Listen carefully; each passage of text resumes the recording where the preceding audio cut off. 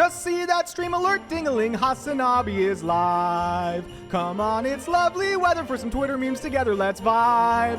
Online the discourse trending in chat is spamming Alu. Come on, it's perfect weather for a stream raid together with you. Skibbity gat, skibbity gat, skibbity gat, let's go. It's Ohio. Hit the gritty on a Sigma grind, you know. Phantom tax, phantom tax, phantom tax, big yikes. I show speed and Kai. Our rising on God, check the VOD, Libby Dunn and Baby Gronk. Our screens are nice and glowing and comfy, cozy are we. We're snuggled up together, even if only digitally. Yes, my boss makes $1 and I'm only making a dime. Come on, let's chat together with Hasan on company time.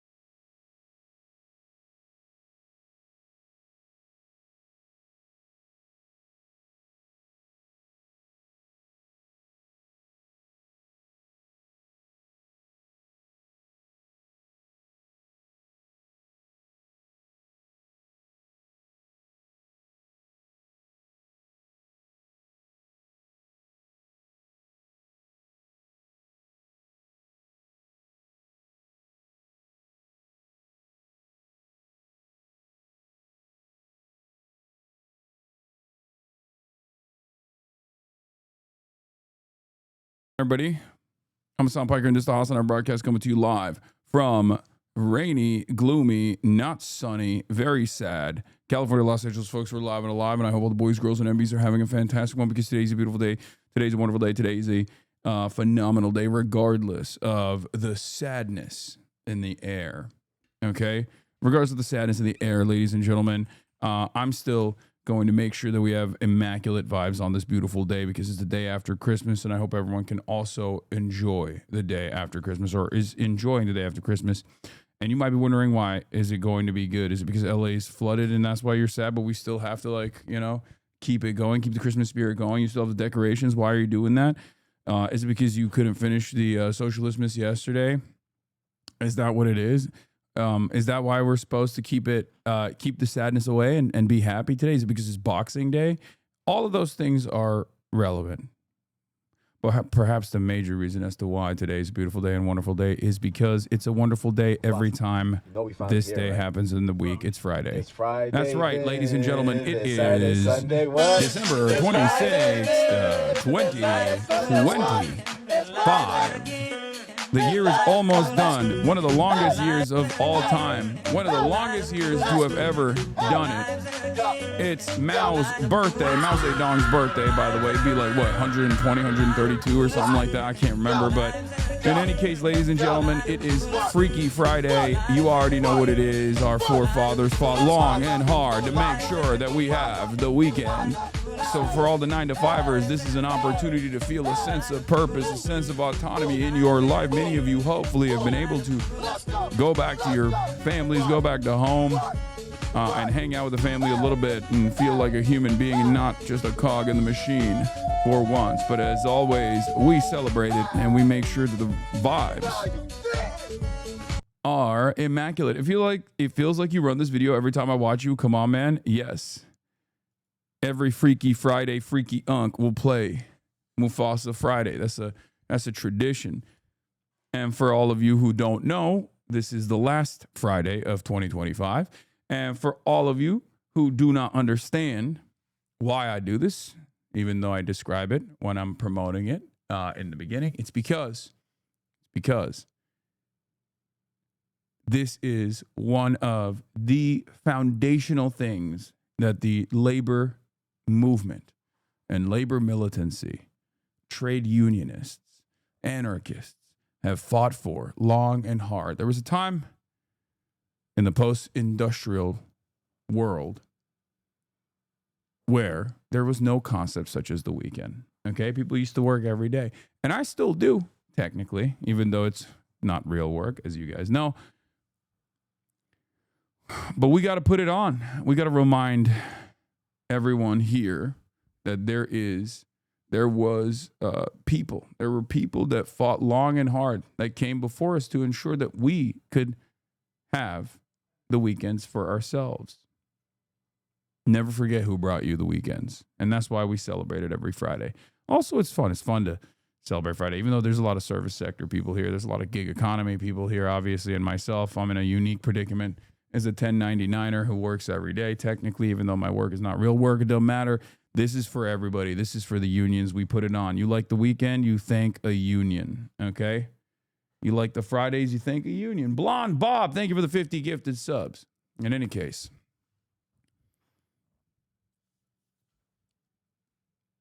you're coming to the University of British Columbia in Vancouver in February, right? I believe so. In any case, ladies and gentlemen, boys, girls, and MBs, this is part of the broadcast where I tell you about my personal news about what's going on in the world of HasanAbi Piker in between the time period where I press the stop streaming button and press the start streaming button. So help my God. And that's what I'ma do. As always, is the holiday season, and many people spend their holidays with their family. They don't go to work, but at the HasanAbi Broadcast, we keep pushing every single day. Now, the reason why we do it is because, listen, during this time,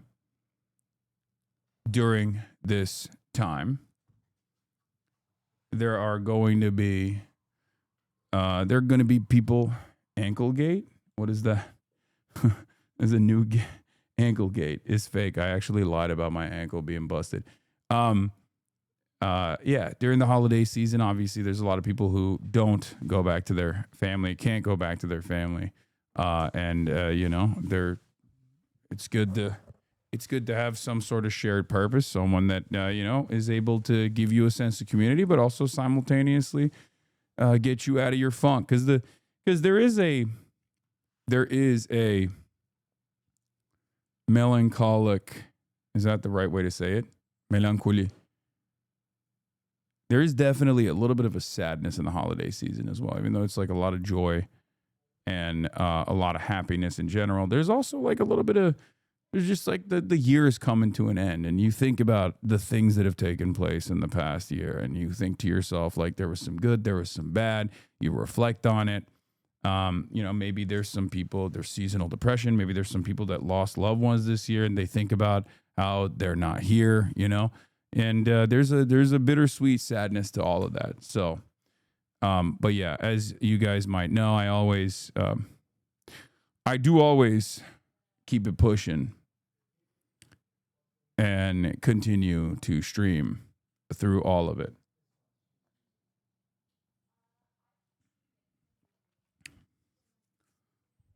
Anyway.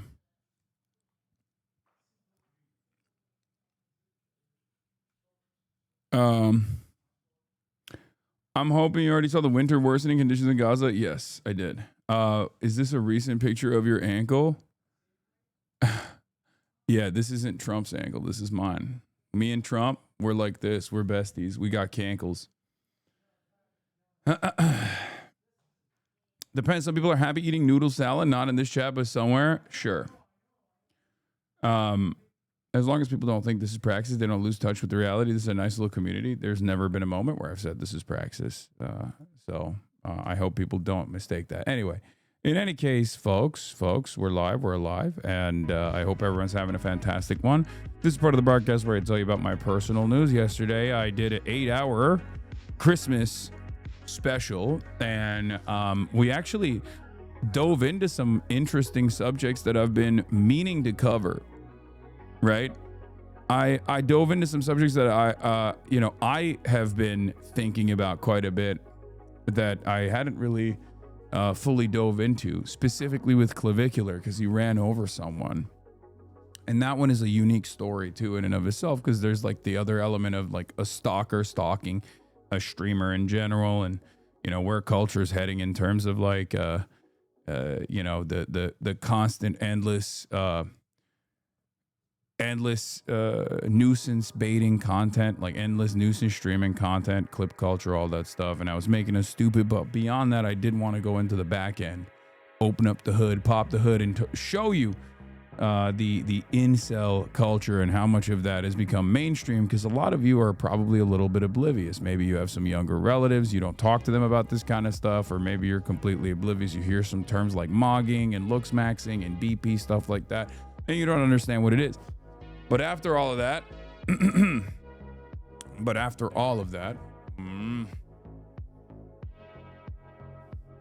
God damn it, freaking camera. New Gatsu about ice. Nice. We'll take a look at that later. But after all that was said and done, what? That's crazy. Ethnic Santa taking my shine. Stop dancing. Santa, stop. God, Santa knows what he's doing. Do you see that? Bernard Claus, you know what you're up to. You know what you're doing. You son of a bitch. Anyway, stupid, sexy Santa. That's how it is. Just dancing the night away. But yeah, I did the Socialistmas, and then I had to end it on a sad note because unfortunately, ladies and gentlemen, throughout the day, we got some bad news. Okay? Throughout the day, we got some bad news. Specifically,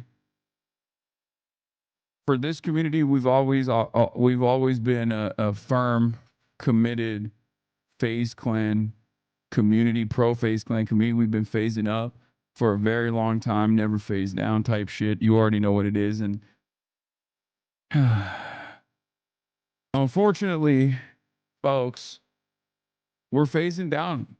We're phasing the fuck down right now because all of our boys in the new generation of Faze, Jason Dwayne, Ron, Stable Ronaldo, Stable Ron DeSantis, Faze Lacey, Faze Silky, and perhaps even more consequentially, Faze Adapt, who's been at Faze for the last 14 years. He's 28 years old. He's spent more time at Faze than not in his life. They all unceremoniously out of nowhere left Faze one by one.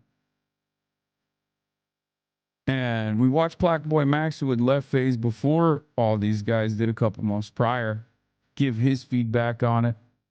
And I believe that Brother Banks also gave his perspective on it.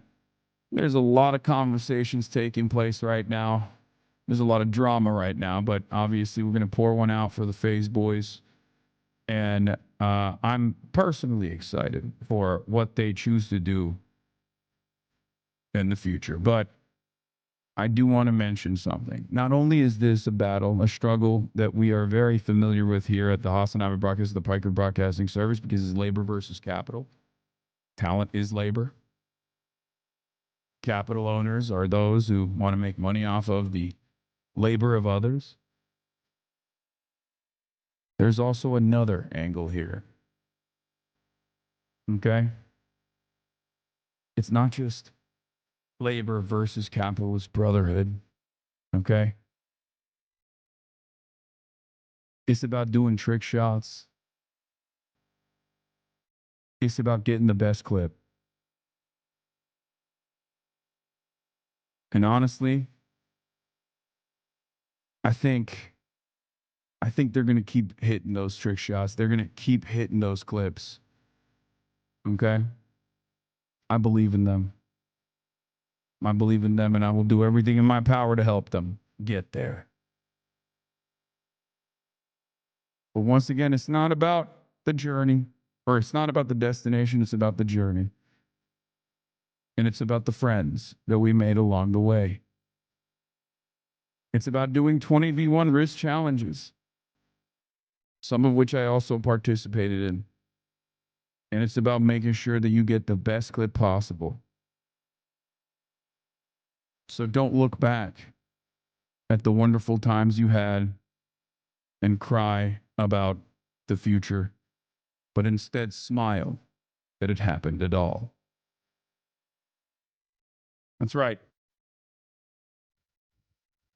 Newsman, what games are you looking forward to in 2026? I don't know. We'll be doing BANANAPEELS later as well.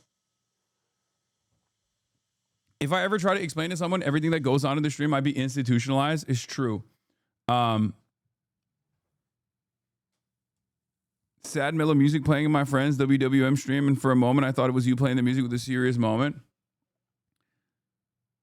Yeah.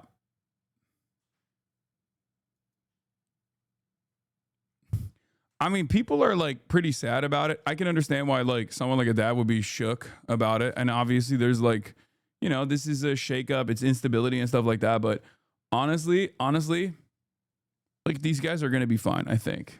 You know, it sucks. It sucks that the organization is falling apart, but they're going to be fine. Like as individuals, as content creators, they're going to be fine because like what they brought to the table is something that an organization did not cultivate. What they brought to the table is something that they brought to the table themselves. And they also made a fuck ton of money in the process as well. So, what's up, Hasan? How's the next couple of Fear podcasts going to look like with Cutie being in Utah and stuff? Did you guys bulk record before she left, or is she going to miss her a couple of weeks? We're just going to have different guests. We're going to cycle different co-hosts. Faze is not falling apart, lol. They're the biggest esport org. They still have streamers like YRG, etc. No. Also, the other side of the story that I wanted to mention is that this is not just about, in my headcanon at least, this is not just a story about labor struggling against capital, but instead, this is a story about Israel. For some reason, I'm going to pull a Candace Owens on this one and say, Israel did this. Okay? For all the little teeny boppers out there that are big fans of Faze and are devastated, remember Israel did this, okay? Do not forget, Israel played a role in this, okay? I'm not going to say that about Charlie Kirk's assassination because I don't have enough evidence for it, but with Faze, I'm just going to say Israel. Who cares? Yeah, it's a lower level. It's a lower prio thing, so I can have conspiracy theories there. Israel, why would you do this? Israel, you fucking shit. Anyway.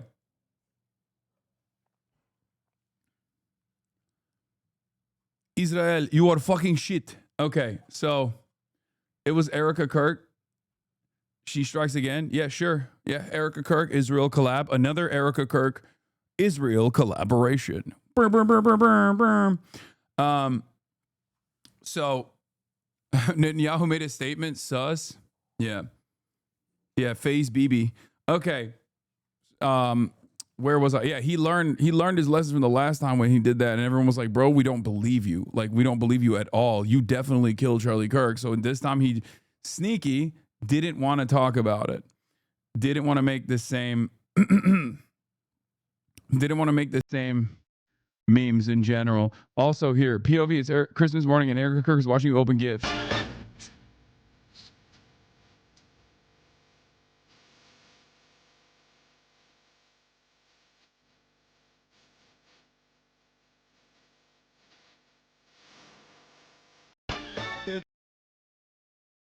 TikTok finding out Erica is Lebanese without knowing that Lebanese Americans are fucking traitors. Oh my, wait, Erica is Lebanese? Bro. You know the Hibernian conspiracy, right? Like it's actually not, Jews that control the American government. It's not Zionists. It's actually the Irish secretly. And also like they control all the financial institutions and stuff. Like I've covered it before. It's one of my favorite conspiracies. But honestly, it is the Lebanese. Like Lebanese people, specifically Lebanese Christians, they pop up in some of the weirdest places in American society. It's pretty crazy. It's not the Irish, like that's a meme. It is actually the great Lebanese conspiracy. It's log. It's Lebanese occupied government. Because honestly, like there are so many white people that you just straight up read as white, or you think like they're some kind of like exotic white, but you never think they're Lebanese, and they actually are fucking Lebanese. Whenever you see someone that's like white, like Austin show style white, like Austin is a great example of this. Whenever you see someone like that and you're like, oh, that's a white guy, another white guy, just know they're probably part Lebanese. It's always the case. And it's kind of shocking. Judge Jeanine Perot is one of these examples. Okay. Judge Janine Perot, Kevin O'Leary. There are so many. There are so many people like this where you're just like, that's a white guy. And then you find out, nope, there's like a little bit of Lebanese in them.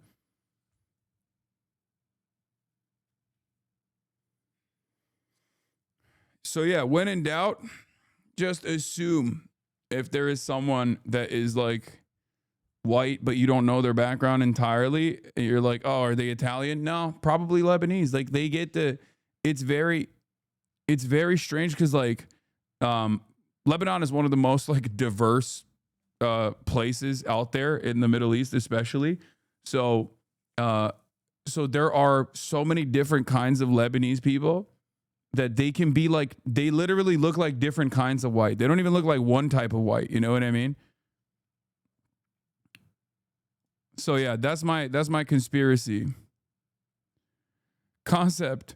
White Middle Easterners, Southern Italy already exists. First of all, white Middle Easterners are unironically infinitely fucking whiter than Southern Italians. Okay? Southern Italians are way fucking darker than white Middle Easterners. I mean, I'm a fucking white Middle Easterner, so that's like one of the examples. But even beyond that, if you go to the Caucasus, okay, go to the Caucasus Mountains and see what those motherfuckers look like. It's not even close. You take some dudes from Afghanistan and you put them next to not even Southern Italians, but Northern Italians, and people would think the Northern Italians are Mexican. It's very weird. Yeah, half of the Georgians I met in Tbilisi were darker than you, bro. Oh, dude, Georgians are the funniest because they're Christians, so they think they're like, they think they're EU material, but they're like literally the most Turkish-looking dudes you've ever met in your life. I mean, Stalin, right? 5'4", crazy mustache. Georgians are so Turkish-looking. It's the funniest thing because Gatsu, who is Georgian himself, who will be watching in a little bit, always jokes and says Erdogan is Georgian, except Erdogan does look Georgian, but then you find out that he's like 6'6", and you're like, oh, there's no way. Because I've never met a Georgian that's over the height of like 5'7".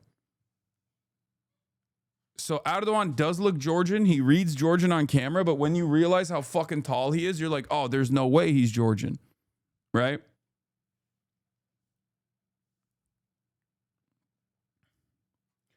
Anyway, probably Lebanese. Okay, so, but yeah, personal news-wise, end of the broadcast. Rewatched not the finale of Pluribus. I was trying to watch the finale of Pluribus, but I fell asleep. But I watched the episode before that as well, and I didn't get to finish the finale of Pluribus, unfortunately, so I can't give you any of the hot takes or anything like that.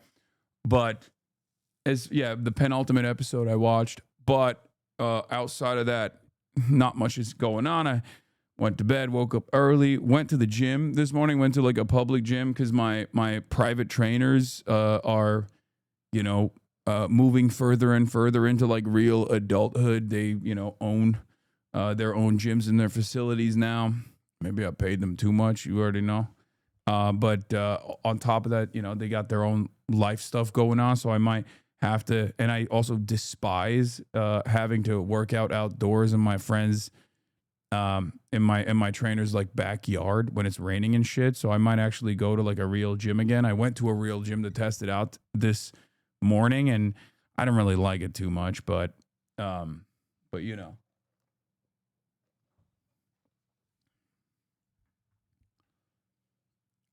but what will Kaya do? I mean, Kaya's got a bunch of friends. Kaya can also still see them in general, and I'll still go and work out with them. It's just that,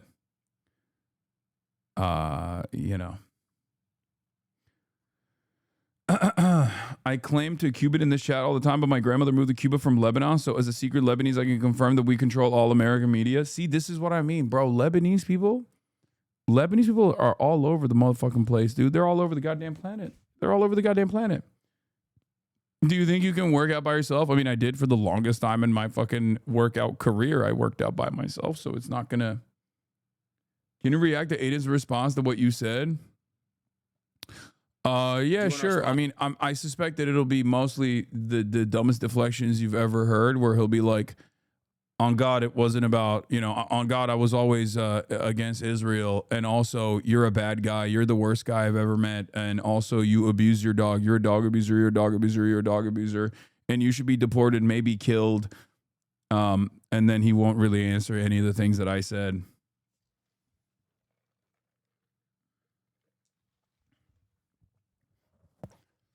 Pre-watch Piker. They still on October 7th? No, it's just no, when you have no argument to the issue that I'm bringing up, you just literally will spam whatever you can. Also, Hayden is not exactly very smart. So he doesn't really, he's not going to have anything going on. Aiden Ross, who once famously put a $1 million bounty on me, hoping to God, in his own words, that I was a sex criminal. That Aiden Ross. I started watching One Piece because of you. Thank you. Hell yeah.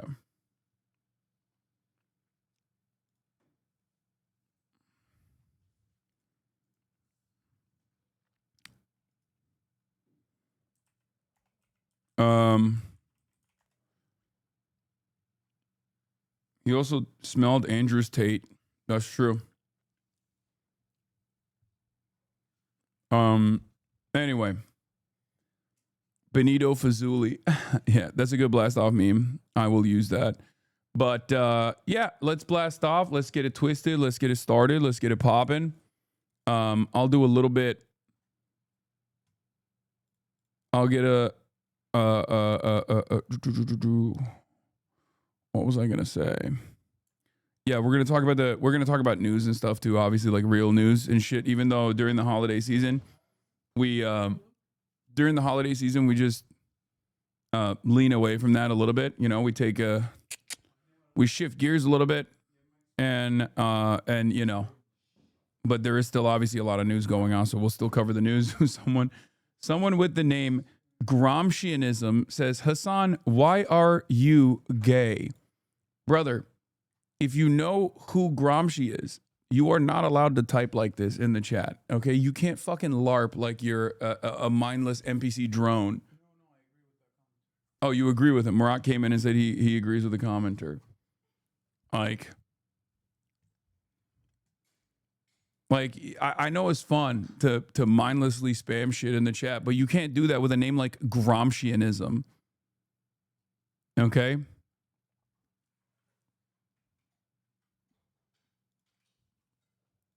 In any case, yes, U.S. strikes Islamic State in Nigeria. Phase split. Left me phasing down. Socialismus continued. Time to buy gifts. XMAS forgiveness. Banana peels. And more. Get in now.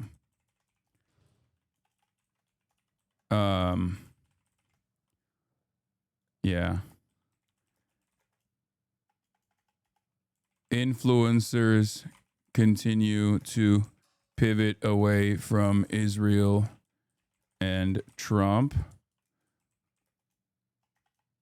Woke is back. Okay. How do we do socialism? How do we do socialism, or you mean socialismus? Banks calling out all those motherfuckers. Yeah. Jokic went insane last night, GOAT. Yugopnik and Wow Mao fire collab video on the history of slurs. What is banana peels? Oh, it's banana peels. When I say banana peels, I mean banana peels.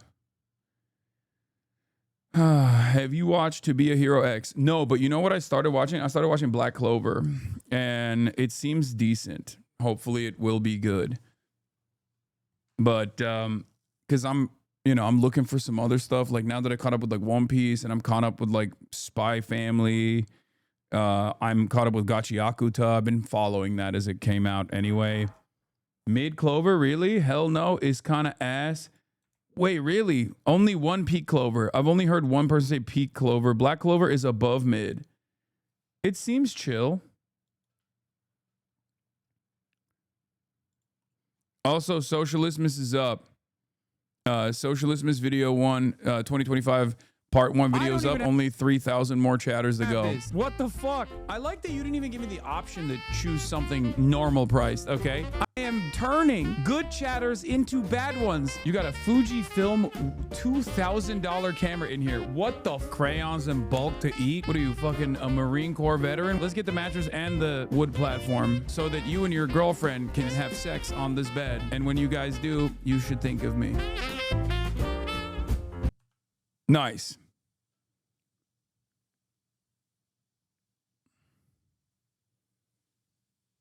Please check my last text. Upmost importance. Upmost. When you said you want to stream less in the recent interview that you did in 2026, what does that look like? That's called lying. Okay? I say that every year. If you're new here, if this is like your first year, maybe your second year, or maybe you never really tuned in around the holiday season when I reflect on the things that I did in the year prior and what I want to do in the year in the upcoming year, I lie, okay? I lie through my fucking teeth. I just straight up look at the camera and I say, I'm going to do these things. Everyone in the community that's been around long enough know I'm just fucking lying, okay? Just like when I say, I'm going to swear less, or just like when I say, I'm going to mod less. I'm not going to get one guide. I'm going to stop getting one guide. All of those things are lies. I keep it up for like a week, maybe, if I'm lucky. I keep it up for a week and then it's just gone. Okay? I have no discipline whatsoever. Also, the please check my logs guy, I didn't even click on. I did not even click on the please check my logs guy. Let's see what the utmost importance thing was. Driving Uber Eats today. Need some Greek reparations. Been trying to get my former FIL from Athens into you. And you set the cause back severely by trying to claim Saint Nick as Turkish. He got distraught. That's awesome. Okay, first of all, Greeks and Turks are brothers. Okay? They're brothers. And brothers fight. Anyone that tries to tell you that Greeks and Turks are not cut from the same cloth, the same with Armenians too, same with everybody in that fucking region, is a liar. Now, obviously, there is a sense of you know, I mean, you can say that about the Balkans too, and those motherfuckers hate each other a lot, quite a bit. You know, there has been ethnic cleansing that has taken place in the region over the minor differences that they have. But ultimately, they're all brothers. Oh, my Global Times article is out. Nice. Hasan is in a Global Times article. A big wake-up moment for Western youth to appreciate cool China, says U.S. influencer. Let's go. That's fire. That's another 20K. Also, here's an answer for the chatter who was talking about St. Nicholas being Turkish. Archaeologists in Turkey believe they have discovered the tomb of the St. Nicholas, famously known as Santa Claus. Look at that. Show this to your friend. Show this to your Greek friend. They found him. We got him, boys. Şimdi normalde yapının zemini burası aslında ve burası Orta Çağ kodu. Biz Orta Çağ kodunun çok daha altında bir... Damn, he was short as hell, bro. Maybe he is Greek. He's dead? Yeah, long time ago, I think. Dead far before there was ever a Turkey or ever even like Turkic people living in Anatolia, I think. Like, he probably died, what, like Saint Nick, which Santa Claus is based off of. I assume he died, what, like 400 years before there was ever anyone, any nomadic Turks on horseback making their way all the way out to like, before the first guy on horseback came out there and was like, this seems like a chill area that I can make a life in. You were named second best autistic friend. What is this? I have to look outside. 1 second. Oh, by the way, professors at Pokemon have these things called types, which apparently... Wait, what? Oh my gosh! It's pouring rain outside. There's nothing wrong with being autistic. Of course not. I love Cutie. She's my favorite autistic person. And next is Hasan. That's crazy. Another whine about it casualty. Another whine about it casualty is it is what it is. Cutie Cinderella. Also, I'm not autistic, so I don't know where she is coming from with that slander. Anyway.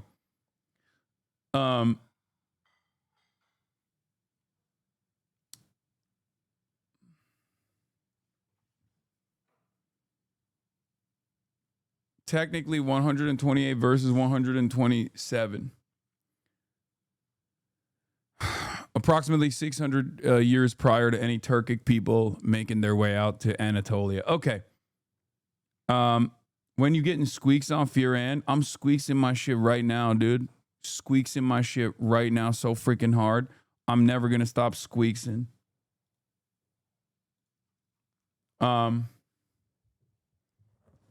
Freaky Unk. Yeah, I'm Freaky Unk. I'm Freaky Unk. I'm sorry for saying that. That's Pookie. Okay. But you know how I get around my balds. You know how I get around my balds, dude. When I see a bald, I go,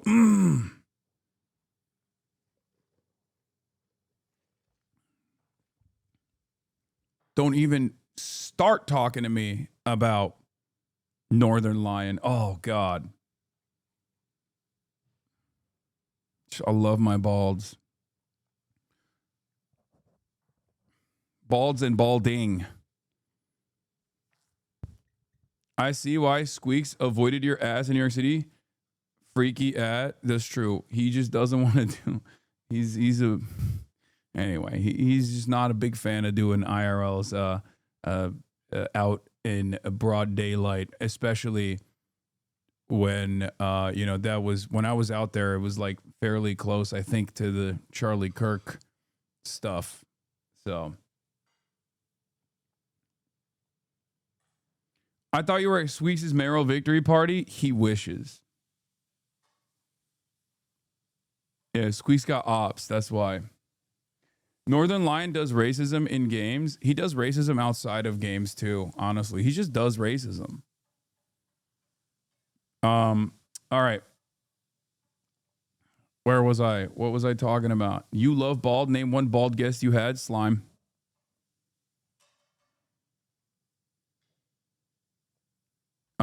Okay. Are you going to the swearing in for New York City? There has never been a moment where I've indicated that was going to happen or not happen. And I will still continue to not say whether I'll be going or not, because there's a Kalshi prediction market bet on it. And I just refuse to entertain it. Now it's like, it's cooking my life a little bit because I can't even bring up shit that I'm like potentially doing or not doing. You know what I mean? Because then what if there's people just like placing bets on it now? It's really fucking annoying.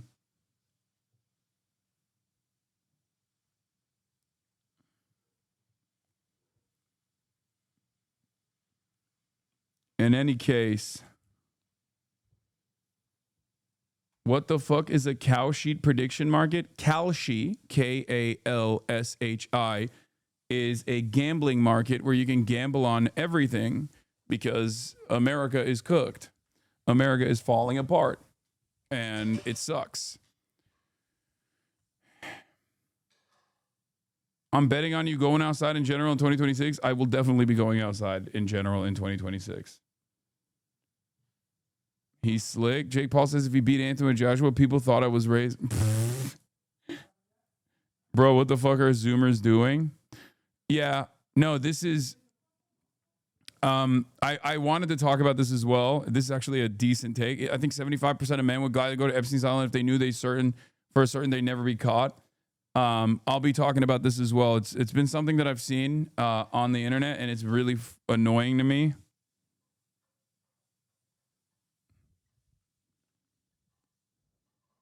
And we'll be talking about that. We'll be talking about that. I fucking hate this meta of people that are just like, lol. Lol, me and Epstein, we're buddies. Epstein had aura, actually. And it's like, bro, you're not even doing edgy humor at that point. You're just saying you're a pedophile. You know what I mean? Like, what the fuck is the edgy humor there? That you're a pedophile? Okay, sick. But, I mean, most people want to be pirates. They literally rape and pillage. Brother, there's a difference between thinking about being a fucking pirate, like One Piece style, versus like actually. That's like saying, oh, I guess you want, what's the disease that they would get all the time before they started eating lemons? Like, oh, you want to be a pirate? Oh, I guess you want to die because you want to get scurvy. It's like, no, dude, that's not how people think about shit like that. There's a difference. Pirates are not primarily known in popular culture in general for just doing mass rapes or anything. In the same way that like Jeffrey Epstein is quite literally primarily known for being a rapist of children, okay, and a sex trafficker of children. Don't you think there's a little bit of a difference there? Nobody hates men more than other men. Claiming 75% of men want to be pedos is crazy. I think 75% is obviously an exaggeration, but there's definitely a lot of people who think like Jeffrey Epstein is aura. It's fucking insane. Like, I love when someone makes an exaggerated claim like this and someone in the chat takes it sincerely. They're like, wow, I can't believe it.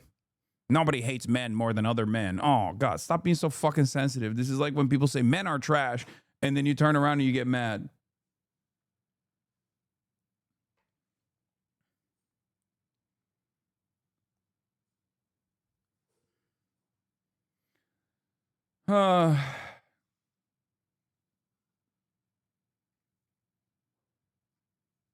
Yeah. Oh, Jeffrey Epstein has aura, gang. Trump has aura. Trump has aura. Anyway, where was I? Oh yeah. So we got the Faze stuff. Before that, we could talk about the Aiden Ross shit too, because I covered it yesterday. But Aiden Ross rants on HasanAbi after Hasan made fun of Aiden's political takes and couldn't pronounce Palestine correctly. Aiden believes Hasan should be banned from entering America. Full recap. I don't understand how you aren't in jail. I can see you removed your dog from the streams. You are literally garbage.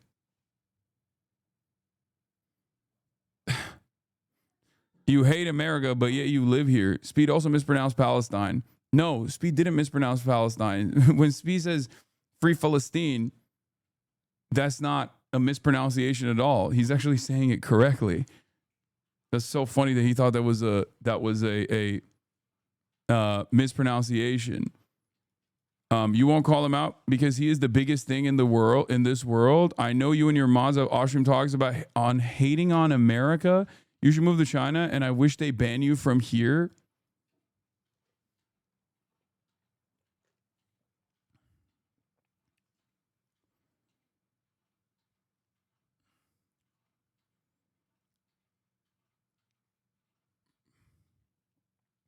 I don't even know if I want to watch 5 minutes of this fucking rant. What an articulate young man he is.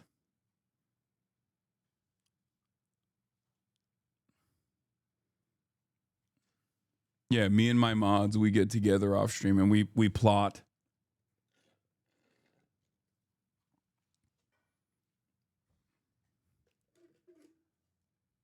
Yeah. Listen, all I'm going to say is this, okay? All I'm going to say is this. There's a lot of content creators who simply treat politics for the vibes, okay? There are a lot of content creators who look at politics like it's just a team sport or vibes or for clout. And if Donald Trump is going to give you clout, you lean into it, right? And then when your fans turn around and say, why the fuck did you push for this, right? Why would you push for Trump to be president? Look how terrible everything is. He's trying to get the hate on you so people stop hating on him about the Rams players thing he did. No, it's not even about the Rams player, the Puka Nakua, greedy merchant memes that he was trying to get Puka to do. It's just in general, like, I think that like a lot of people are souring. A lot of the youth have completely checked out of the Trump train. They were first to go, understandably. They were also the first to like not really care about anything and vote for him because they thought, young men in particular, they thought maybe it'll be a change of pace in a positive and move the country in a positive direction. They believed it, right? And it was dumb. And it was partially because of people like Aiden Ross, right? And they fell for it.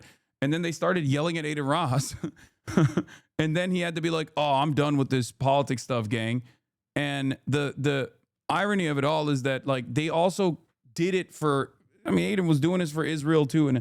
And I even said, like, there is probably a little bit more, like, I'm more understanding of someone like Aiden Ross being pro-Israel first and foremost, because like probably it's something, it's like learned behavior. It's something that he learned in his family, you know what I mean? Something that he learned in his upbringing where he was like, oh yeah, this is important. And now he's like pulling the ripcord on both Trump and Israel. But it's so crazy to me that in the process of doing so, he's still continuing to be like, you should get deported. You hate America. You should get deported. You fucking hate America, and you hate Israel, I guess. He has to hate on Israel because he's surrounded by Nazis now. Yeah, I mean, it's not just that. I think it's also because like the culture has soured so much on Israel, especially over the last 2 years, that it's virtually impossible for these guys to continue defending Israel, even if that's their personal perspective, or even if that was their opinion in the beginning. On to this loser. Let me see. He was definitely pro-Israel initially. Like he would have a hard time. I was never pro-Israel originally, but okay.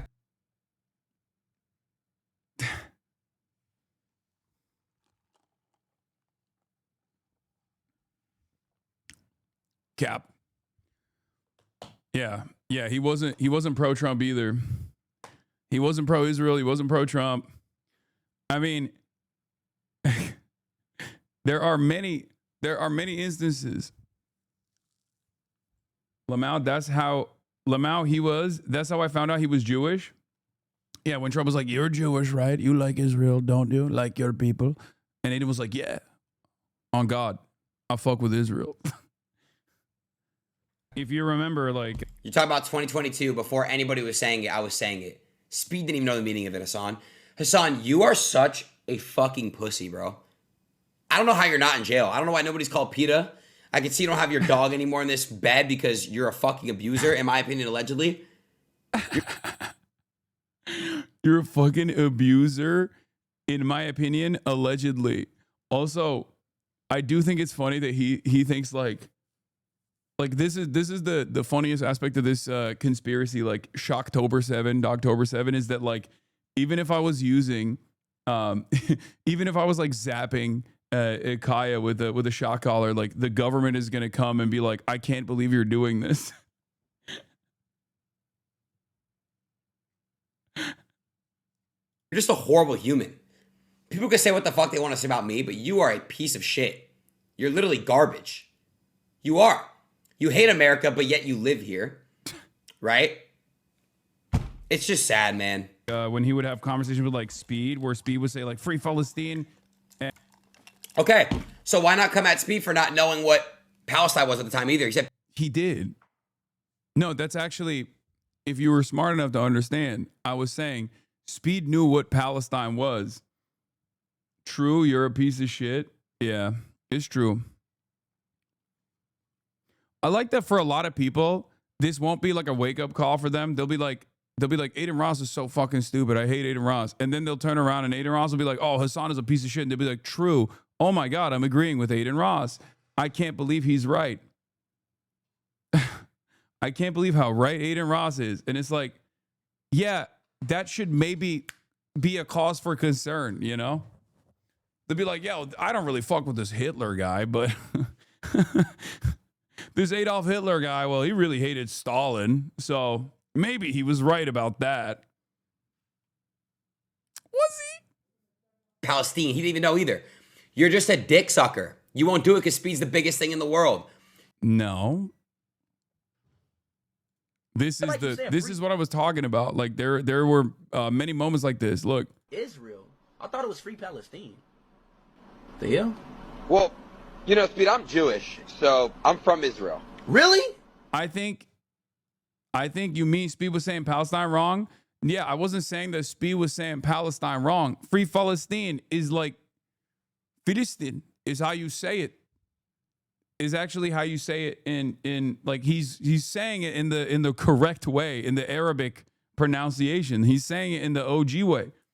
So not only is he right, but he's even more right than you think. Aiden Ross thinks saying Free Palestine is saying it the wrong way. That's not the case at all. Well, my descent is Israel. I'm Jewish. Free Palestine, Aiden! Speed, we're not going to go into that political debate, but relax. Everybody keeps saying free. And the thing is, like, I've maintained this position, and people have yelled at me for this, but like I think Aiden is too stupid to like actually have a real political opinion. I've said this many times over, right? Like I don't think he has like any sort of genuine thought behind anything. I think he's just a clout goblin. So it's not, he's not doing this stuff to be like, yeah, I see a ideological commitment to fascism, and that's why I'm doing it. Like I have an ideological commitment to fascism because I think we need to build an ethno-state in Israel and build an ethno-state in America. Like that's not the case at all. He's just kind of hearing things and then repeating it like a child. But then also on top of that, he probably has certain. I mean, he has a much better way of reading the room than even the likes of Dave Portnoy. Because the reason why I was talking about this yesterday was because Aiden Ross and Dave Portnoy were having this like private conversation. They were texting one another, and Aiden was coming across as like morally consistent. That's what I said.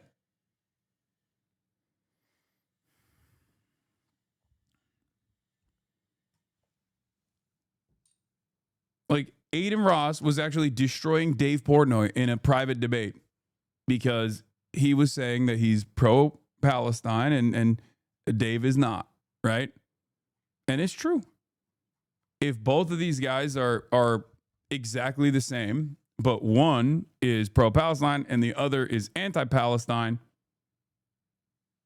then yes, the pro-Palestine person is going to be correct regardless of what their reasoning is.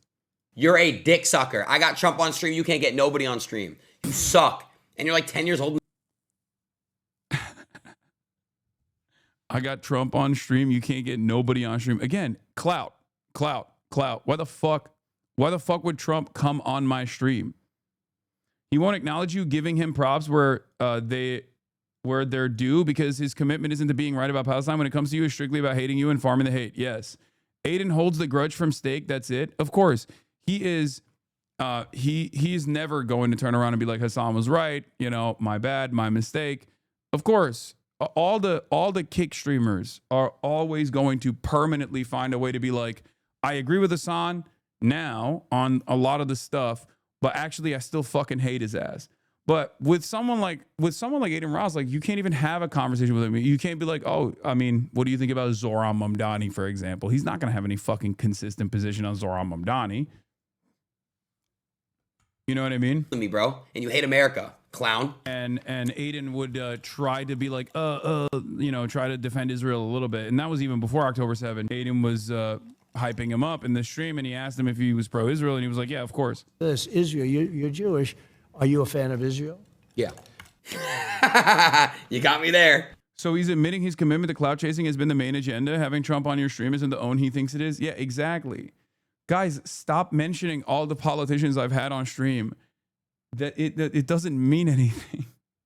I'm not trying to like intellectually dismantle Aiden Ross's argument here. Yes, of course I've had plenty of fucking politicians on the stream. That's not the point. For him, he's like, who's the biggest politician? Donald Trump, right? Who's the most clouded politician? Because he's not looking at this as, remember, from his perspective, this is not about like achieving policy goals. He doesn't have a fucking policy agenda in mind. He doesn't give a shit. He's looking at it as clout. Okay, that's it. Look how this terrorist treats his animals. If you run right now, I'll fucking kill you. Like, I'll act. I mean, guys, this guy is not in America. He's a terrorist. Guys, why are we so... Like, he has like clips of clips on deck of me from 10 fucking years ago. I don't even know this clip existed on the internet. And it doesn't even fucking matter. He's just like, oh, look at him. Like, this is my dead dog, okay? This is Fish. For all the newcomers, my dog Fish, my first ever dog that I had, that I adopted, that was left in a tire store. Okay. What? Yeah. Who I raised, who unfortunately passed away during COVID. It was devastating, and it was the reason why I didn't. That was the reason why I didn't adopt another dog for many, many years. And he's like, oh, I can't believe it. He's like such a dog abuser. It's like, okay, dude.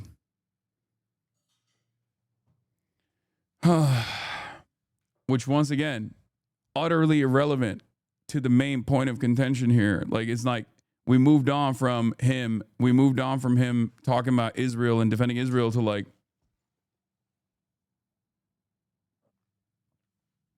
Surprised.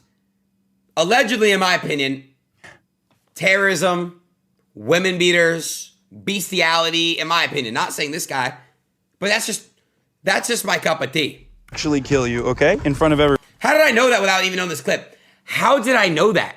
You're born to be violent. Shame on people who want to fuck with this guy. Stated that he was pro-Israel until like recently, right? Wow. Yes, bro. I'm educated on the topic, Hasan. I'm very educated on the topic now. I'll tell you what, Hasan. I will take a course to fully understand the history of Palestine. Great. If you could take a course how to treat an animal properly. Fucking awesome. Let's do it. I love that.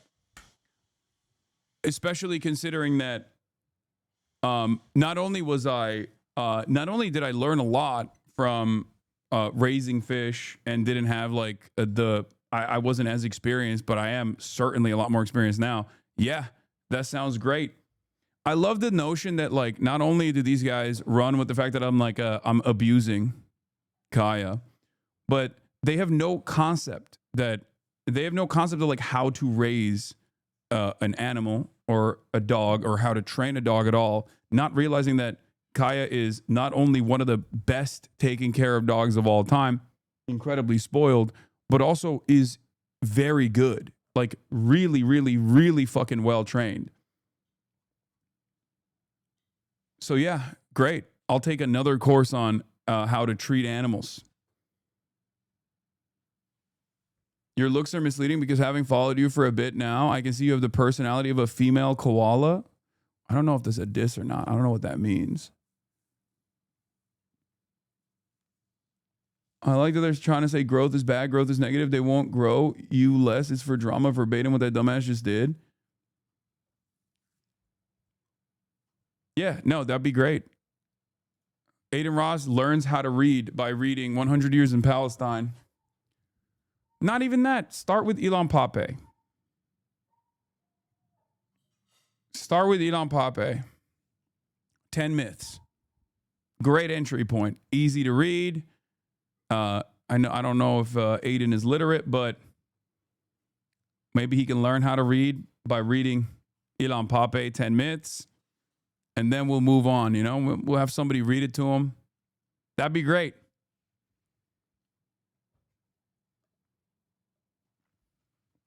He needs Miss Rachel. I say we do it, bro. Let's do it. If pushed, he would go, oh, yeah, I'm pro-Palestine, free Palestine, some shit like that. I've kept the ever since that Trump stream, which I did say it there. You got me there. Every time it's brought up, I always show respect and love towards it, bro. Hasan, did you know that your fans, a lot of them, bro, if they went over there, I'm pretty sure they would die.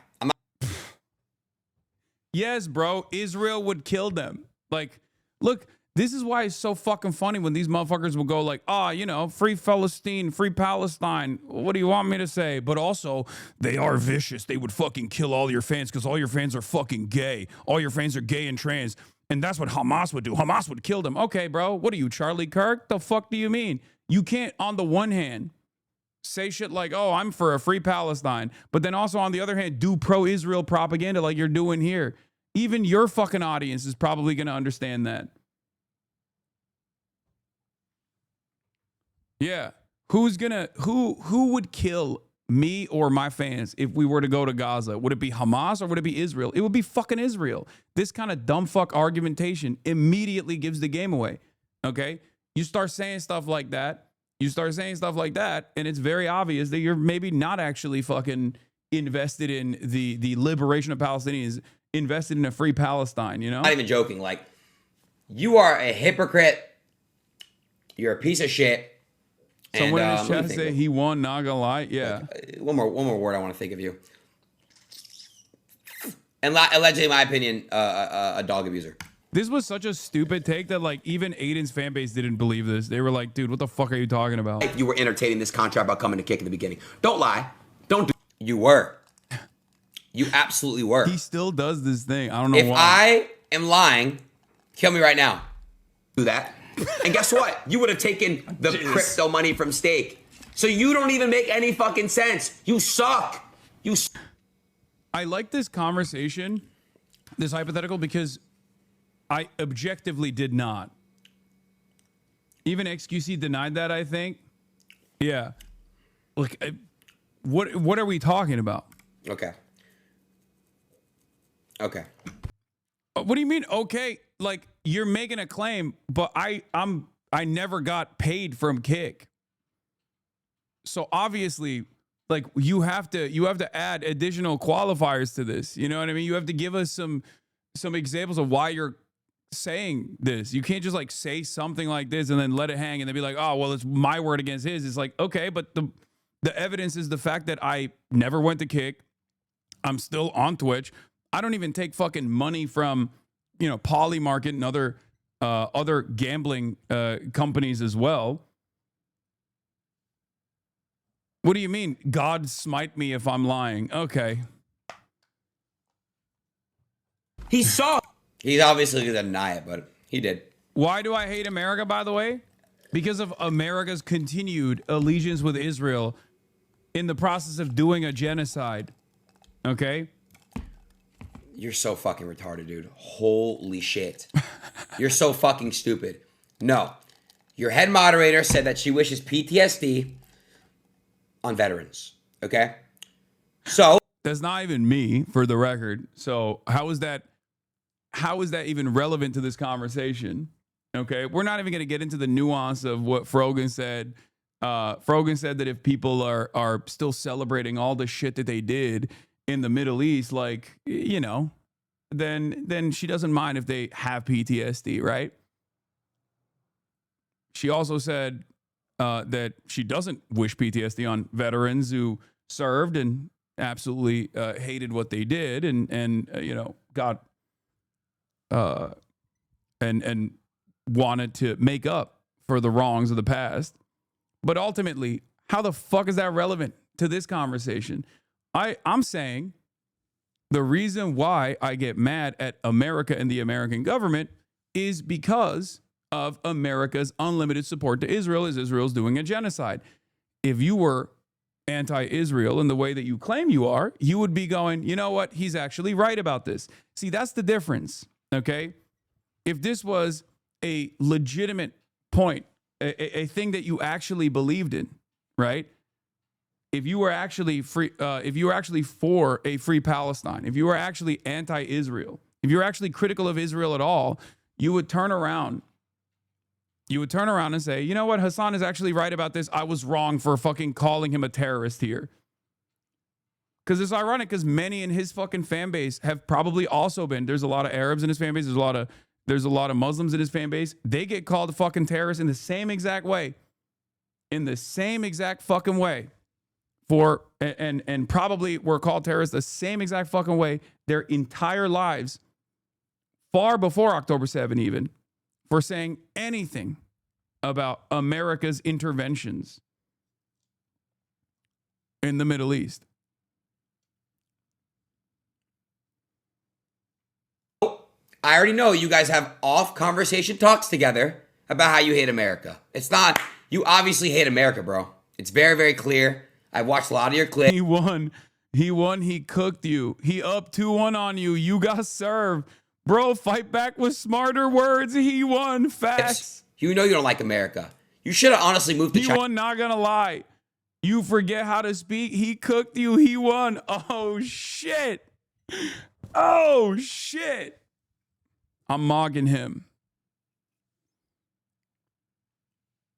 Check my last message you watched. I think Aiden objectively won here. He clearly stated if he's wrong, then unalive him. You are clearly not going to do that insane thing, so checkmate. Sorry about your loss. Yeah. He says, strike me down if I'm lying. I know. I really wish they fucking just banned you here, bro. That's it. That's why these motherfuckers were like, oh, you hate America. You hate America. Because I kept saying, I don't think America should be giving unlimited weapons to Israel. Which I fully agree on, too. That's not the... Okay, so then why the fuck are you calling me a terrorist, bitch? Suck my dick. That's the whole point. The whole point is you can't, months later, after calling me a fucking terrorist for saying that, you can't months later turn around and be like, actually, I agree with him, but he's still a fucking terrorist. He's still a Islamic style terrorist. Also, guess what, dude? You can fucking openly hate on America in America. It's called the First Amendment. It's not, the First Amendment doesn't work on things that you want to be able to say. Cooked by a Turkish communist terrorist. He cooked you. Just stop. Argument. I fully agree with you. I say, why do we worry about other countries when we can just worry about America? I'm on the same page as you. As Israel is, yeah, then why the fuck are you calling me a terrorist who needs to get fucking banned and deported? That's the whole point, dumbass. That was the point that I was making in this video. This is the problem, okay? You can't actually have a serious conversation with people like this because, like, low key, they are a little too stupid.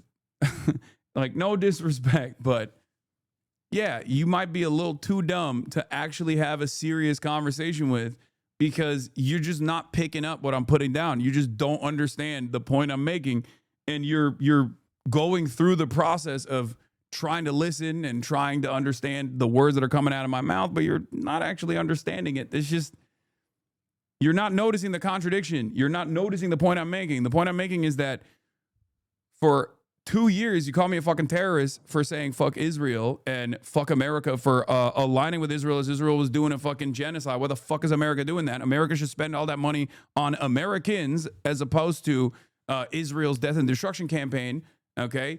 You called me a terrorist for that. You're still calling me a fucking terrorist for that.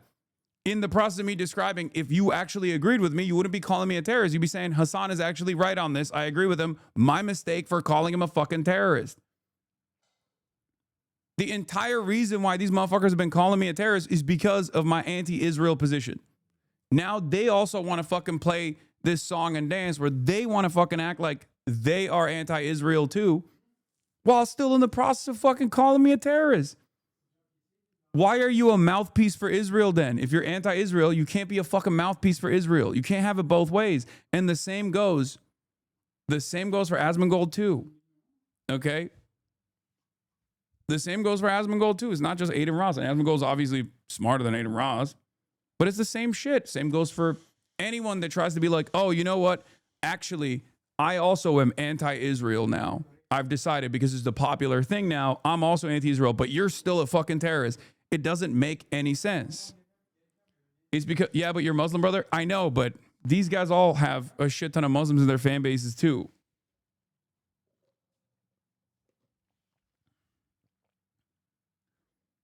This man has found himself on the wrong side of basically every issue. And the one time he's on the right side of this issue, finally, he's still on this. Because you're a terrorist for a million different reasons. It's not just an anti-Israel position, dumb motherfucker. You literally mocked 9/11. Brother, first of all, if you are not 48 years old, the idea that there is like any sort of salience on the subject matter is so funny to me, where you're like, you mocked 9/11. I said America deserved 9/11 because America interfered in the affairs of the Middle East and then ended up causing 9/11. Okay. That's what the point was. A point that many people also agree with. Is called blowback. Okay. There's academic consensus on this issue. You can't just like keep saying, oh my God, you mocked 9/11, smooth brain. Are you 48 years old? The fuck are you talking about? You mocked 9/11.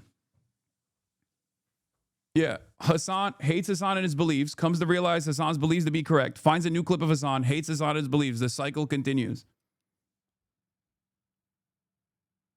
Yeah, people they hit the second tower jokes every fucking day, and this guy's trying to be a hysterical piss baby in my fucking chat. Oh my God, you mocked 9/11. What are you talking about, dude?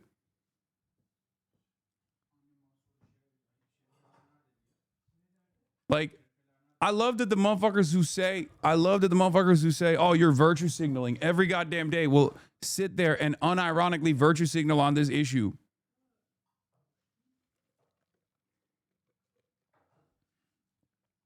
Conducting a fucking genocide. Which and I now, agree. All these little bitches are saying the same shit. It's funny because it's true. Actual W from Aiden. Wow, Eden. Everyone agrees with me, Hasan, because everyone knows how much of a piece of shit you are, bro. Sorry, bro. The entire comment section here, they believe me. They believe me. They don't believe you. One thing about me, my friends aren't accused of SA, abusing animals. Wait, what? My friends are accused of SA and abusing animals? What the fuck is he saying? I feel like all of the people who want to be like, I don't actually want to disagree with Hasan. I can't really find myself disagreeing with Hasan. Also, your friend is Andrew Tate, so I don't know what the fuck you're talking about. Jesus Christ, this is one of the highest profile sexual misconduct cases, like rape cases, that is globally known, okay? You smelled the seat of a man who is an international criminal, okay? And also Donald Trump. To be fair, you gave him a fuck ton. You gave him like gifts and shit. Remember when he gifted Donald Trump like a Rolex that was way above a campaign contribution limit? And I said, hey, that's illegal. You're actually going to cause issues from the FEC. And he turned around and made it seem like it was my fault. Like, I'm the one who, because I realized that the gift that he gave Donald Trump was way above the legal limit for what you can give to someone running for office, okay, that he would have to return that gift, that Trump would have to return that gift. He got mad at me. First, he didn't believe me, okay? He said, no, that's not the case. You're fucking stupid. And there were so many of these dumb fucks who were like, oh, you're so stupid, Hasan. You fucking made that up. You made that up. That's not a real thing. And then when the FEC literally forced the Trump campaign to actually return the gift, he turned around and made it seem like I was at fault. Like I was the one who fucking notified the FEC or some shit. Dog, you did it in front of 500,000 people. Like, Aiden Ross gifts to Trump might have broken campaign regulations. Updated. Exactly. I'm just going to give it to Barron Trump. There's no word about Ross or what Trump will do about the Cybertruck, though. Interesting story. This is what I mean. These guys are so fucking stupid. It's like you kill someone on camera and then someone goes, hey, that's murder. That's illegal. What the fuck are you doing? And then they go, oh, dude, you snitched on me. It's like, well, you did it on camera. The fuck? You did the crime on camera. It's not my fault.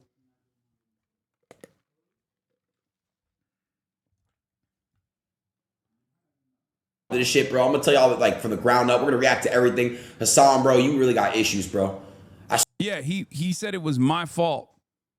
And not only that, but if you remember, this fucking Trump Glazer, Trump Dick Rider, Israel Dick Rider, number one streamer in Israel, Aiden Ross, also turned around and was like, I'm putting a bounty on you. He said he was going to give $1 million in cryptocurrency to anyone that could basically make up any fucking lie they could about me that was believable. Okay? He was like, I'm giving $1 million. It was fucking ridiculous. He put a fucking crypto bounty on any allegations that might come forward. He begged. He was like, I'm begging to fucking, I'm hoping to God that you have allegations. It was crazy. I swear to God, HasanAbi, you have actual issues. All right, you got some real issues. So chat, I have to just clarify. I have to take that Rolex back.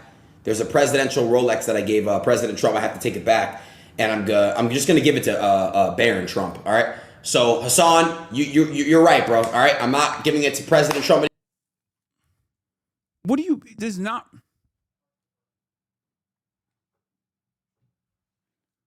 Bro, literal brainworms, man. I got you a gift. Well, a couple gifts. Oh, good. That's good. That's good. I got you this gift because, look, I feel like you constantly get beat on, but you're so strong, and you just, like I said, you live for the people, and you're a hero. I wanna present to you this gift right here. Hope you like watches, Rolexes. Oh, that's a beautiful watch. Yeah. Wait, no, you can't do that. That's illegal. You like Rolex? That's like illegal. Jack Nicklaus That's and Gary Player and illegal. Arnold You can't Palmer, do that, all dumbass. Flag Dude, on the this- play. That literally is not legal. For those of you who are wondering why that's illegal, that's a FEC campaign contribution violation. An individual cannot give a person actively running for office more than the max cap. I believe at this point, $3,300. You could already see the gift. Yeah, I can. Wow. Check out this wrap and let me know your honest thoughts. I got you a gift. Well, a couple gifts. Oh, good. Yeah, he was mad. He made it seem like I was the reason why. I was the reason why he was he got caught or something. He did it in front of 500,000 motherfuckers, man. That's what it is. You get jester's privilege, okay? You get jester's privilege. You can be like, "Oh, I'm a dumbass. I don't know what I'm doing." Whatever, it doesn't even matter, right? Over and over and over again, and then that's it. My point is, don't come for me. Okay? If you actually agree with me now, if you actually agree with me on saying fuck Israel, saying free Palestine, then stop calling me a fucking terrorist, dumbass. Why are you doing Israel's job? Why are you literally working alongside the ADL when you do that shit? Because that's who's calling me a terrorist first and foremost. Surprisingly, his chat was typing Hasan is right during various moments of this clip. Of course.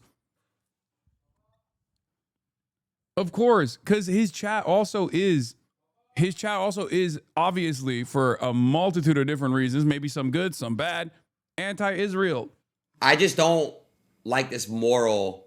Everyone's moral and consistent with what they believe in and shit like that. Because Hasan contradicts himself all the time. I don't. I have been morally consistent on this and every other political issue.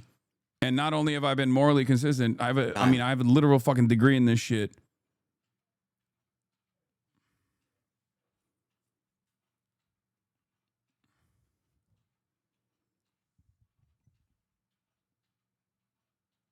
But for so many people, unfortunately, for a lot of people, I mean, they're just fucking stupid. Like, it's not that complex. They're just kind of stupid. There's a lot of kind of stupid motherfuckers out there who just go, he really cooked on this. He really cooked on this one. It's like, why did he cook on this one? I don't know, because he hates Hasan and I kind of hate him too.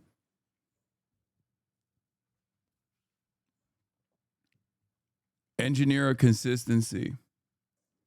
Yeah, man. Not only do I have a degree in this, but I've also been saying the same shit for a decade plus.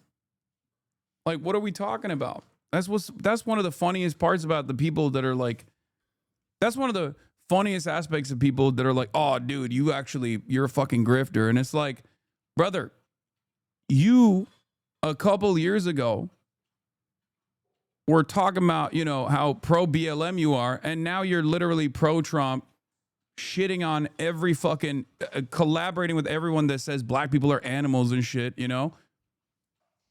while simultaneously talking about how sad you are that you even like promoted Trump and that you're out of the politics game, and also calling me inconsistent. It's so fucking stupid. Yeah, the other crank XC lied to his chat and said you don't have a degree. I do. Not that it fucking matters, but I do.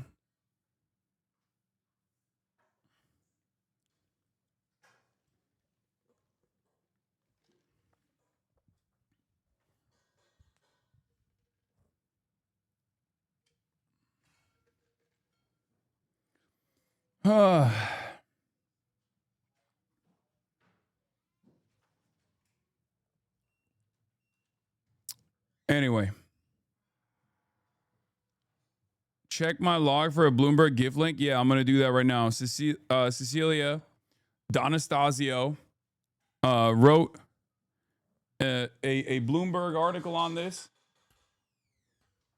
Okay. The Faze stuff. And we're going to be covering that.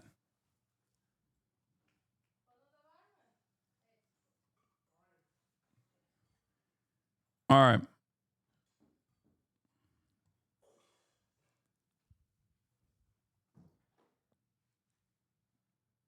I've been watching you for over half a decade. Inconsistency isn't a thing. It can get annoying how often you've been repeating the same shit. Yeah. We're going to get into FazeGate. Faze clan influencers exit over contract dispute with new owner from Cecilia D'Anastasio on the Bloomberg tech side. Great reporter. The future of the popular influencer group Faze Clan is in flux once again after several members announced their departures this week following failed contract talks with new management. The members known as Adapt, Jason, Ronaldo, Lacey, and Silky all posted on X that they had left Faze. The website for the group lists 6 members, only one of whom, Rage, hasn't publicly announced that he's leaving. 14 years, Adapt said online. Technically, I think it's Rage and Hasan that have not left from, like, you know, from the people that were there and the people that also were collaborating with everybody else.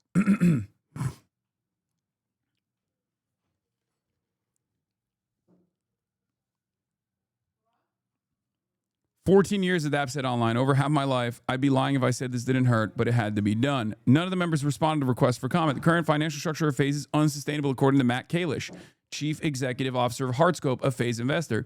He gave the influencers who operated from a multi-million-dollar Los Angeles mansion the option to go independent or sign deals with Heartscope. He ended talks with them last week and plans to continue on without them. My best guess is they're all good kids and have a lot of people in their ear and are confused, Kalish said in an interview. Faze had subsidized a lot of their expenses, he added. The influencer, people who didn't leave probably have a really nice contract. No, I doubt it. I think that the people who didn't leave probably have a very different contract and they weren't, and that they're like locked into it still. I suspect that the ones who didn't leave are in a totally separate situation. Like they probably had an earlier one, maybe even a more aggressive contract, as a matter of fact. So like the timing is probably different because like Rage signed, I think either earlier or after everybody else. Like I think he re-signed. Or they might have like ownership stake as well. I suspect that there's probably a little bit of ownership stake at play here as well. But the influencers felt like the terms Kalish offered were unfavorable, according to a person with knowledge of discussions who asked not to be identified. The talks have gone on about half a year. Plaqueboy Max, another Faze influencer, left in August. He explained why in a live stream post on Thursday. We have no control, he said. There was no control and it's like we're puppets. At least that's what it felt like. You get what I'm saying? Baba ne olur burada bağırmayın birbirinize. Ben duyuyorum, kendimi düşünün. Arkadaşlar. Lütfen. Teşekkürler. A co-founder of sports betting site DraftKings Inc., Kalish began investing in Faze last year. He said he's put $10 million into the talent group over the past 18 months to expand their careers. Kalish launched Heartscope as a way to turn creators into next-gen media moguls. The business connects sponsors and fans with personalities who stream on content sites like Twitch. Founded in 2010, Faze began as a group of friends posting their video game play on YouTube. They were among the pioneers of the group house concept where players lived and streamed together. As its online audiences grew, Faze expanded into esports teams and $1 million sponsorship deals. Kendimi düşünemiyorum is crazy. I was trying to say in Turkish that I can't hear my own thoughts in my brain, and I fucked it up because I don't speak Turkish that much. Anyway, after an anticipated $1 billion valuation when the company went public in 2022, Faze became a penny stock amid concerns the company's primary business model, sponsors brands, did not form a stable basis for growth. Faze influencers struggle under various leadership arrangements. In 2023, the company fired Chief Executive Officer Lee Trink after allegations of poor spending decisions and disagreements with talent. Lee Trink is the guy who claims he's still a co-founder of Faze, the pro-Israel guy.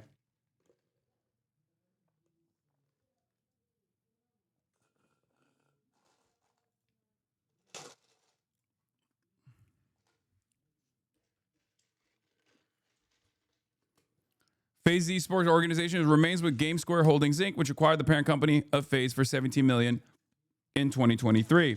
So here's the thing, okay? Here's the thing. Faze went through a lot of structural issues. Okay, Faze went through a lot of structural issues. They were always, I mean, it was always hype and aura, right?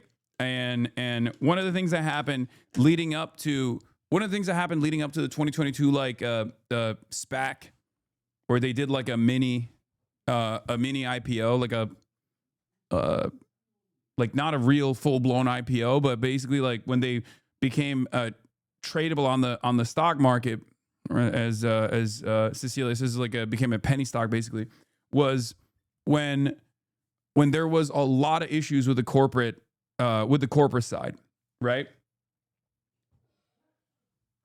And what's really interesting about this is that, I mean, obviously the fucking the aura and hype around capital investment into media companies and even like gaming companies like this one is always going to be unsustainable, right? A SPAC is a special purpose acquisition company. It's basically like an IPO, but for a company that doesn't have the bare bones to make an IPO. It's kind of like that. I'm explaining it in a very reductive way, but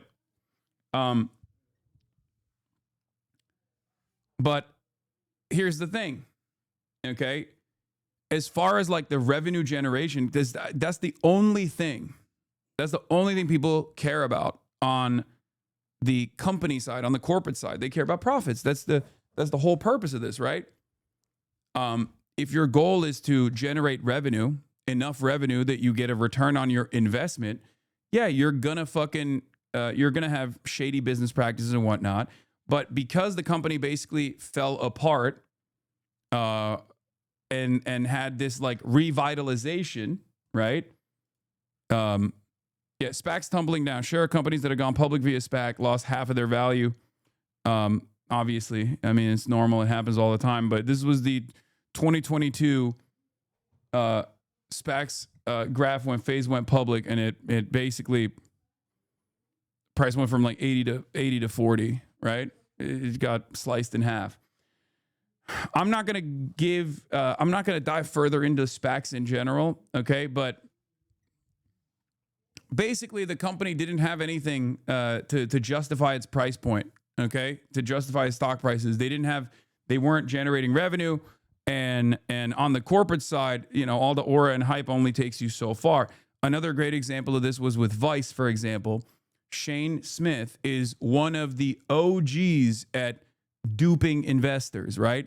Really beefing up your valuation without actually having anything to show for it. Vice was popping at the time when I was at the Young Turks. I remember it very clearly. And he had a swift exit after he sold it off like a pump and dump, basically. Sold it off for like, a $1 billion evaluation. And Vice at its peak was seen as a more valuable media company than the New York Times was, right?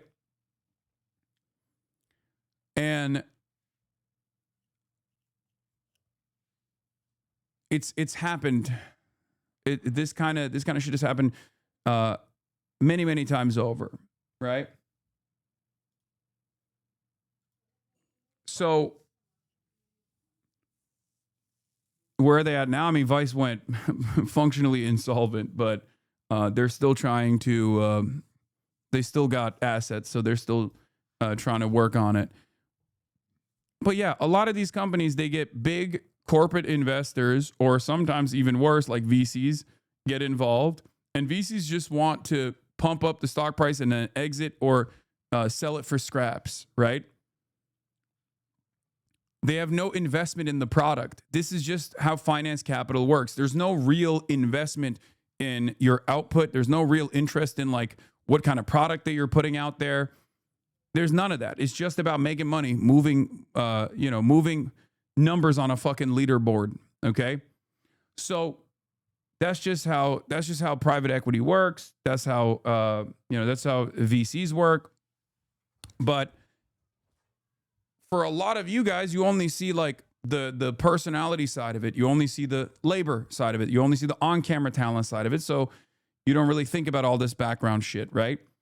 So Faze was in the dumps as a not only as a stock, as a asset that people were trading around in the stock market, but it also was in the dumps as far as like its clout and its aura, because there were a lot of shakeups taking place on the management side of Faze.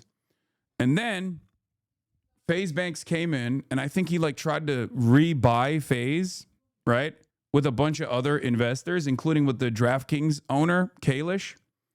And they went in, and they did definitely put a lot of money into it, for sure.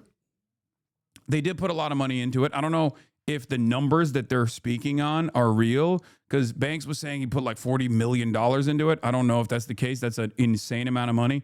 I don't know how you are that wasteful. And Kalish is the DraftKings guy who has no reason to lie, right? He got on a call with Ludwig, Aiden Ross, and Mr. Beast. Yeah, I know. I was aware of it at the time as well. I was, not as involved as those guys were, but I was aware that this was like a real, this was a real buyout opportunity. In any case, the new Faze roster came out from that, and it was actually very good.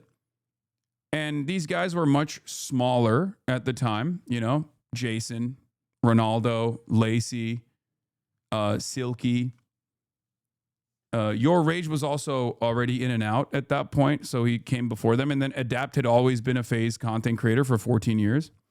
And holy shit, still talking about it? Brother, this is literally on Bloomberg News. Like, this is a fucking newsworthy story to talk about, especially from the...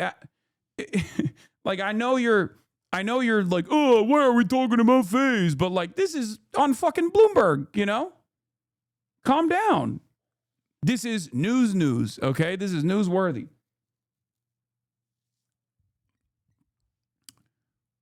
I know you are, I know you're above it all. You're an adult and you hate even learning about this stuff and you don't want to hear about this stuff at all. But it's an interesting story to cover. And it's also a labor dispute, okay? So they brought in this new talent, and I don't know how much money they put into it, but we're obviously going to be talking about Faze Banks' video on this as well, because he did like a 12-minute rant on this, and there was a lot of drama. There was a lot of additional drama in the response, because Plaqueboy Max came out. He had left Faze before anyone else did yesterday, and he came out and he talked about like why he had left Faze, but obviously he has a non-disparagement clause pretty clearly, because there's certain things he can't say, but he can actually like at least allude to or point to other people that also worked in Faze, including his assistant, who is also his cousin, that was talking about like the level of control that these guys had over everything that they were doing, and also the higher demands that they had in terms of revenue from the content creators that were generating revenue. So I think part of the problem here is that these guys put some investments in, not exactly certain as to how big those investments were, right? Because there's a lot of numbers floating around. But also, regardless of those investments, like they did not have an understanding of like what kind of revenue they were going to be able to generate off of these content creators. Because Faze as a content group puts in more investment into their content creators than like Loaded does, because Loaded is just simply an agency. Okay?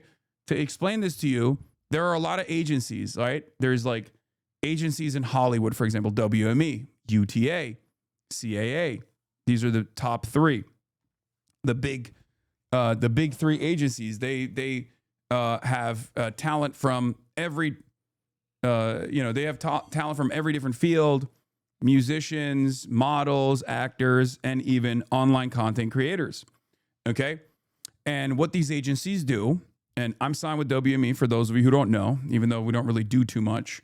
And they don't really do too much for me, let's be real, because I mostly just nuke all of the inbound requests coming from advertisers.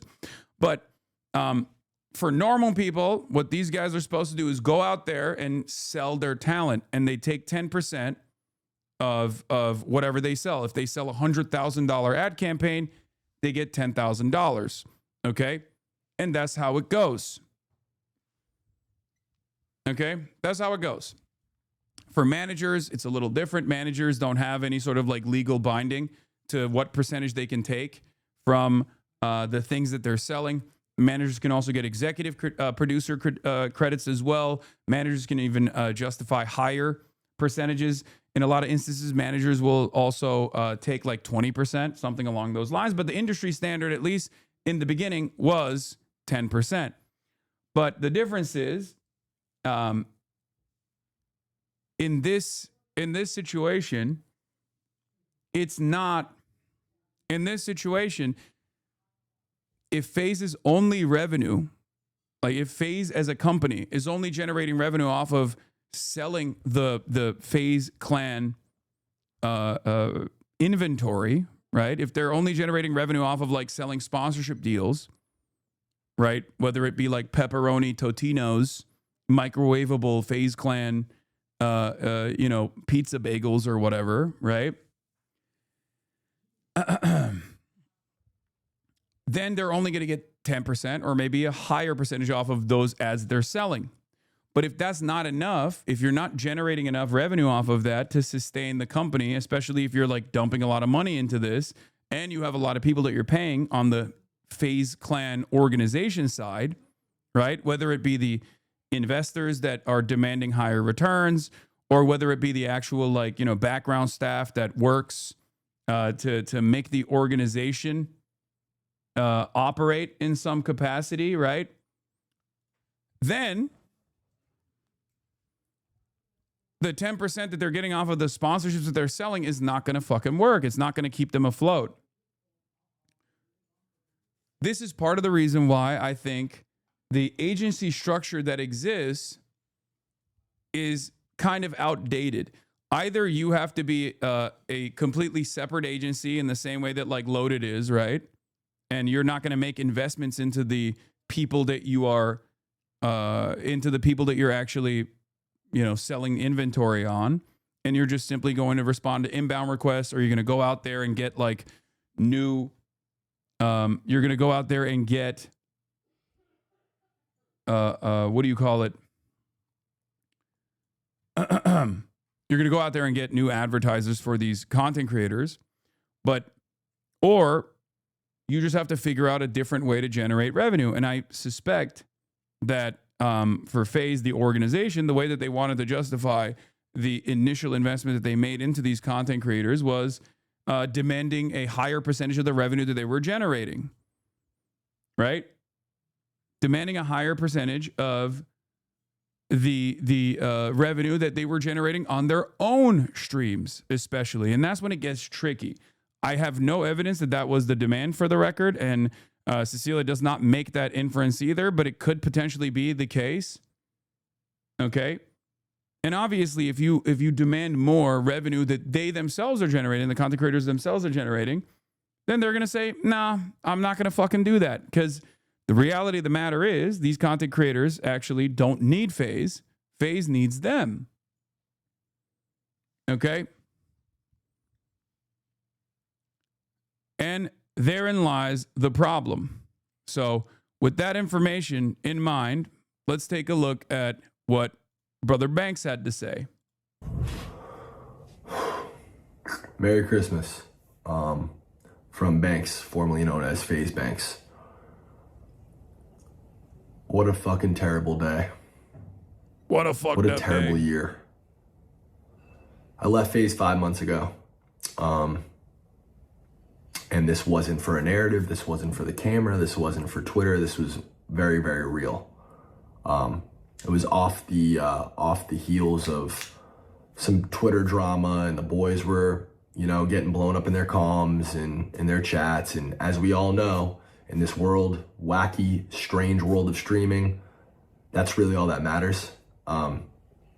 These streamers, all of them, every last one of them are forced to appeal to their comms and their chats and narratives on Twitter. And if they don't, they lose viewers. If they don't, they take a hit financially to their career. And this has a huge effect on who their friends are, who they're in relationships with, all of it, everything. The way they treat each other online is completely 100% based and rooted in the feedback that they get in real time from chats and comms. So again, as somebody, an old man, 34 years old, you guys never let me forget it. Okay, it's not that old, man. Chill. You know, there are some of us who are also 34 years old.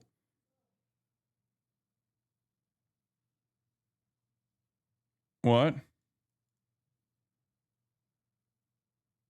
This is why people don't think you're a credible source of information. Like, I want to be respectful about it and all, but you're acting like the Lich King came back to life from the Ice Crown Citadel to rule Azeroth and make the world into a hellhole when this is literally one of the biggest nothing burgers that nobody really even cares about. Like, stay on the serious topics or just grow up. It's that simple. HasanAbi, it's that simple. Surprised you don't care enough.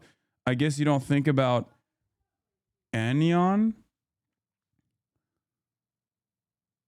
What? I'm so confused. Did you give me, you said stay on topic? You're making it seem like this is, you know, insert WoW lore? What the fuck? Who no longer makes content, who doesn't have a stream, who doesn't have his own platform. It's impossible for me to create a narrative or control my narrative or really respond. Not that I really give a fuck to anyways, but yeah, all this drama is created and we get on a call 5 months ago and the guys are like, listen, we're over the drama. We think it's best if you just like publicly step down from Faze just to cool down the drama online. I reacted very emotionally to this. I was obviously took it very personally and was offended because again, I used my entire network, every dollar that I've ever made, everything that I've ever had, this brand that I built, I used all of it as leverage to start these guys as a content group and to kick this shit off with the sole goal and intent to bring Faze back to the top, which we did. We did that all collectively. Over the last 2 years, Faze has won Org of the Year twice. And yeah, I was the first guy in the room. These guys would have never lived in a house together if it wasn't for me. These guys are all at minimum 10 times the size in terms of audience and platform now as before they joined Faze. These guys have all made millions and millions and millions of dollars in the last 2 years, and none of them could ever dispute the fact. Max just said it himself on his stream. Joining Faze was one of the best decisions I ever made in my life. I've heard that from Lacey. I've heard it from Silky. I've heard it from Jason. I've heard it from Ron. I've heard it from Adapt. I've heard it from every single person that's ever joined Faze, specifically these guys. And I'm here to tell you, as former Faze Banks, this was one of the worst decisions I've ever made in my entire life. So, there is some, I mean, like joining Faze and like creating a content group, going under the banner of Faze was a mutually beneficial situation because Faze was in the shitter as a brand, right? And all of the new talent that they brought on, who were obviously very talented in their own way, was able to revitalize the brand. But it's crazy to say that it was because of Faze that these guys were able to pop off. Like, it was their own talent, right? It was their own talent. It was their own timing, comedic timing. It was their own entertainment that they were creating. It was the friendships that they made. Like, it's not like these guys were tiny content creators either before they joined Faze. They were up there. They were nowhere near as big as they are now, but they were certainly having a blow up. Yeah, Jason had 9K average viewers before Faze because he was collabing with Cutie and others, Law, so he was already big. Ron had also, like, these guys had basically mastered the like the TikTok clip feeding back to your live stream meta even before they joined Faze, right? So you're just gonna glaze them? What? First of all, yes, I am going to glaze them. I think they did a great job, and I've always said that they've done a great job, and I will continue saying that. So yeah. Jason averaged 3K. He met Cutie after Faze. No, that's not true. Jason did not meet Cutie after Faze. You're fucking wrong. Cutie Cinderella literally had Jason the Ween on to do Feliz Navidad in her like Christmas stream 2 fucking years ago. So no, you're just wrong. And this isn't even like lore in general. Okay, this is just things that I personally fucking experienced with my friends and coworkers and peers. So it's kind of funny to come here and tell me this shit. That was before he ever got on Faze. So, in any case, you don't watch Twitch though. I don't know. I trust your information. That's true. I don't really watch. I don't really watch Twitch. So you're not wrong about that. But I do know these people. So, oh my God, this guy's still complaining about the fucking. The fact that I'm still covering this. Anyway, so they brought these guys who were already building their own audiences, who already had a pretty decent understanding of how to make content, right? And you know, it was the connective tissue. Like being under the Faze banner certainly brought them together. So there was definitely some investment there. Okay? There was definitely some investment there. But to say that this was just because of Faze would be wrong. Okay? It was mutually beneficial for sure. But at the end of the day, Faze as an organization needed the talent more than the talent needed Faze. And that's precisely what has happened now. That now they have no talent left because they all left one by one at the same time. And that's the reason why this is newsworthy. And I think the problem here, is the additional demands that they were making on the organization side in order to justify the revenues that they were not generating. So they wanted to generate those revenues off of the content creators and the revenues that they were generating themselves, right? Like their subscriptions, for example. And when you actually demand money from the individual content creators, like from their own subscriptions or from their own revenue that they're generating on their YouTube pages or their TikTok or whatever the fuck, it's just not going to work. Of course, they're going to be like, nah, that's not happening. Okay?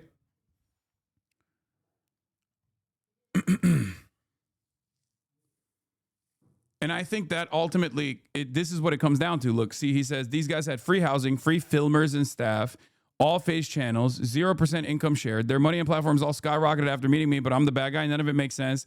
And like I said above, I'm going to get into all the details tomorrow. The thing is, like, even if you actually hired the initial cameraman and stuff, right? Even if you hired the initial cameraman and stuff, this is one of the only parts of a labor corporate structure that genuinely benefits the labor side, because the labor side has way more salience and is in front of people. So partially the reason why I'm talking about this is because you can't have a similar issue like this in a regular workplace where people immediately understand, because they don't have a fucking parasocial relationship with like the delivery drivers, okay, that are delivering your fucking packages. But they do have a parasocial relationship with the content creators. So they automatically understand that Faze is nothing without the content creators. They're not as replaceable as your bosses in your regular ass fucking workplace will have you feel like you are replaceable. Okay?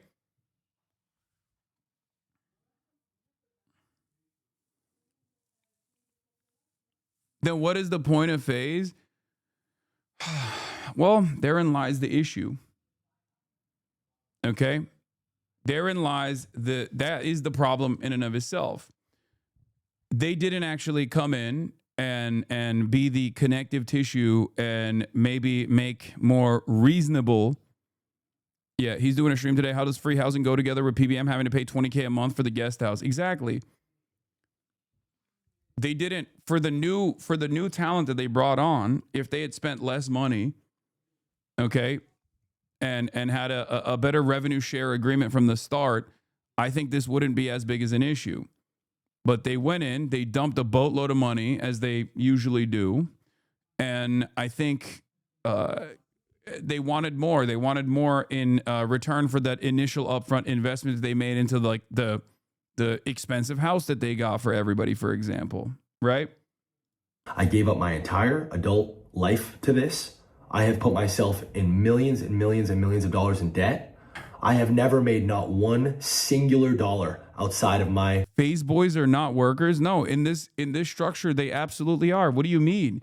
If the company's output is revenue generated off of advertisement that they're selling on the fucking streams, then yeah, they are the people that are actually doing the labor. They're technically doing the labor. I know it doesn't sound like a regular structure, but in entertainment, this is how it works.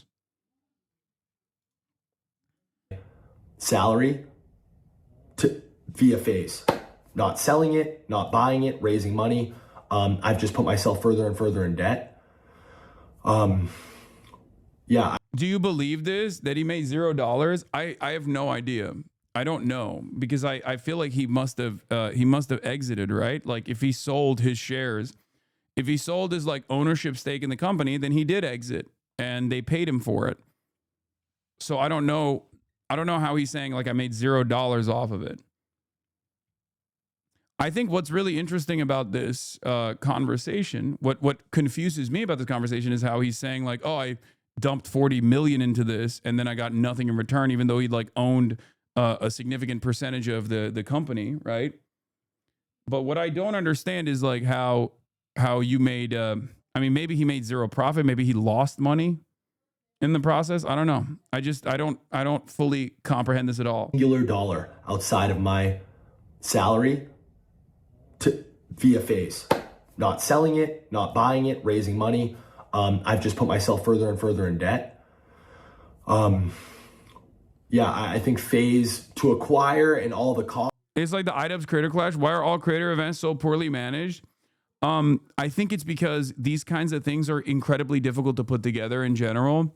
And that's why there is a need for professionals who specifically make this kind of stuff work. When you have content creators or former content creators getting into the managerial side of things, it makes things way more difficult to put together. Like it's just this is what I explain to people all the time. Whenever motherfuckers go, why don't you start your own news company? Why don't you start your own media empire? And I'm like, that's not what I'm good at. Okay. I know my fucking limitations. And this is the problem. I'm not ever going to be in a managerial position. I don't want to do that. Okay. I can't do that. I don't want to do that. I'm not good at that. And this is part of the reason why, even though I had opportunities to get even like ownership stakes in other orgs similar to this, I have said no over and over again. Even when people have asked me like, oh, do you want to co-found an organization? Or if you want to join an organization, I've always said no. I've said no to joining an organization as a content creator because I don't think it's valuable for someone like myself. It can be valuable for others, especially smaller content creators who are just starting their careers, right? But I've also said no to the ownership side of things as well because it's just it's complicated. It's like it's a job in and of itself, and it's not within my skill set. Okay. Costs for these guys' careers over the last 2 years, I think ballpark $40 million. And I think probably collectively these guys have had to have probably made like 20 million in the last 2 years collectively, I would guess. And not $1 of that 20 million has ever gone back to Faze. Never mind me. Even if it did ever go back to Faze, that shit, it's not mine.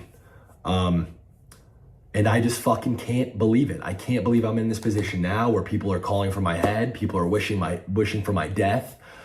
People are telling me I ruined Faze. I ruined Faze, guys. I ruined it. When I have had not one say in anything that's gone on in the last 5 months, and I set all this shit in motion in the first place, I ruined it. I ruined it. There's 5, 6 individuals who are multimillionaires and have beautiful careers ahead, and God bless you, and I wish you guys the best, and I ruined it. Yeah, streamers that are at the top make lots of money largely because streaming has very little overhead. Exactly. Okay, exactly. It's not like as a streamer, you can literally just strap a camera onto your fucking PlayStation, and if you've got something unique that people want to tune into, you can literally, with this virtually zero overhead, continue to generate content. So the entry point into this industry is non-existent pretty much. It's just you need to have free time. You need to have a working internet connection. That's pretty much it. And that is precisely the reason why in terms of like the labor negotiating power here, the labor has all the fucking leverage. Unlike any other sector, you have all the leverage. So, of course, when a company goes in and tries to do corporate shit, they're going to be like, what the fuck are you talking about? For example, if someone comes in and says, I need you to, if the company comes in, Faze, let's say, in this hypothetical, comes in and says, I need you to pump this cryptocurrency, right? I'm using this as a pure hypothetical. The content creators themselves can literally just turn around and say, no, I don't want to fucking do that. And you don't really have any say in this process. As opposed to in a normal work structure, if your boss tells you you got to do something, you got to fucking do it, right? You just have to do it. You have no, especially in the absence of a labor union, you have no way of saying no to your bosses, right? Same goes for even like gambling advertisers, shit like that. I mean, they were partially owned by DraftKings. I suspect that there was also a lot of like DraftKings sponsorships that were coming in as well. They wanted to use the existing audience, the inventory, in this case is the eyeballs that these guys are getting, right? To farm, potentially like advertisement opportunities for DraftKings or maybe other like, gambling sponsors and whatnot. If they say no to that, from the corporation side, if the corporation doesn't give a fuck about the ethics of it all or the content that might get put out as a consequence of this, from the corporation side, that's like potentially millions of dollars of revenue that these guys are saying no to. They're going to say, the fuck do you mean you're saying no to $1 million? Get to work. But because of the structure that currently exists, where the leverage is favoring the workers in this industry as opposed to every other industry, because of how low the barrier of entry is to streaming, and how much the streaming is almost entirely reliant on the content creators and their attitudes and their willingness to make content or not. And the audience that they have cultivated and the parasocial relationships that they've cultivated with their own audiences, you can't really fuck around and demand more. Yeah. The fact of the matter is, if we went in a time machine 2 years back and I decided to never try to fix this Faze shit, I'd be much better off. I'd have more money, and these kids would just be doing what they were doing before. It's hard for me to sit here and take that. It really is. And I plan on going live tomorrow or the next day at some point in the future and really kind of just laying it all out. A to Z, start to finish, the entire 15-year history of this, specifically the last 2 years, specifically the behind-the-scenes shit. Yeah, here, this is a great example. It feels like a restaurant owner complaining about paying for their waitstaff uniforms, name tags, and break room, and still not getting any of their tips. Exactly. In this situation, it's like saying, hey, in this situation, it's literally telling the waitstaff, like, no, you got to give me a higher percentage of the tips that you're making, because we're just not, we're on the verge of insolvency. We're about to go bankrupt. Bank sounds like a restaurant owner complaining about paying their waitresses uniforms, work shoes, and break room, and is sour that he's not getting any of their tips. Exactly. In this situation, In this situation, that is a pretty solid analogy. The difference, however, is that unfortunately under capitalism, your worth to your bosses when they are putting a contract together, especially in the absence of unions, is measured on your replaceability, right? So when times are tough, brother, I love you, but you can't say streaming isn't the same as other workplaces and use comparisons to it. No, oh my God. As far as output goes, they are the ones who are creating the fucking value, okay? The streamers in this situation would be the workers. The corporation in this situation would be Faze, okay? God damn. I'm looking at it from a pure labor structure, okay? Labor versus capital. Especially because this is obviously something that a lot of people are tuning into, is something that a lot of people are invested in, okay? A lot of young people are invested in this story. So I'm trying to explain I'm trying to explain how labor works in the adult world by using an example that a lot of kids are actually tuning into, okay? A lot of kids have a lot of investment in. Sorry, House, that doesn't apply to you. Streamers don't produce anything. I'm going to fucking produce something, and it's going to shock the world if you keep fucking talking like this in my chat. In any case, brother, I love you, but don't apply Marxism to streaming. Oh my fucking God. Every time we have a conversation about players' contracts with players' unions in the NFL or players' unions in the NBA, everybody goes, I don't understand. Socialism is about being poor. These guys are really rich. So obviously, how can you apply a proletarian versus capital perspective for basketball players? They make a lot of money. Like, you unironically end up doing the same thing that dumbass, stupid fucking reactionary right-wingers do, okay? If there's a guy making $1 million, there's someone who owns that person who's making $1 billion, okay? Stop getting caught up in the fucking aesthetics of the conversation. Oh my Lord. It's the same principle behind like why unions are necessary in SAG-AFTRA, okay? You're not doing fucking praxis by being an annoying dumb fuck in this goddamn chat. Stop.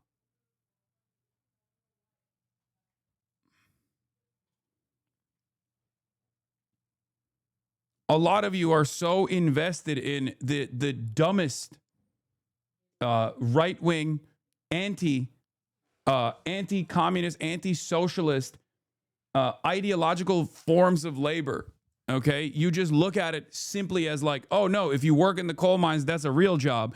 If you're gay and you work at Starbucks, that's not a real wage laborer, okay? Shut up.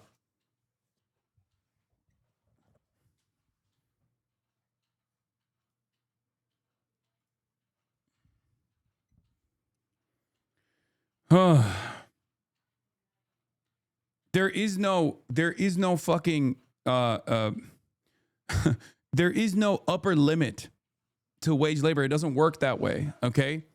There is no like, oh, when you make over a certain amount of money in your contract as a wage laborer, you're no longer a fucking wage laborer. It doesn't work that way, okay? You're still, if your work is making someone else money, you're still a wage laborer.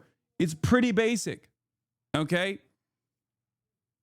If what you are doing, whether you find it to be gay, woke, lame, not necessary, stupid, doesn't matter. If someone is making money off of you fucking clicking go live every day, then yeah, no matter how much money you're making, no matter how much autonomy you have over it, no matter how much control you have over how much money you're making, there's still someone else making money off of you. And at which point you are still engaging in a wage labor, okay? Like, they are legit, in this story, they are the ones who are engaging in the labor, okay?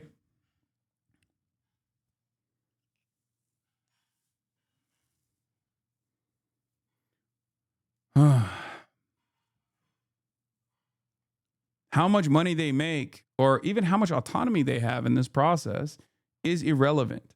And that is precisely the reason why I'm covering it. Okay?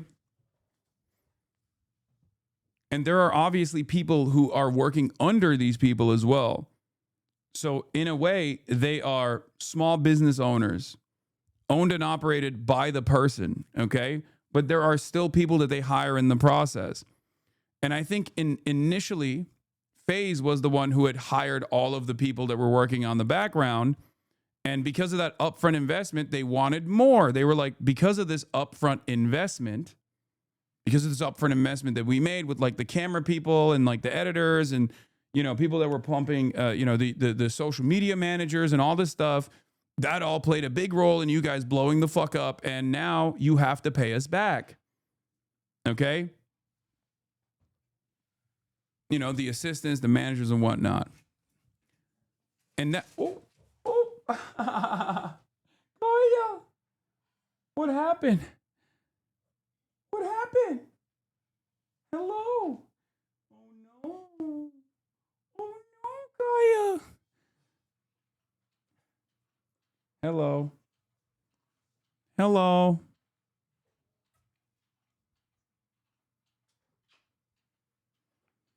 Hello. Oh yeah, you like that, don't you? Okay. So, where was I?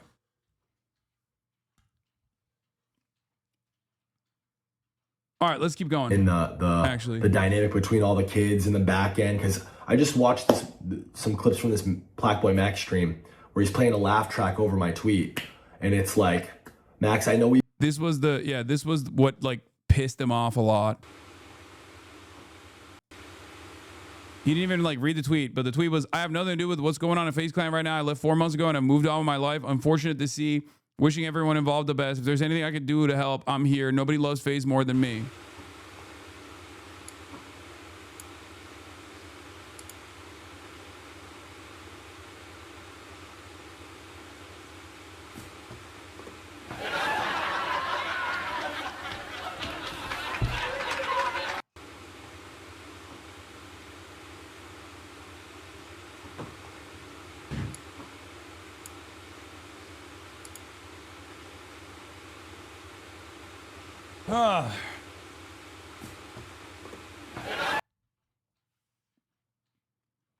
Yeah, streamers don't produce anything of value while watching a streamer and being so involved. You have to chirp and chat. What idiots people are. I know.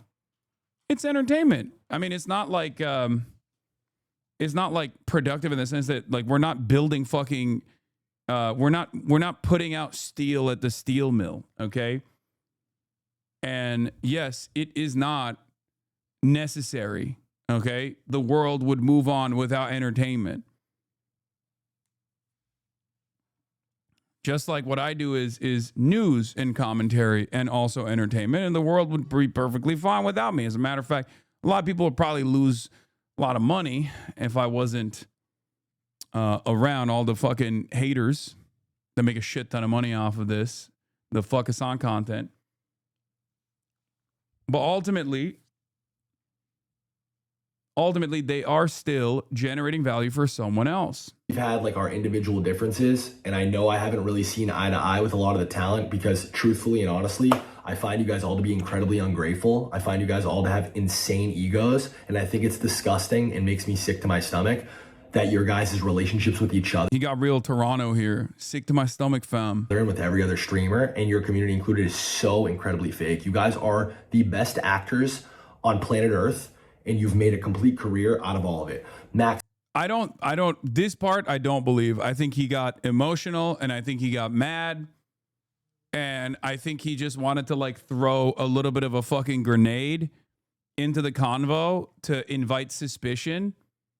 But obviously, like, I don't think people are going to believe that regardless. But I think this was not correct.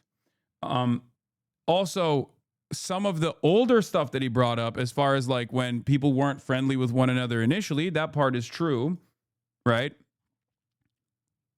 We have.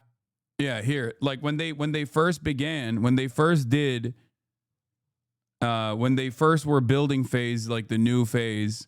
Can somebody find the clip of Max saying that he used to think Ron and Lacey were cringe before he joined, but now they're friends? To make this house work, Jason, Ron, and Lacey got to live here too. Case I'm saying is, I'm like, I was like, fuck it. You said no to them. No. Too? I was like, fuck it, because I'm not gonna lie. I always say this. Silky? Yeah, Silky said no. Silky said no. Silky said no. So y'all didn't want to live with any of us. I wanted to live with the 4, and I was like, yo, just get him a house like right next to us, bro. Yeah, that's when they. That's all what I was like. That's what I was trying to push for, but they didn't want to live in Florida. Yeah. So look. Now Ron, I always knew you, and Jason, I always knew you. So Lacey, I was just like, fuck it. I wasn't fond of Lacey at first because I thought it was just some annoying white fat kid who ordered McDonald's. Those are the clips I seen. So I was like, what the fuck? But they were saying no. In my honest opinion, the best comparison is actors seems to have very similar dynamics, although with more powerful organizations. No. Yes and no. Yes, because like obviously the talent drives box office numbers, or at least used to back in the day. But no, because he said fat kid, chatters. He didn't say the slur you think he said. Okay? But the thing that's different is that you can't really make a whole ass movie. You can't really make a whole ass movie with just actors, okay? Whereas you can actually make like the replaceability factor with the low barrier of entry into making the same exact content that you're making in the realm of Twitch streaming, in the realm of streaming on the internet, makes it so that makes it much more difficult to control.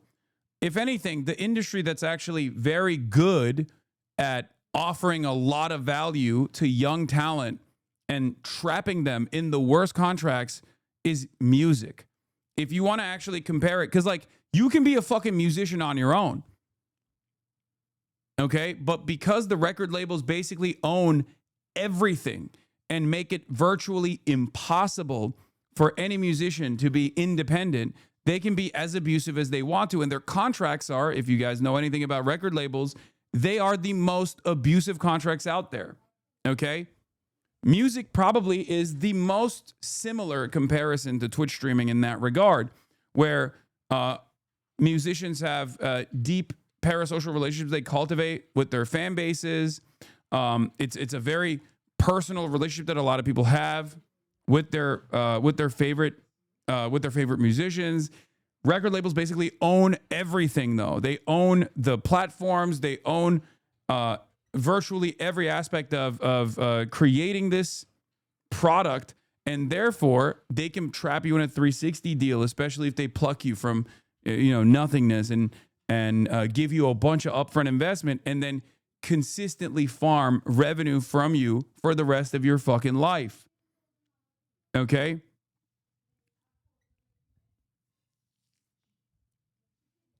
That's how it works. Technically, you could literally be a musician on your own. All you need is all you need is your voice. All you need is your personality. All you need is your skills in writing a song. All you need is maybe, an understanding of how to produce music. But while that in and of itself, especially with how all of these tools are now readily available to you in terms of like production and stuff like that,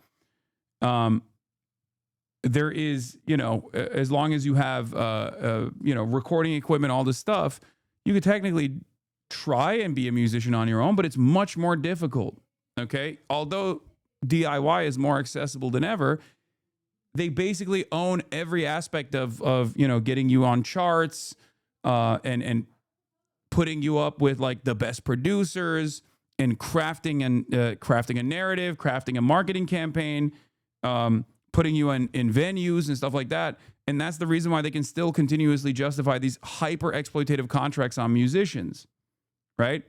In the streaming space, they don't actually have this level of control, and therefore they can't do this level of exploitation to streamers in general. Okay? That's it. That's it.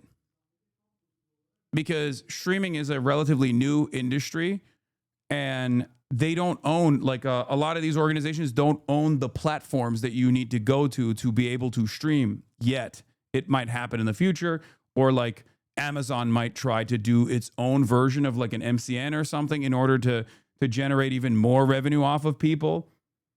And at that point, it would be quite difficult for a lot of newcomers to survive in that realm without having to join, BeastTube or, Faze Amazon or whatever the fuck, right? But yeah, contracts with like gambling built in, all this shit. Do whatever the fuck you want to do. But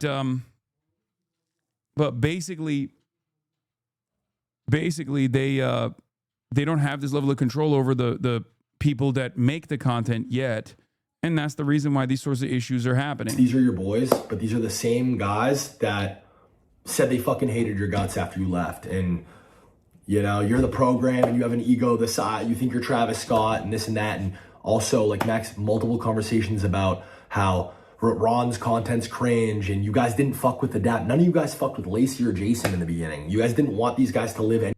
Let's be real. Nothing a Twitch streamer makes comes close to even the worst music law. Oh my fucking God. Yes, dude, I know.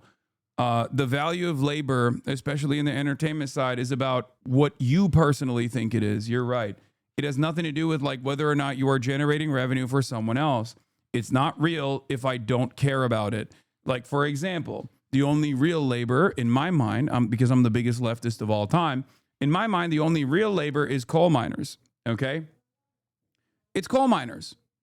Coal miners are the only actual people that are working, because they're working and they're getting black lung and they're working in horrible conditions. And that's the only real labor. Like, for example, I don't like Starbucks. I don't go to Starbucks. And therefore, people that work at fucking Starbucks, they're not real laborers. Even though they have wages, even though they're working for a mega corporation that's generating a lot of value off of their labor, I don't personally think that's valid because I don't like them. They're gay. They're woke. I don't like Starbucks workers, so they're not real work. That's how we judge this stuff, okay? Leftistly. It's so fucking stupid. This is not how it works, okay? That's not how... This is not judged off of whether or not you say so or whether or not you like their output. I don't even disagree with you. I think by and large, including what I fucking do, like, streaming is not a real job. I've always said this. I've always maintained this position. We're unimaginably fortunate individuals. We literally are winning the lottery every single fucking day. Okay? Every single day. And I try to do my very best to make sure that I use that privilege for good, to expand people's consciousness, to try to educate people to the best of my ability, use my privilege for broad awareness initiatives and things like that, and even fundraising initiatives. Having said that, okay, in terms of like somebody making money off of you, okay, it is it is labor in that regard. Okay? To enrichen yourself, you're right. To enrichen myself, you did it. Yeah. Anywhere near you, you barely wanted to share a brand with them. But Faze was going to fund a Miami house for you, Rage, Silky, and Kason, so fuck it. We'll take what we can get. And then it all worked, and we forced this relationship. And I was called a fucking retard then, and I was told then I was ruining Faze. And now 2 years later, it wound up being the best thing that ever happened. So you understand why I'm sitting here and I'm frustrated. I would hope anyone watching could sit here and understand why I would be frustrated while a fucking entire hate mob is coming after me on fucking Christmas, my first Christmas without my mom, when all I've ever fucking wanted to do is help Faze be successful. That's all I've ever wanted to do. That's the only intent. Where's the money? I'm this fucking guy who's trying to take everything from everybody. Where is it? Then why the fuck am I millions of dollars in debt? Where is it? It's in Blackboy Max's bank account. It's in fucking Silky's bank account. It's in Jason, Ronaldo, Lacey's bank account. See, this is what I mean. It's like, this is wrong. Okay. I don't agree with Brother Banks on this at all. He's saying I made these guys and they generated millions and millions of dollars, but because they're streamers, they got to keep that revenue. And it's like, yeah, because those are their subscriptions. those are their, you know, advertising revenue that they're getting when they fucking click running an ad, which, by the way, many of you might not know because this is the Piker Broadcasting Service and we don't run any ads around these parts. And if you actually want to support the show, you can subscribe. The Piker Broadcasting Service is sponsored by you, the viewers, for you, the viewers. It's an ad-free experience, unlike anywhere else you can go on the internet. Let's be fucking real. And there will be no cryptocurrency scams or anything of that sort on this. And there will be no gambling ads in general here as well. But there is this dynamic here of like friendship versus business. And I think that's what muddies the waters a little bit. Xylax, thank you for the 50 open presents. Thank you for the 100 gifted subs. There I go again, enriching myself with your voluntary subscriptions. If you want to, you can subscribe. There are obviously some benefits to it, like you can rewind the broadcast if you want to on the desktop. If you are subscribed, you can send me links, but that's pretty much it, okay?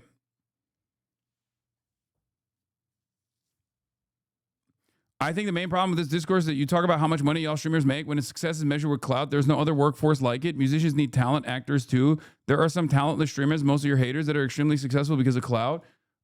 No, there are also musicians that you might not consider to be fucking talented at all. It's entertainment. I think you're misunderstanding.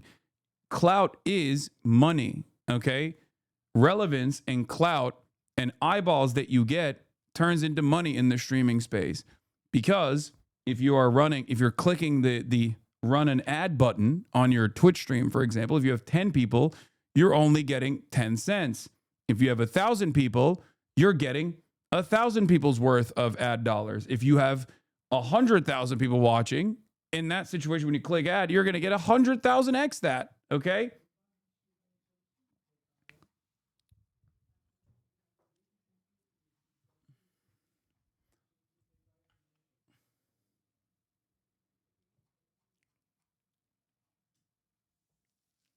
And music is also subjective. Every form of entertainment is subjective, which means that some people are just not going to like it, okay?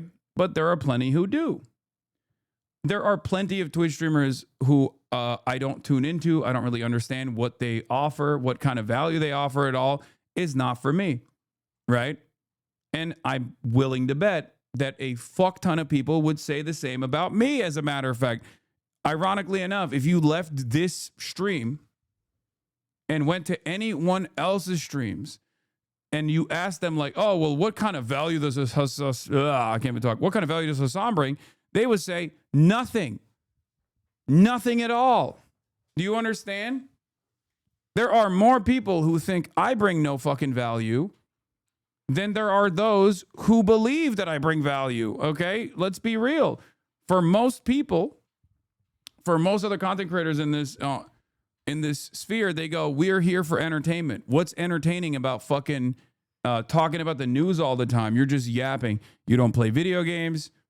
You just yap, and they have no way of conceptualizing. They have no way of conceptualizing what this is, like news commentary is. They just see it as like drama that invites unwelcome attention. So wake up. That's the reason why many of these people who aren't adults themselves look to what I do and look to Asmongold and think we're doing the same shit. Okay? So, snap out of your own bubble for a second.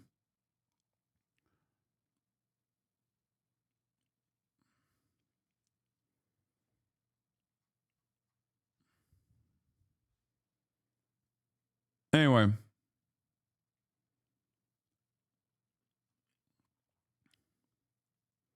You can make this argument about anything, though. Motorcycles are worthless to me. No, I know. That's why it's a stupid argument to make. I agree.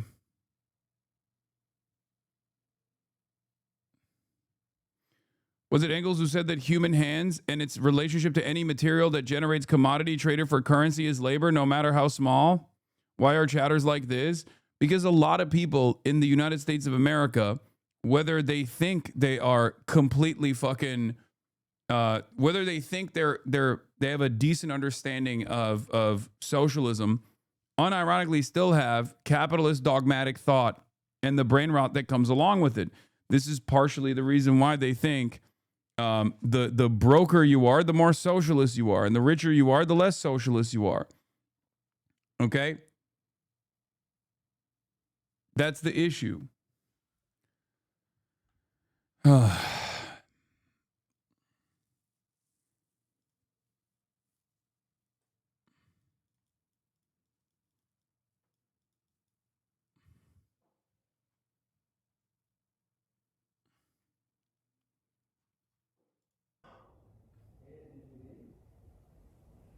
I wish this never happened.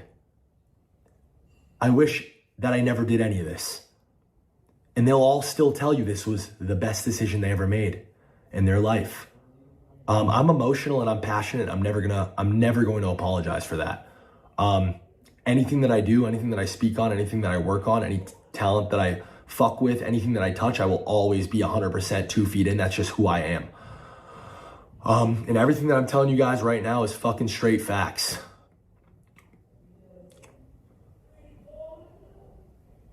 It's dead wrong, bro. This is unfair. It's unfair to drag me like this. It's unfair to pin me as some fucking horrible guy.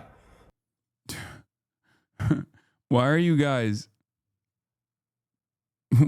banning this guy? You'll never cover Epstein because your millionaire friends are on the list? Like, obviously this person is just either the most insane person I've ever experienced in the chat, or they're memeing. Okay? In either case, it's content. Okay?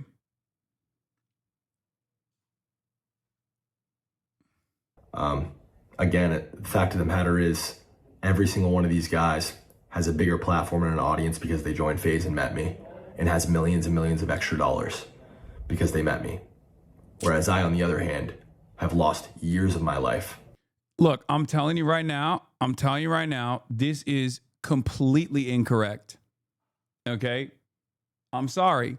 Who knows where Jason would be and Ron would be at this point, and I'm sure that they would not be as popular as they are currently, okay? Because there is a lot of probability here, right? Luck plays a factor in this. But the idea that these guys' output would be dramatically different, or the levels that they reach would be nowhere near as like successful as they are, if it wasn't for FaZe Clan bringing them together, is wrong. Especially because even if it wasn't FaZe, even if it wasn't called FaZe Clan, they could have just as easily found one another and decided to fucking rent out an apartment together and make content that way. Okay? Like trying to put a percentage on like what level of involvement you had, and then claiming as though, but they didn't do that. That's the point. Yes. The reason why I love this fucking story is because it is a perfect story to identify how much of a fucking capitalist brain rot you have in your mind, regardless of how long you've been a part of this community. Okay. This is the reason why capital owners say it's unfair to share bigger profits with the workforce, with the laborers. This is how they say it. They say, we made a bet on you. We made a bet on this business. We dumped a lot of upfront capital into this business. And that's why, of course, you're replaceable and you're going to shut the fuck up and do the work. And if we demand more of the earnings, if we demand more of your tips, for example, then you have to shut the fuck up and do it. And a lot of people, regardless of how socialist minded they might think they are, kind of fall into this trap no matter what happens. Okay?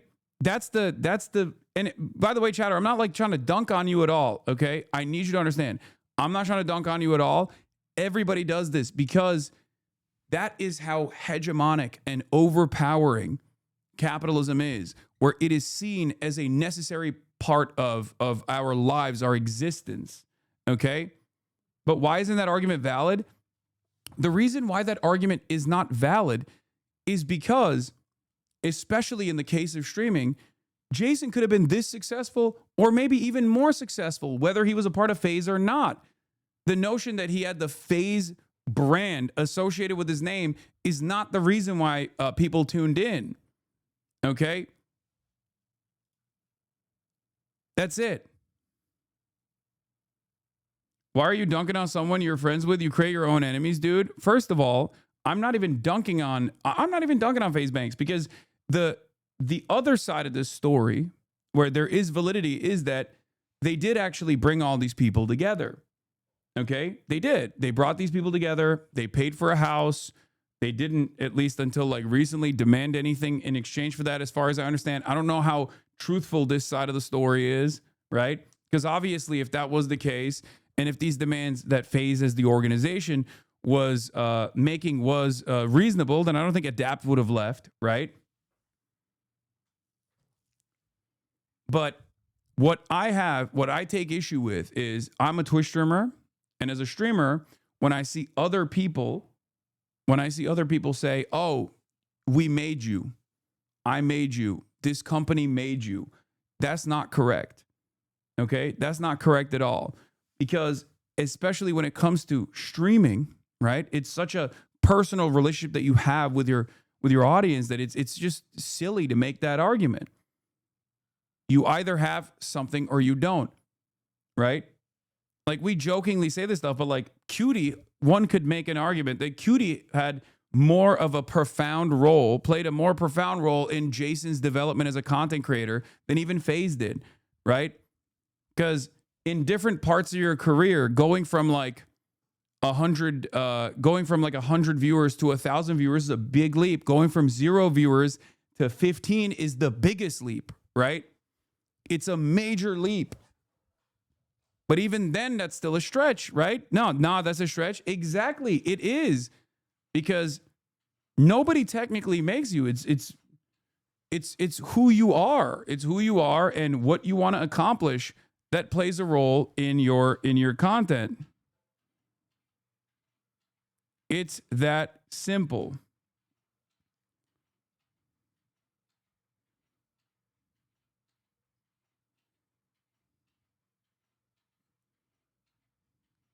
Okay?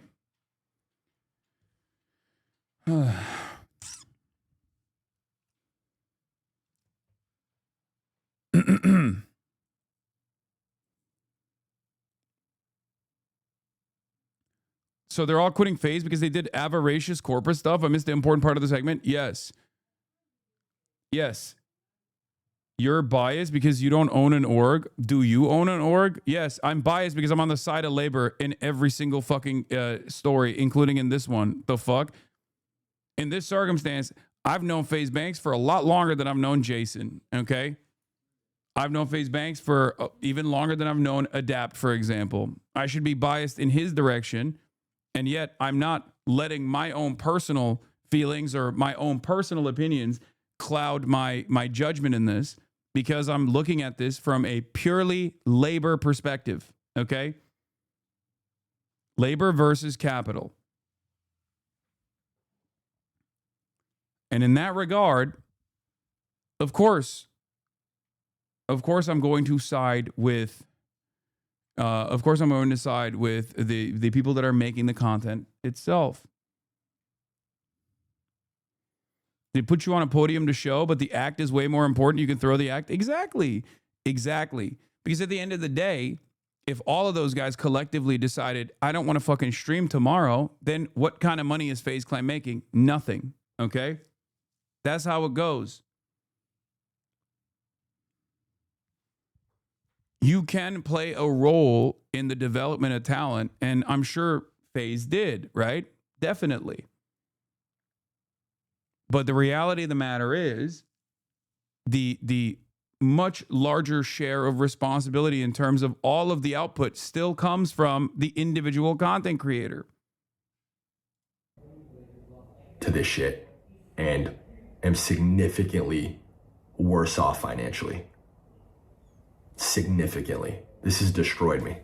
My whole life has been completely destroyed in the last 4 or 5 months, but nobody... I'll be honest though, I don't even know why Faze Banks is related, or not even Faze Banks, but Brother Banks is even related in this story, because I don't know enough of the details of what happened in the background.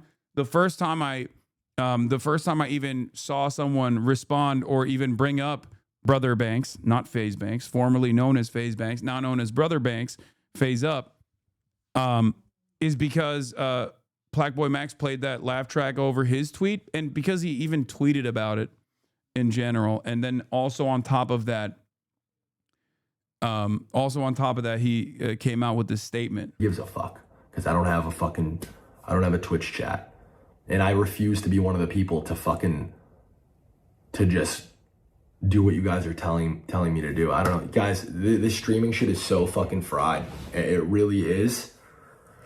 The narratives, the clips, the fucking the appeal to comms and chat, and like the willingness to just fucking, you know, it's funny. Everybody looks at these streamers as guys. Yeah, to your point about Faze needing the creators, not a soul knows Jason is Faze Ween. Yeah.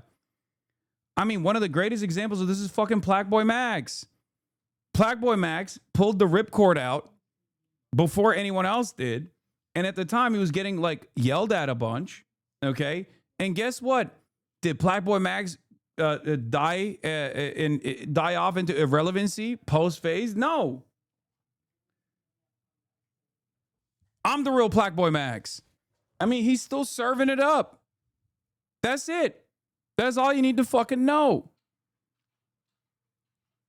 It's not how this works, you know?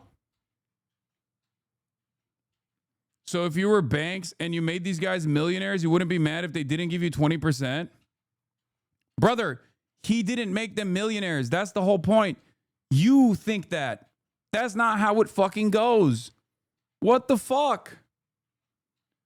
It's like, can you imagine if Cenk literally every day was going on the Young Turks broadcast and constantly complaining that I'm not just giving him revenue every fucking day, being like, I made him. I gave him an opportunity. And to be fair, that is a more valid argument than even what Banks is making, because I literally did not have any fucking social media footprint whatsoever when I first started working at the Young Turks. I worked my way up through the fucking ranks. I was putting a lot of effort into free labor that I was giving the Young Turks at the time.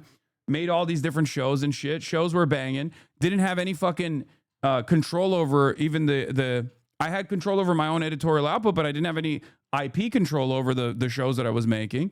And I wanted to make my own thing. But can you imagine if he was like, yeah, no, it's just, you know, I'm demanding I'm demanding 20% of the revenues because you would not be known. You would not be known if it wasn't for the Young Turks.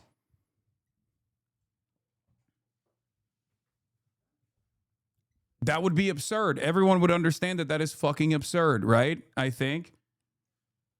And I give a lot of credit, of course, as always, to Uncle Chunk Weigert and TYT.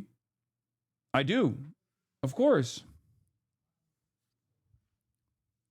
But it's literally like it's like when people will turn around and say stuff like, "Oh, you understand how exploitative like reality TV show contracts are, for example, right? A lot of these reality TV show contracts."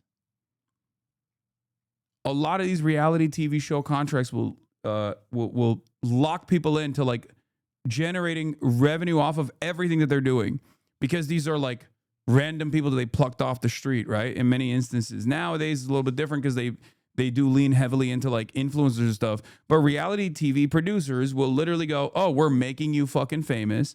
And in the aftermath, even after you leave this reality TV show as a contestant, even if you lose, we are going to take money off of your earnings, or your endorsements, your sponsorships. We're going to take a percentage off of that because we made you. That's ridiculous. Most people understand that's a fucking ridiculous way to operate. Okay? It's crazy. It's crazy how many people even in this community don't understand the pro-capitalist argument that they're leaning into in this situation, partially because streaming is like is worthless, and people see it understandably as like people with immense privilege that don't really do anything. People who just fucking click start streaming in the beginning of the day, and every single person would rather substitute places with someone like myself, regardless of the dark side of streaming or whatever, you know, because everyone else is climbing Mount Dick Suck every fucking day, and it's a much more treacherous climb than the privileged lifestyles that streamers have. It's true. It's true.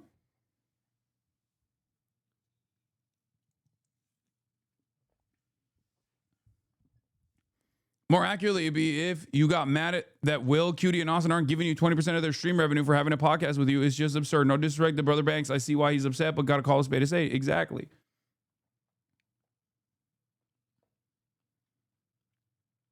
And it also doesn't make any sense.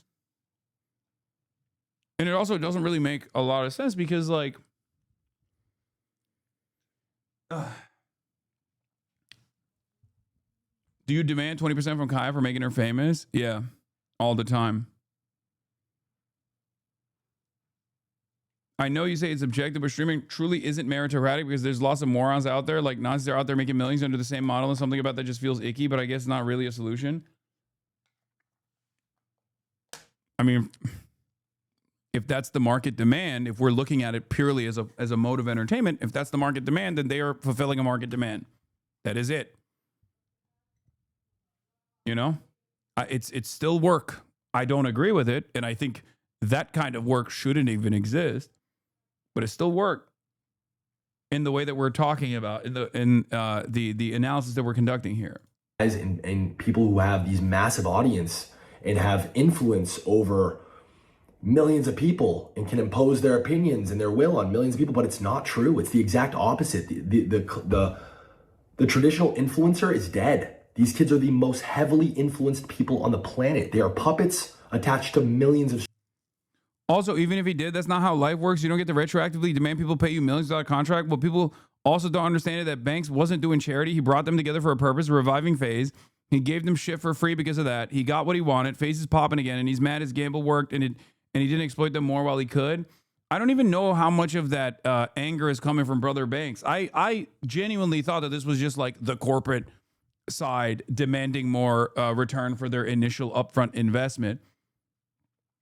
But yeah, in that regard, you know, putting them in front of all these other like famous people and like setting up these collaboration opportunities, the upfront investment into like renting out fat houses and all this shit.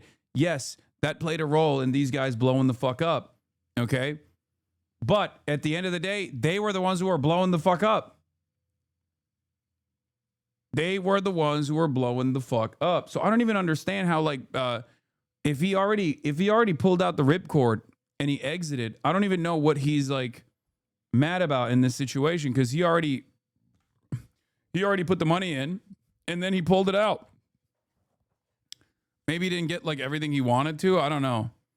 Strings. And if their comms and their fucking chats say that the sky is red and they disagree and they say, no, chat, I think it's blue. I think it's blue. Once that fucking viewer number starts to fall off, once they start to see L's in their chat, once they start to see hate threads in their fucking comms, they switch up real quick and it doesn't matter. It doesn't matter about objective truth. It's the sky is red. I've been trying to talk to these guys for 4 or 5 months and they don't give a fuck. All they care about is their stream, which is completely fine. I don't need them to give a fuck. I don't need anybody to pretend to care. I'm done pretending to care. But if I had 100,000 viewers, if my name was Hasanat, they'd fucking be on my dick. They'd be welcoming me with open arms. I would have had a big fucking red comfy chair at the Streamer Awards to fucking, hey. You must have never seen a Hasan chat? No, I don't think he, I mean, what he's saying is that like a lot of content creators are, they live and die by their audiences. Obviously I'm not one of them. I fucking yell at my audience all the goddamn time. And it does cause a lot of disdain for many people who have been long-term community members who get fucking really upset, really butthurt, and they leave and they become fucking lifelong haters and shit. He's basically saying like all these streamers are audience captured. I can't really speak on all of these new creators and whether they're audience captured or not. I think a lot of streamers are audience captured to a certain degree. It's not wrong, like for sure. I don't think it's, there is some truth to it, especially but like non-directional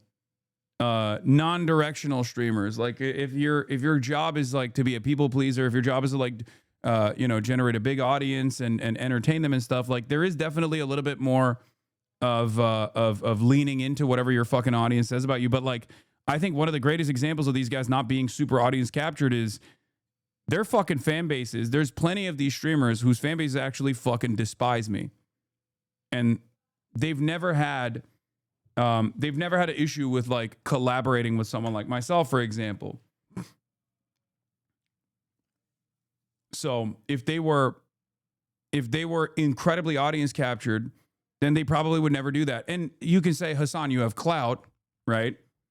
I am still one of the largest content creators on this platform, but I do think that if that was the case, if that was the fucking case, like, it's much easier to just say, like, fuck Hasan, as many people have done so in this sphere, in this industry, right?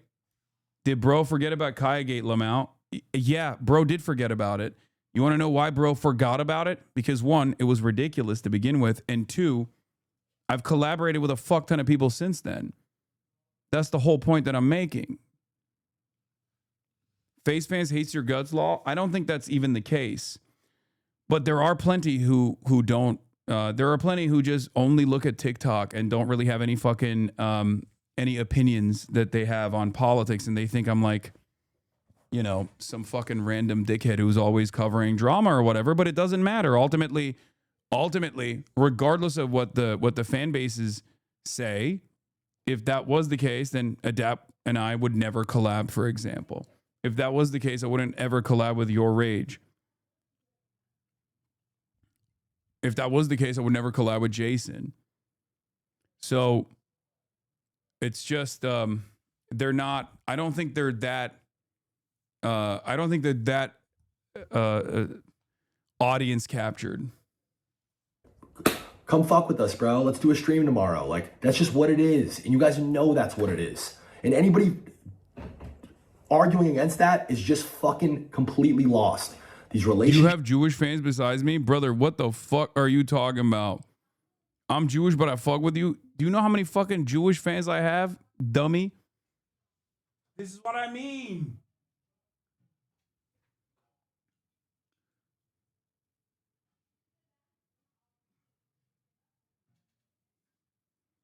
Not only do I have hella Jewish fans, well, because you say crazy stuff about Israel. First of all, I don't say crazy stuff about Israel. I say correct stuff about Israel. Chatter, you're going to find out. You're going to be real shocked to find out.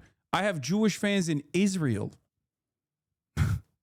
Brother, Chatter said, as a Jew, all Jews have the same opinion. Do you agree with every single Jewish person you've ever met on every issue? If the answer is no, then, you know, you can probably understand that there are plenty of anti-Zionist Jews, for example. As a matter of fact, I would say that that is, you know, a big part of what I try to instill in people is that, like, you can have a difference in opinion with the majority perspective, regardless of how much people try to pummel you with this propaganda.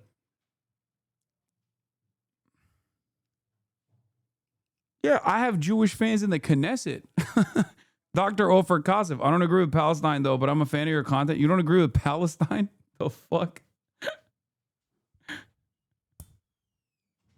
Brother, you are in the minority here for that perspective, not because you're Jewish.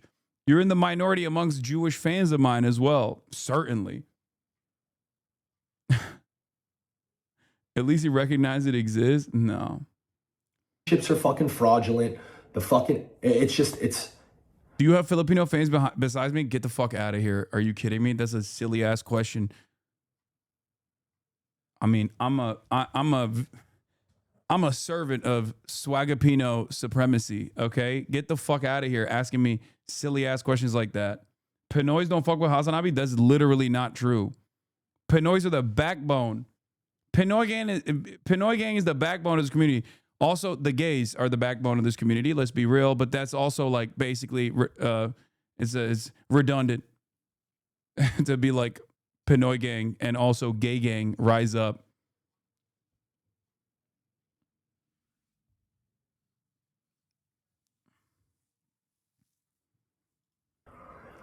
It's fucking fried, bro. It's fucking fried. And I'm happier than ever to be going my separate way, and I'm glad that what happened 5 months ago. I'm happy to be off of it. There is no future for me in Faze. There is none. That was my last try. That was it. There's nothing, I have nothing left to give this. I gave it my entire adult life and I tried my hardest. And for anybody who's a fan of me and anybody who's a fan of Faze, I am sorry, I've absolutely failed you. And the one thing I'm perfectly okay with taking accountability for is being the root cause of all of this. Because at the end of the day, I am. This is, in a fucking twisted way, all my fault. Because at the end of the day, I put these guys in a room. At the end of the day, I went and raised money.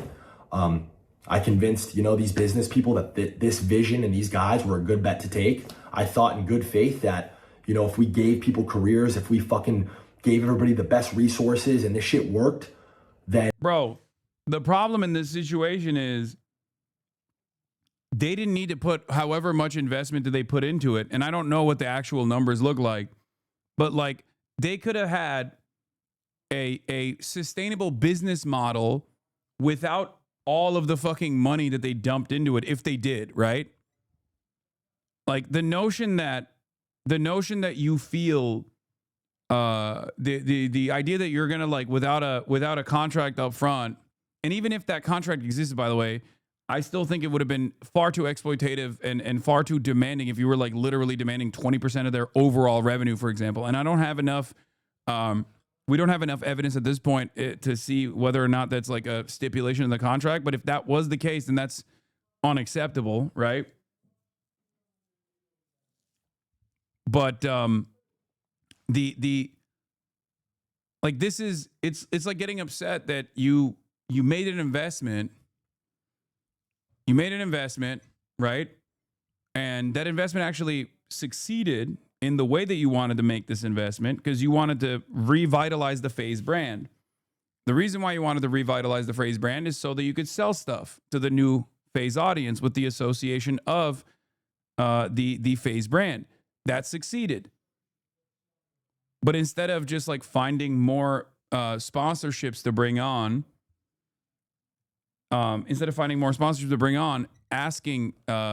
asking for a higher percentage of the revenue that they were generating on their own, I mean, that's not going to work. That's why I think that's why I personally think the analogy with like waiters is a great example of this, where it's like you're demanding that the waiting staff, because of all the upfront investment you put into like putting this business model together, the waiting staff are making tips. And people are coming in specifically to see the waiting staff. And now you're like, well, I kind of want some more of the tips because otherwise we're just going to go bankrupt. It's like really fucked up. That's not how it goes. Yeah. Or bartenders, an even better example, right? They do that though. I know. And it's fucked up when they do that. That's the whole point. But in this situation, because there is no barrier of entry to streaming and the product almost entirely is the content, the person, you can't really make these demands of the laborers. Whereas a bartender can go to a different bar and tend at a different bar, but he still needs a bar, right? If streamers can basically do the exact same stream that they're doing with their fucking phones, right? Maybe it'll be not the same. Maybe it won't be as like popping or whatever, right? But if they can do the exact same fucking stream on their phones, then they're gonna do that. It's a very there is not a lot of tremendous cost associated with. There's not a lot of overhead. There's no barrier of entry into streaming. There's a tremendous barrier of success. There's a tremendous barrier to reaching a level of success. But once you reach a level of success, it's entirely in the hands of the person to continue that success or to continue expanding on that success. And everything else will figure itself out. And I'm so fucking naive and retarded to have not made sure everything was fucking better articulated and solidified and just like people were on the same page. I don't know, man. I failed miserably. It's not the first L that I'm taking in my life. It's not the first time I've failed. But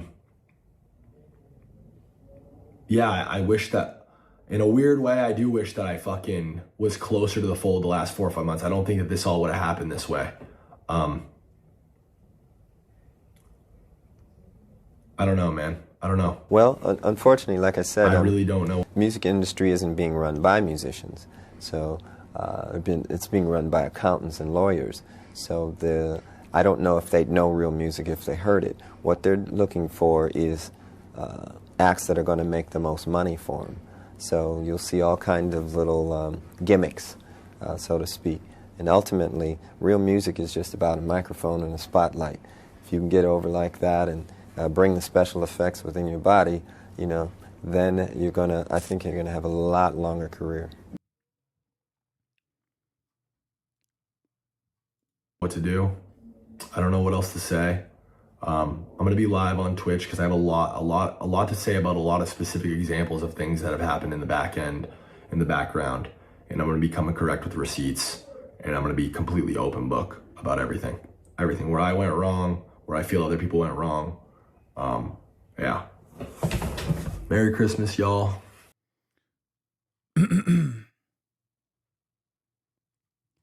I think the better, like the best scenario here would be if this is based around friendship and vibes, then you run it in a cooperative structure.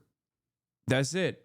If it's based on friendship, vibes, clout, then you don't put that much investment up front. Okay?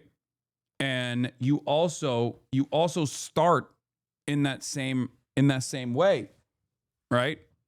Not a Faze clan, but a Faze guild.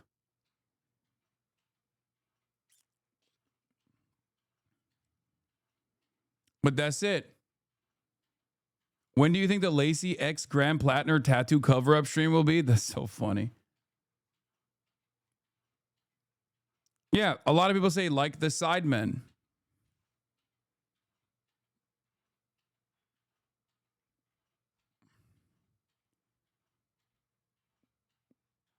But then how do you rent the massive mansion? Because these guys already had money. It's not like they didn't have money. They don't rent that massive mansion, but they make a more responsible decision.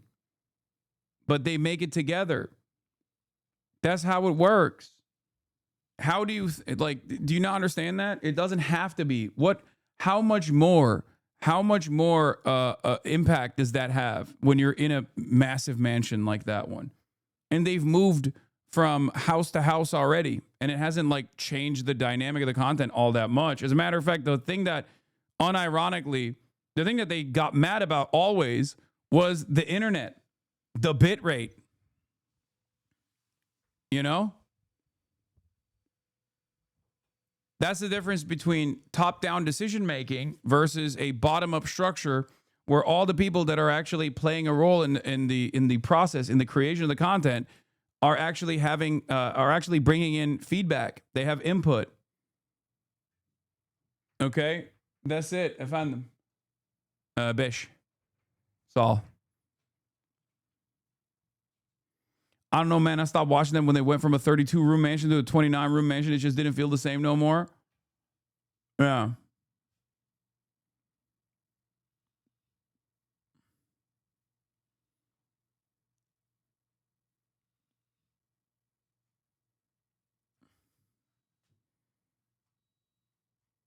I do think that a democratized structure here where people have more input on all of these decisions would unironically give you a much longer, would unironically create a much more sustainable operation. And that is not on some fucking, socialism bullshit. It is something that I genuinely believe. DraftKings co-founder Matt Kalshi launches Heartscope, media platform designed to help scale creator brands. The team behind Heartscope was also behind Faze Clan's award-winning 2024 relaunch. And I think this actually plays a big role in this as well. Matt Kalish, co-founder of DraftKings, is launching a new company designed to help creators scale their brands. Kalish will be the CEO of the new venture. Heartscope is designed to give independent creators access to C-suite capabilities, including help and tools around strategy, creative assets, production, social media distribution, commercialization.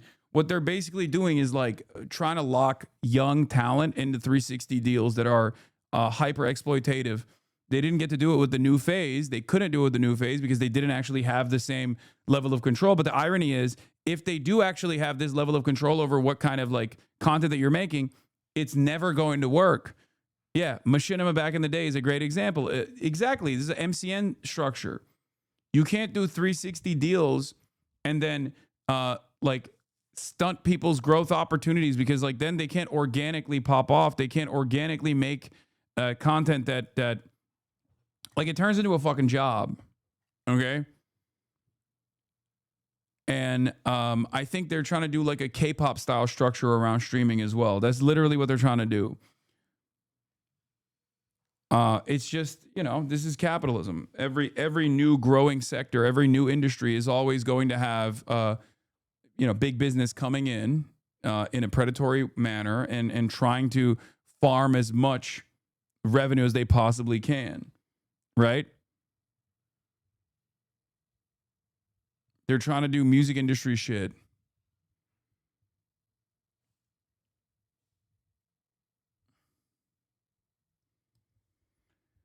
Democratic decision-making structures will also yield more stable production. Ain't no way he would have those nosedived in the haterade if everyone had equal... oh, you mean H3, H3. Oh, true. True. The team behind Hardscope... oh, yeah, but specifically Hardscope aims to help creators scale their businesses. I'm telling you right now, the new meta in 2026 and onward is clippers. These guys will literally... these guys, for the past couple of years... have noticed that a lot of people that hire clippers on like TikTok and everywhere else, low key, the HasanAbi Clips industrial complex basically, but base boosted and much more successful, right? Kick revolves around this meta as well. You get hired on, you get signed on as talent to Kick. There's a fucking managerial aspect to that. They own the platform itself too. Kick is already doing the thing that I was talking about, like Faze Amazon collaborative relationship already exists with Kick. So when Kick hires a new talent, there are contractual obligations, and they elevate them. They elevate them through these clip farms. Okay, they got a shit ton. They got a shit ton of clippers, both on Twitter and on TikTok, and you literally get base boosted into oblivion. They really, really, really improve your brand recognition. And I think this is exactly what these guys are trying to do as well at Hardscope. Team behind Hardscope was also behind FaZe Clan's 2024 relaunch. Last year, FaZe Clan, 580,000 Twitch followers, won Best Content Organization at the Streamer Awards. Though the team has a history of working with live streamers, Hardscope is for all creators. In 2024, FaZe Clan also spun off into the esports company Faze Holdings and the internet media company Faze Media. Miz is doing that, but those TikToks are getting like 100 likes. It starts off slow, but it will. It's basically a science, guys. You can't deny it. It's undeniable. No matter how fucking shitty your brand might look like, the more you see it, the more you generate eyeballs and attention, either as a lol cow or either as like a cool guy. These clippers are what make you into a person that is impossible to avoid, okay? As long as you are getting views, okay? Miz is popping off on Twitter because of the Kick clippers. Yeah, exactly. That's how it is. You get on Kick, you sign off on the managerial side as well. They flood the zone with your clips. You become impossible to avoid. And we've covered the... We've covered this before. Bloomberg also covered this as well. Paid armies of clippers boost internet stars like Mr. Beast. This is the new meta, okay? This is the fucking new meta. And that's what Hardscope, I think, was trying to do. Hardscope was trying to lock these guys into a contract, but they didn't do it early enough. But this was proof of their work, basically. It's science because the Clippers have hacked the algo. Exactly. Makes you wonder at what point your haters will realize they've immortalized you. Yes and no. No, because there is a reason why so many of the insane fucking narratives that cause people to not tune into my broadcast, or at least like when they tune in with a negative attitude. It's because of the fucking hate clip farms. You're not hate clipped at that level? I fucking absolutely am. Are you kidding me? I mean, the same people, the same people that are getting paid to consistently pump out kick streamers are the exact same people that have been doing that nonstop. I get fucking hate clipped by entire governments. We're talking about fucking Israel, dude. Yes, you need to create a new TikTok and pump 10 TikToks a day per stream. Delete the ones that don't hit 100K views after you gain great traction. That's the strat. Not take 3 days to post one clip. Yeah. No, I know. That's how it is. And I think like Jason and all of them, they did that. And they blew the fuck up off of that. Yeah. I got haters in governments. When you collide with your rage, those clip accounts were cropping you out of your own podcast.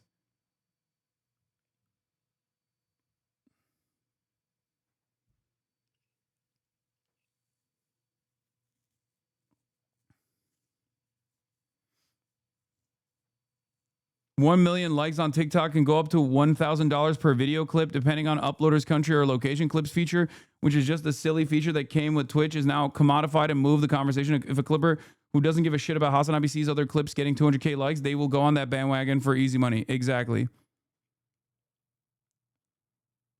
Yeah. Yeah, that's how it is. And no, the HasanAbi Clips industrial complex don't do it for free either. They generate revenue on YouTube. They make fuck ton of money. They literally pay their college. They've paid off their student loan debts and shit like that. It's real. They do it all the time. And when you say Hasan isn't very clippable, he's too verbose, that's not true either. It don't matter. It's all about vibes. It's formulaic. You can make the most boring guy look fucking cool. They do it with Clavicular, who is so one note. It's all about the music that you put in. It's all about the sound effects you put into it. It's also the the silly framing that you add into like the edit in and of itself. Yeah. Clippers do the same with Asmon. Difference is Hasan falls for the clips. Here we go. Yes, you're right. Asmongold is actually the wokest warrior of all time. So when he actually talks about how he justifies torture on random people, we just fell for the Clippers. You're right. Of course, when Asmongold is actually responding to my clips, he is not falling for a clip bait at all. Asmongold is my number one. Asmongold is my number one hater, clip baiter in general. Go look at his short form content, Asmongold clips. Every day there's like 2 to 3 moments off my stream that he just lies about. It's so strange that people refuse to recognize that. And they just go, no, Hasan, you're doing it to him. XQC is worse, in my opinion. I mean, yeah, they do. He was literally just watching clips from an hour ago. Of course, he does it all the time. They make a lot of money for him. This shit didn't start off overnight. That's why I always said like Nick Fuentes has like the positive version of what I have. All of these people have realized that like after years and years of being this like prominent left-wing figure that everyone can fucking unload all of their anger and anxieties towards, there is definitely a market on fuck us on content. There's also a market on promoting certain kinds of content creators, whether it be Asmongold or whether it be fucking Nick Fuentes. And all of these other people on the edges, because they don't fucking, what is this? Asmongold reacts to his favorite video, a clavicular Nick Fuentes edit. This gives me hope for America. It goes so hard. Yeah. Look.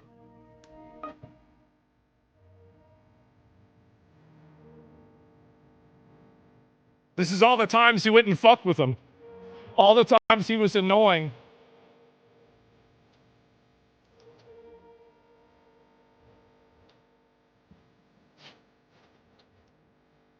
Sit down and shut the... You are just 3 so narrow-minded peeps. Okay, you all have points, but the way you tell it, yeah, you're right. I'm so fucking narrow-minded. Maybe if you keep telling that to yourself, you won't have to listen to what I have to say. All right. My point was there is a big reason why there is like an endless amount of scrutiny on everything that I do and a negative framing on everything that I do on the stream, which Asmongold does not receive. Okay? is because all the supposedly apolitical sloppers, the slop content creators, the drama creators, they have realized that, like, if they do fuck song content, I'm not going to attack them, you know, and they're going to farm a lot of revenue off of it. But if they do fuck Asmongold content, at first they might have Asmongold's fan base come after them or stop watching them, and they're too afraid of that. That's it. Do you dye the hair on your head but not the hair on your face, or are you retaining color up top that well? Yes. All right. None of your haters online ever have a response for why that isn't just a lie. I know.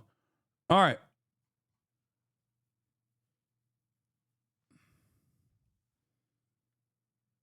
God damn, he just reacted to you. You're reacting to him. You gets gotta just chat. I know you say he won't, but damn. Why are you asking me this question? I have said already that I'm willing to talk to him. He's the one who doesn't want to talk to me. Okay? He's the one who wants to talk over what I'm saying, because he knows if we were to have a normal conversation, his audience would actually be a lot more responsive to what I have to say. Yeah. Or even in that moment, we'd have a conversation. He'd be like, "Yeah, you're very reasonable, actually. Never mind." And then next week, he'd consistently call me a fucking terrorist.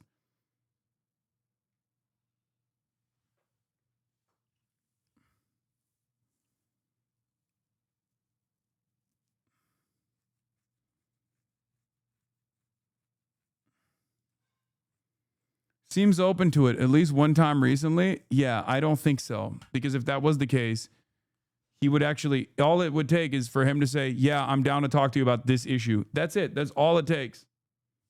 I've said over and over again. I've said over and over again that I'm down to do that.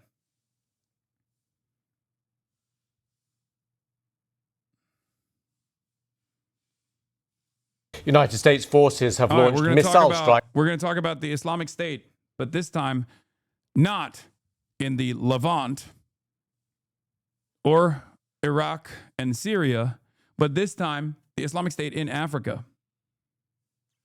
Against the Islamic State group in northwest Nigeria. US Africa Command said they were carried out in coordination with the Nigerian authorities and killed what it called multiple IS terrorists in Sokoto State. Nigeria says it was involved in the planning of the operation, and the US military posted a video showing a missile being launched from a naval vessel. On social media, President Trump described the Islamic State group as terrorist scum and accused the group of targeting and viciously killing primarily innocent Christians. While speaking to the BBC World Service, the Nigerian foreign minister defended the military action. What I can confirm is a joint operation between Nigeria and the US that has targeted terrorists. It has nothing to do with a particular religion. It is, as far as we're concerned, targeting terrorists that have been attacking Nigerians, period. So it has nothing to do with one religion or another. And nor does it have anything to do with Christmas. It could be any other day. It is to do with attacking terrorists that have been killing Nigerians.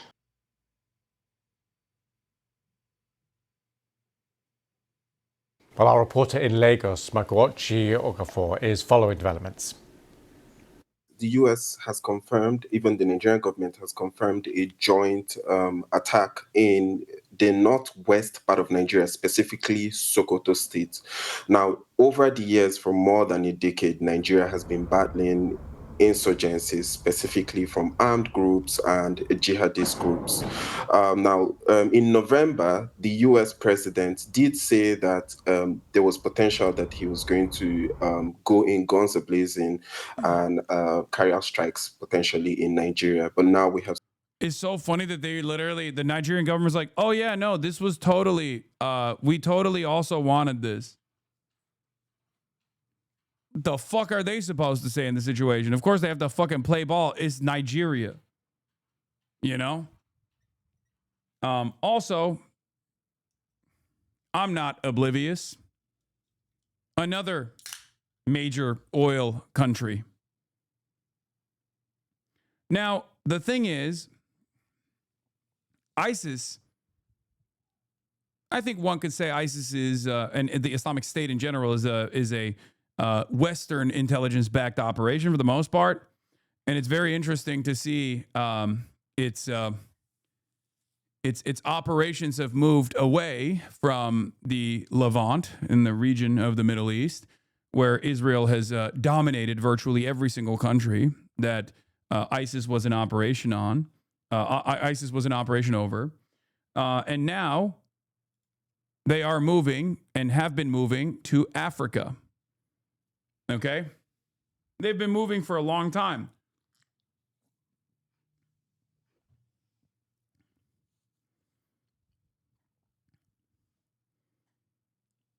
I thought Trump beat ISIS. Yeah, I mean, I guess not. Now, the thing about ISIS is that it just happens to work anywhere where America has any interest in destabilizing or any interest in having control over, because all of a sudden you have these like Salafist groups, you have these Wahhabist groups that are wreaking havoc in a country that does not have the organizational tools or the weapons to be able to just like overcome consistent acts of terror, right? So they have to rely on American military deployment to take care of the problem. Or they happen to operate in a lot of these places. Pure coincidence, by the way. ISIS happens to operate in a lot of places where you have a competitor, another foreign country that also is sending in or deploying their own private military contractors, for example, like the Wagner Group, or countries that have stronger relationships with an American foreign adversary like China. Okay? And of course, as is the case usually with ISIS, the victims are rarely ever Westerners. Now, are there lone wolf attacks that are conducted in the West? Absolutely.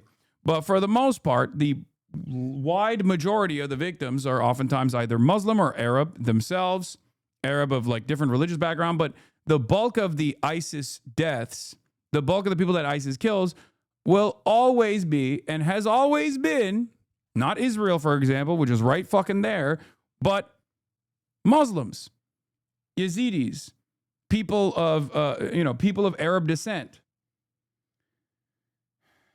And I suspect that the same issues take place in the African continent where ISIS is operating as well.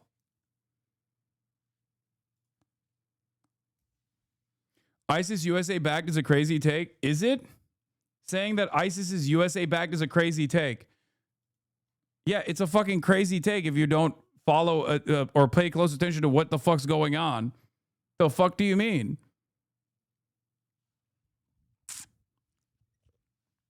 It's not a direct involvement, okay? The American government is not going to directly involve themselves with ISIS, but they will fund the countries that are then directly involving themselves with ISIS, whether it be Turkey. That was a huge fucking deal a couple of years ago. The guy who actually uncovered the relationship between ISIS and Turkey, even though ISIS literally blows up shit in Turkey as well, by the way. Just remember, who do you think is responsible for that partnership? Do you think Turkey was doing it on their own? Fuck no. Of course not. Turkey's doing that for America as a NATO country. I mean, the guy who branched off of ISIS, like literally branched off of ISIS, is now the president of Syria. What the fuck do you think happened there? How do you think that happened? You think you had a come to Jesus moment? This isn't sound analysis. ISIS is a label. There's little to no crossover or real communication between the ISIS in the Sahel and the ISIS in the Middle East or Afghanistan. It's an affiliation by announcement, not organization. There's no evidence so far that the Sahel groups are U.S. backed. I'm not, but notice how you're not saying that there isn't U.S. backing with the ISIS operations in the Middle East. I think you and I both agree and understand that there is U.S. backing, or at least secondary U.S. backing, U.S. allies backing, and offering logistical support to ISIS in the Middle East. I'm simply stating that there is some evidence of that, yeah, especially via intelligence, yes. So, if that's the case in the Middle East, don't you think that it's a little suspicious that a similar relationship might also exist in Africa as well?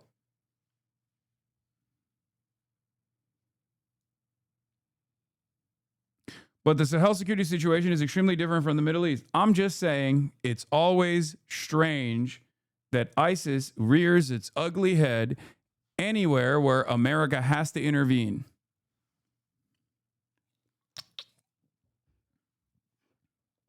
And it's not like America has not intervened or at the behest of Western capital in the past in Nigeria. They quite literally did do that when I believe it was Shell. I believe it was the Shell Corporation, when they couldn't get a decent contract or the kind of contract that they wanted from the American government, actually directly activated tribal leadership and caused similar acts of terrorism. But this ISIS and that ISIS are totally different situations. The Sahel ISIS-affiliated institutions have been here for over a decade. I'm just saying that there's a pattern there, and it's one that actually still favors American intervention.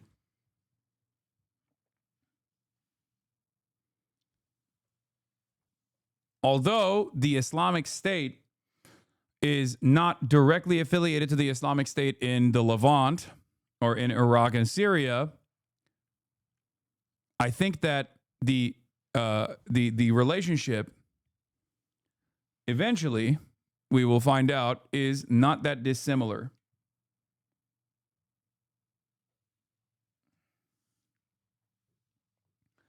I also follow the Sahel closely and agree with your analysis here. It only is really ISIS by affiliation. The groups have local grievances, mostly no intent to create a caliphate. Guys, I don't think that the ISIS intent to create a caliphate was all that valid either. I think that's just, once again, what do I always say? Religion, or whatever kind of like fundamentalist attitude that one has over their own version of religious interpretation, is simply a galvanizing principle. It is not the main point. Okay? It's a localized version of the Wagner Group, if you want to call it that. Basically like a less sustainable localized version of, like, the Wagner Group operates at the behest of Russia.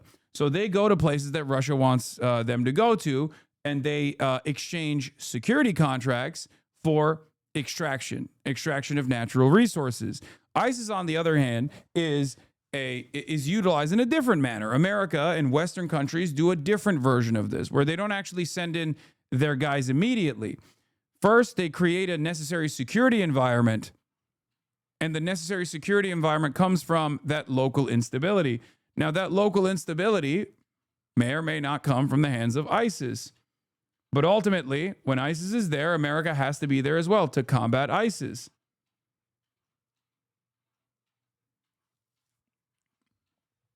ISIS is simply just a way to threaten and destabilize countries that don't have the same resources to be able to deal with this kind of with these kinds of fucking monstrous acts of terror.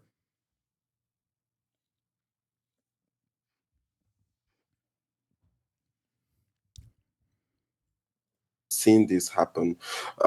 While the U.S. president did say that this was an attack on Islamists, what he called Islamic terrorists, targeting particularly Christians, the Nigerian foreign minister has sort of also said that this is more on just what he has called attack on terrorists. Is this public knowledge or just theories? Okay. I'm working off of the same analysis that I have for ISIS in the Islamic State in Iraq and Syria, or ISIL, Islamic State in the Levant. Okay. This is a different variant of it, and it's been around for a very long time. And the Islamic State in Africa has different ties. They don't operate Like if ISIS worked alongside NATO countries like Turkey, for example, or have offshoot groups like the FSA that Turkey trained and utilized and deployed in Syria, that was comprised of Turkic nations all the way, including like Uyghurs, right? From Xinjiang. ISIS is going to have, ISIS, or not even ISIS, but the Islamic State in Africa, specifically in Nigeria, is going to have different goals, different opinions. It's not comprised of the same people. And the regional players, yeah, I dropped my phone. The regional players are not going to be the same either. It's going to be different. But that relies on the idea that ISIS is a deliberate organization that is the same in Iraq as it is in Burkina Faso and Nigeria, and it isn't. It's like saying all groups calling themselves Marxists are a part of the same group. Okay. The ultimate, the goal here, from the way I'm looking at this, is that it is an effort. It is a way to destabilize these countries that want to develop some semblance of sovereignty, or are leveraging relationships that they have with foreign adversaries. They just happen to be in operation all the time. They just happen to be in operation in places where America does not want better relationships with America's adversaries. That's all I'm saying. And yes, at this point, this is absolutely suspicion. This is my suspicion. Wee woo. This is speculation. Okay? There isn't as much hard evidence tying, at least as far as I know, tying the Islamic State operations and numerous other like jihadist groups, okay, in Africa back to, American interests, in the same way that I can directly tie in the aftermath of the global war on terror, directly back to America and American allies in the region, okay? Because ultimately Israel is right there. Ultimately Turkey is right there. These are profoundly important allies for the United States of America. So, there is that element. As far as like Sahel, you could even make an argument that this is French intelligence intervention. There is also that as well, because a lot of the countries that these guys operate in, like Burkina Faso, for example, are French, former French colonies. And they are the ones who are trying to develop sovereignty away from France, for example, and they're getting fucking destroyed, okay? Like Burkina Faso, Ibrahim Traore is having a very difficult time combating Islamic terror in his country right now, okay? And it has absolutely gotten way worse since he took over and said he wanted to be a sovereign country and develop sovereignty from France. Attacks recorded in Africa in the first 5 months of 2018. Many are by groups fighting in the ongoing civil wars in South Sudan and the Central African Republic. Others are riots against governments in southeastern Africa. But these are different.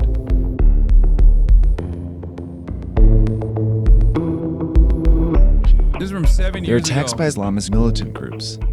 Some claim to be branches of the Islamic State, while others claim to be Al-Qaeda. Both groups are usually associated with the Middle East, but for the past decade, Islamist militant groups have been spreading across Africa, where they've continued to find places to organize and launch attacks. Their success has pushed these fragile states into deeper turmoil, and it's made the region one of the most dangerous in the world. To understand how these terrorist groups got to Africa and why they're so successful there, it helps to start in Nigeria.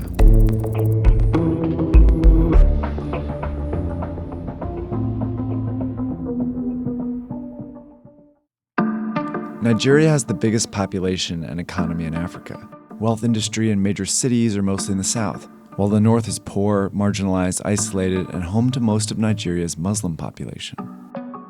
It was here that a radical Islamist group called Boko Haram took shape and turned violent in 2009. They started razing villages, slaughtered men and women, and kidnapped children who were forced to carry out suicide attacks. The Nigerian government cracked down, but the group continued to grow. In 2014, they got international attention when they kidnapped close to 300 schoolgirls in Chibok. Isn't Algeria packed with them too? My mother is a judge at the Algerian Supreme Court and she gets tons of terrorists. Oh,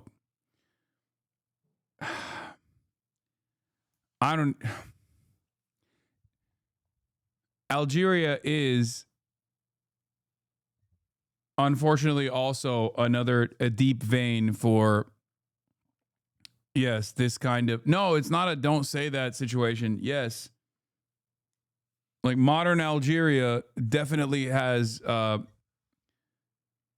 modern Algeria definitely has a lot of issues with this as well.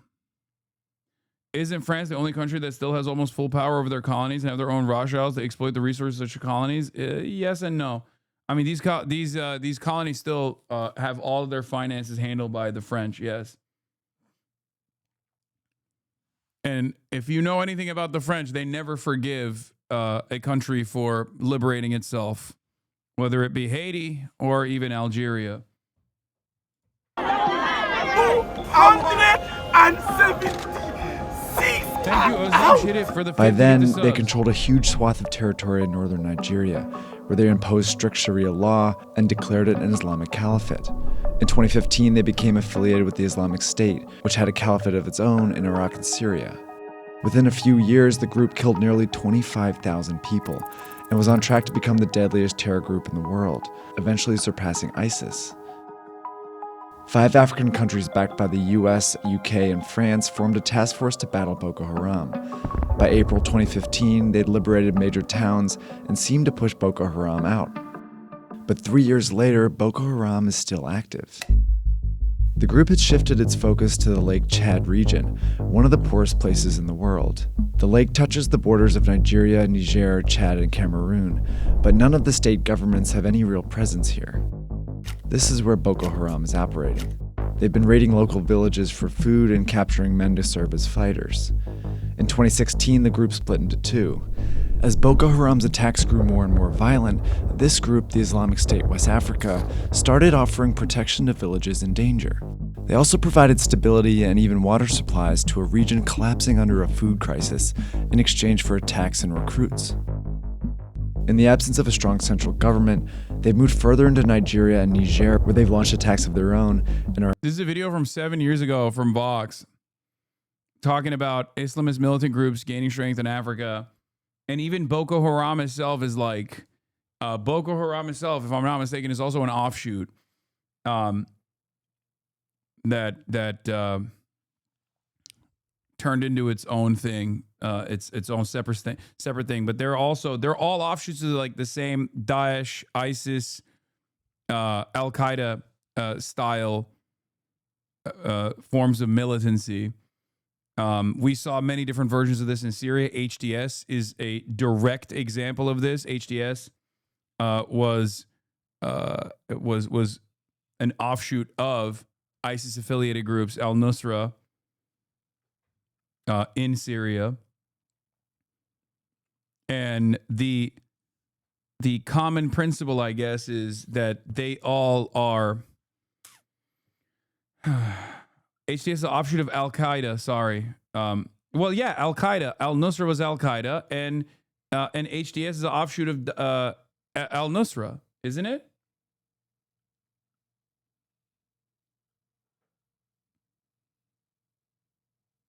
Yes. Al-Nusra is an offshoot of Al-Qaeda in Syria.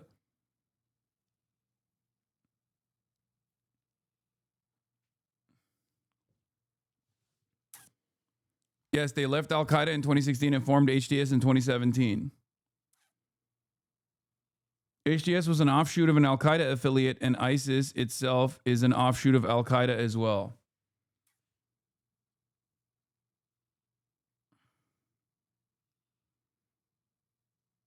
are officially affiliated with the Islamic State. Exploiting and terrorizing locals in ungoverned areas has become a successful strategy, keeping these militant groups active, but it doesn't stop here. The strategy is being used by terrorists all across the continent. Lake Chad is part of the Sahel, a narrow band of territory that stretches across north-central Africa. The conditions that make Lake Chad ideal for Boko Haram and ISWA extend across this whole region. The population is mostly Muslim and vulnerable. Ethnic conflicts are rampant, food is scarce, poverty is rife, and most importantly, there's almost no presence of a government. Islamist militant groups have been filling these spaces at a staggering pace. 7 years ago, Islamist militant groups took over northern Mali and declared it a caliphate for 10 months, before a French military intervention drove them back into the desert. Today, they've banded together and are affiliated with Al-Qaeda. A group called ISGS broke away and is now affiliated with the Islamic State. This part of Mali remains ungoverned and violent 7 years after the intervention. Both of these groups are fighting for various militias in the conflict. Meanwhile, both are attacking foreigners, including the French embassy in 2018 and the 2017 ambush of the U.S. Special Forces in Niger. Fox News is learning that 12 U.S. soldiers, mostly Green Berets, were ambushed by... Most of these groups in Africa were originally founded as unlinked before proclaiming allegiance to a leader such as Baghdadi or the Taliban. For Boko Haram, this was done during the height of ISIS power and was then rescinded. A lot of groups did this. Okay, but they're operational. They're the only operational forms of Islamic State militancy right now. And the main Islamic State telegrams and the main Islamic State propaganda outlets directly celebrate their operations in Africa. And now they are responsible for 90% of all ISIS operations. Because almost all of the ISIS operations, almost all the Islamic State operations in Iraq, Syria, and also all around the globe have been reduced to virtually nothing. Okay. And since last year, I think last year Africa was around 70%, and now it's 88%.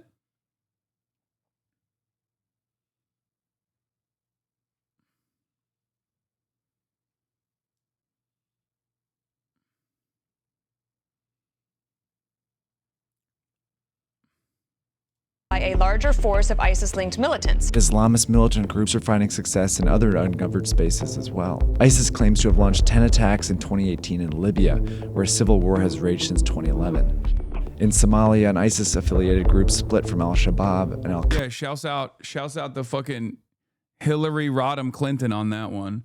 But ISIS is not a real organization at this point. This is what I'm trying to explain. It's like how right-wingers refer to Antifa as an organization despite having no central links or organizational ties. Sure, but they don't have to be. They don't have to be because they're doing what we understand as terrorism.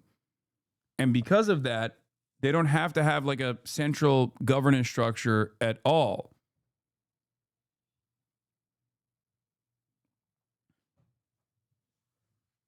They can operate in a decentralized manner, and I don't even think that they're decentralized or as decentralized as you say they are.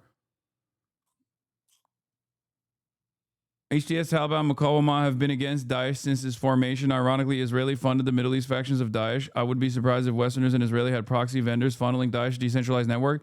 I mean, look at the RSF. Look at the RSF in Sudan. Okay.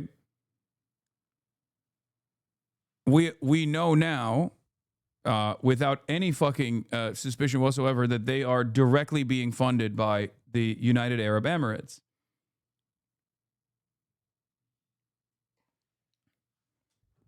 Someone has given these guys weapons.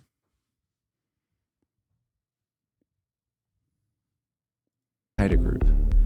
It's made this whole part of Africa one of the most dangerous places in the world.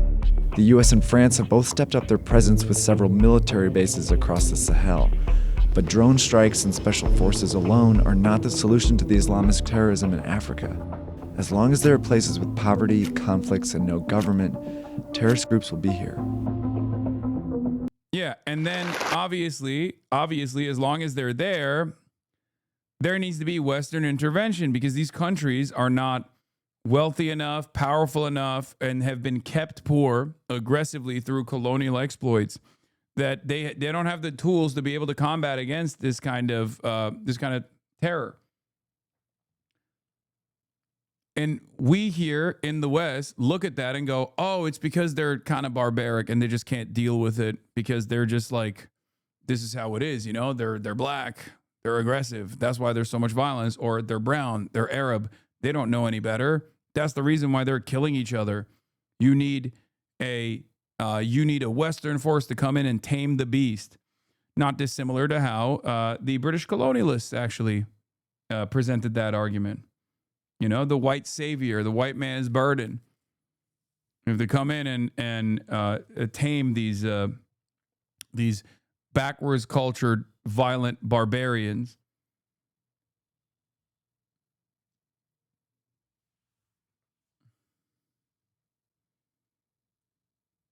Because according to the government, these attacks have not just targeted Christians, but they've also impacted Muslims also.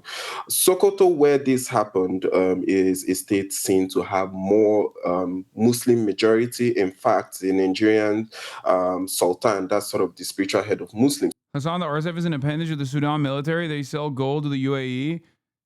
Then that makes his way into Europe. Wait, what are you talking about? I know all of this. I have talked about all of this. You don't understand the Sudan conflict on a fundamental level? My favorite, it was an appendage of the Sudan army, and now they're fighting what remains of the Sudan army. But what is crazy about this is like what's crazy about all of this is like, it's just like chatters will come in and repeat the things that I've talked about before back to me as though I'm like, they are backwards though. Not to say we aren't, but like they are. Fuck, dude, we need to do something about groups like this, in my opinion. Why the fuck can't we just like use the sats to drone strike these groups? I don't get it. The average Ameribrain. Man, these groups are one of the only times I don't see, like, I don't like seeing US troops killed. These guys are true evil. 25-month subscriber. Bro. Brother. Death and destruction is death and destruction. Like, what do you mean? How the fuck do you justify Western intervention in this situation? It's Western intervention that plays a role in developing the volatility to begin with. It's literally Western intervention that causes these places to be dirt poor. Okay? There is individual mismanagement from these puppet states in many instances as well, because they are puppets to the West that then bring in further economic Western intervention, IMF loans and the like, relegate complete control over how things are supposed to be governed in these countries that are resource-rich countries, and therefore they want a pliant leader to allow Western capital to come in and do whatever the fuck they want, so that you can have the cheapest resources, the cheapest minerals that you can possibly get, so your iPhone prices are manageable. They come in with the World Bank and IMF, and if someone doesn't comply with those demands, they kill them, and then they put a new person in charge that will comply. Nowadays, there's at least somewhat of an alternative out there that is offering better loans, loans that they will forgive, loans without the additional demands being made, that play a better role in developing these countries, and America doesn't like that.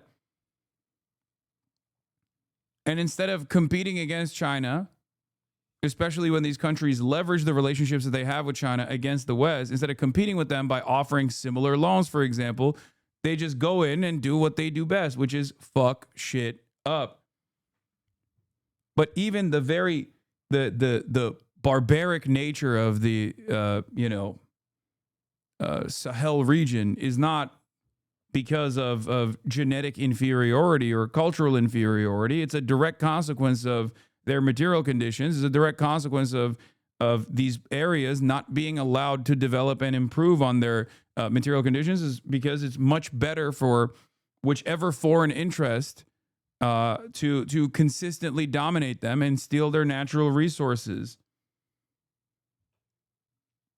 So the very fact that this volatility creates a breeding ground for extremist terrorism, for example, is also still created by Western intervention in the first place.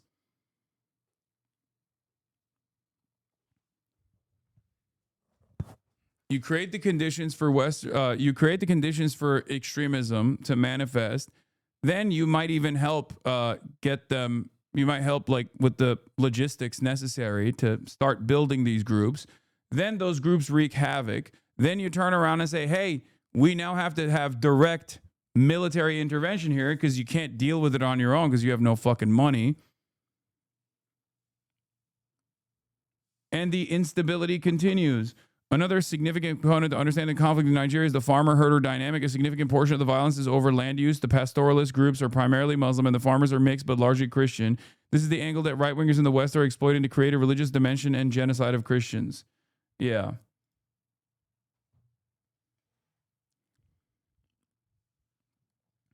I actually don't agree with China's loans either. They only forgive the loan if the country had the loan, gives China whatever was built.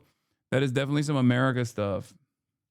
Yeah, but the level of intervention that China does not, the level of intervention China demands is clearly, in the eyes of these countries and their rulers, far better than the American, far better than the conditions that the United States is offering.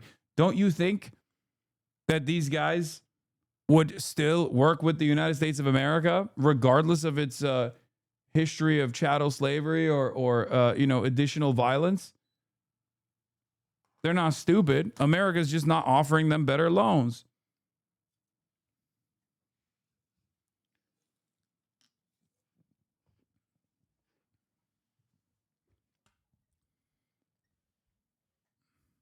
In the country resides there, and that's where that's sort of the background of what has happened. But many people see this, some people from conversations we're seeing see this as a welcomed partnerships, as Nigeria has really been trying to clamp down on insurgency for years now.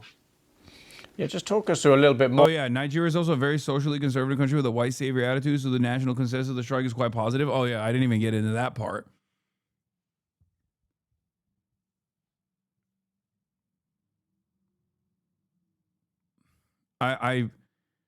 Yeah, all I'll say is this.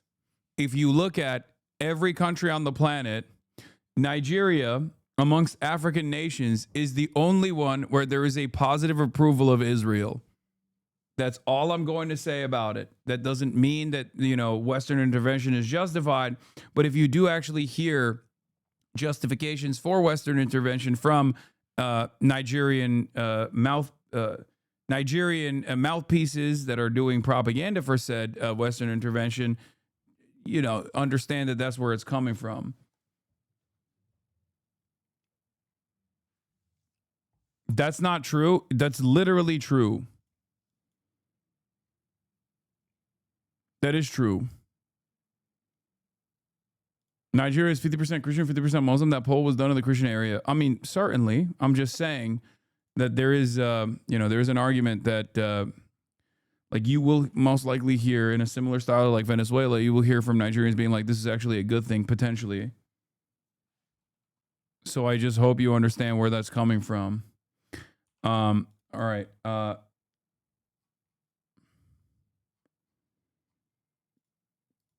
Wait, what the fuck? Why is this black? Hold on. I'm going to read this Financial Times article. Hold on.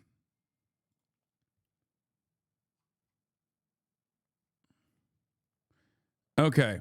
Why bomb Sokoto? Trump strikes baffle Nigerians. U.S. missile attacks on Christmas Day hit a part of Nigeria's northwest that is almost entirely Muslim.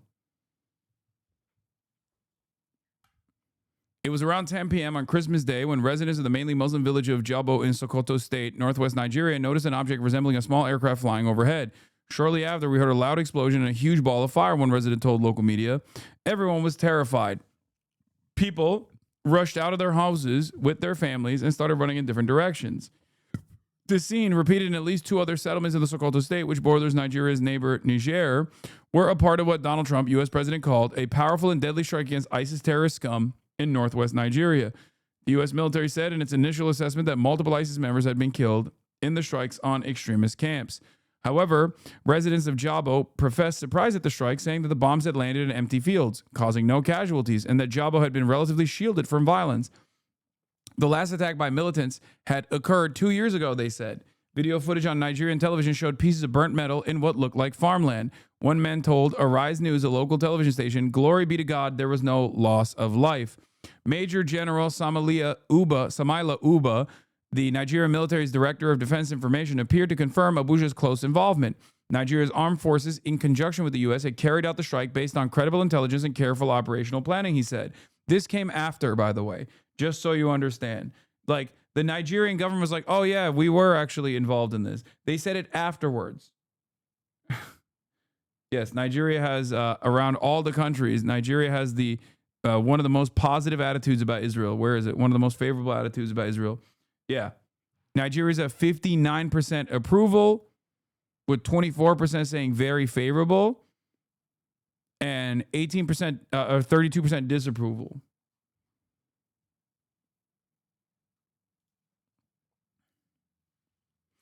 UBA went on to say that the precision strike operations against identified foreign ISIS-linked elements had received approval from the federal government authorities.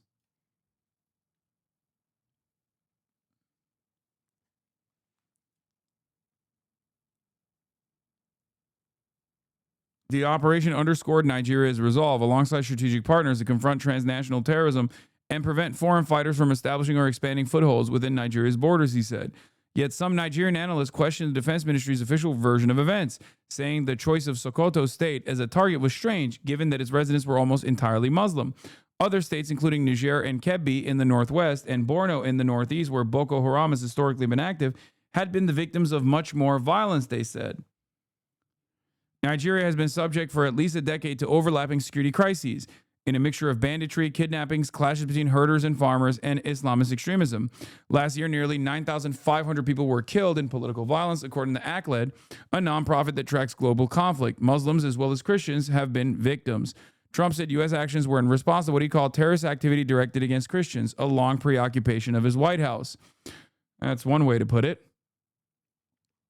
The strikes came a day after a bomb attack on a mosque in Maiduguri in northeast Nigeria, in which at least 5 people were reported to have been killed and dozens injured. In November, gunmen kidnapped at least 200 children from a Catholic school in Niger State. Mustafa Gembu, a security analyst, said the choice of Sokoto was highly questionable. Sokoto was more a victim of banditry than of terrorists targeting Christians, who were almost non-existent in the state, he said. It was not what he called one of the country's terrorist hotspots, but rather a predominantly Muslim enclave and the historical seat of the Sokoto Caliphate, a spiritual center of Islam in Nigeria. Since Trump in November threatened to deploy the U.S. military guns blazing in response to attacks on our cherished Christians, the Nigerian government has been under strong U.S. pressure to act against the violence. Bola Tinubu, the president, dispatched senior security officials to Washington to discuss the situation and replaced his defense minister with a former general. But despite the public claims on Friday of coordination, Gembu said he doubted whether the Nigerian armed forces had been closely involved in the planning of the strikes. I don't think they were. That's why I said I don't really trust the Nigerian government being like, no, totally, we wanted this.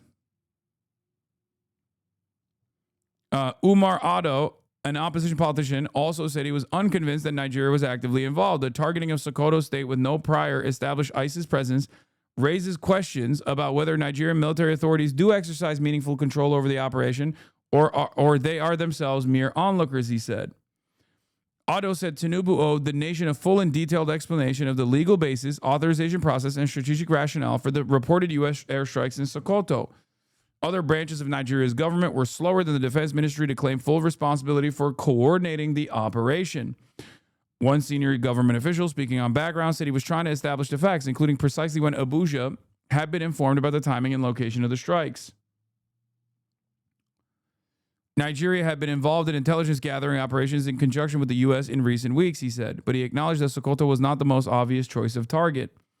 The foreign ministry was also more circumspect about its involvement, saying only that it continues to work closely with its partners to establish diplomatic and security channels to weaken terrorist networks. However, it stopped short of saying explicitly that it had prior knowledge about when or where these attacks would take place.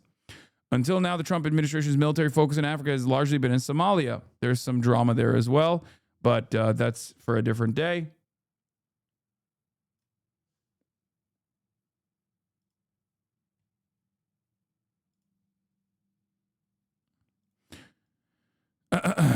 In May, U.S. Admiral James Kilby said Washington had launched the largest airstrike in the history of the world, 125,000 pounds from a single aircraft carrier into Somalia. After the strikes on Nigeria, the U.S. released a video showing what appeared to be a missile being fired from a ship. Gembu, the security analyst, said witnesses in Jabo had reported seeing both drones and missiles, and that the strikes may have been a combination of the two. Contrary to U.S. claims that multiple ISIS terrorists were killed in the ISIS camps, Gembu said no casualties have been reported. In Tangaza, scene of a separate strike from Jabo, one part of the bush that had been hit was still smoldering, he said. So PR strikes for the most part. And the reality of the matter is, when we're talking about Africa, when we're talking about African nations, there's even less interest in recognizing their humanity. So you're just like, I mean, I'm glad that nobody seemingly died according to the Financial Times reporting, but even if there were, you know, Muslim farmers or whatever that had been killed in these strikes, the American government would just say, oh, they're just fucking ISIS, you know? They were just killing ISIS people. And they'd most likely move on. Peace, President. Or of that background, I suppose some of the history that's led up to this.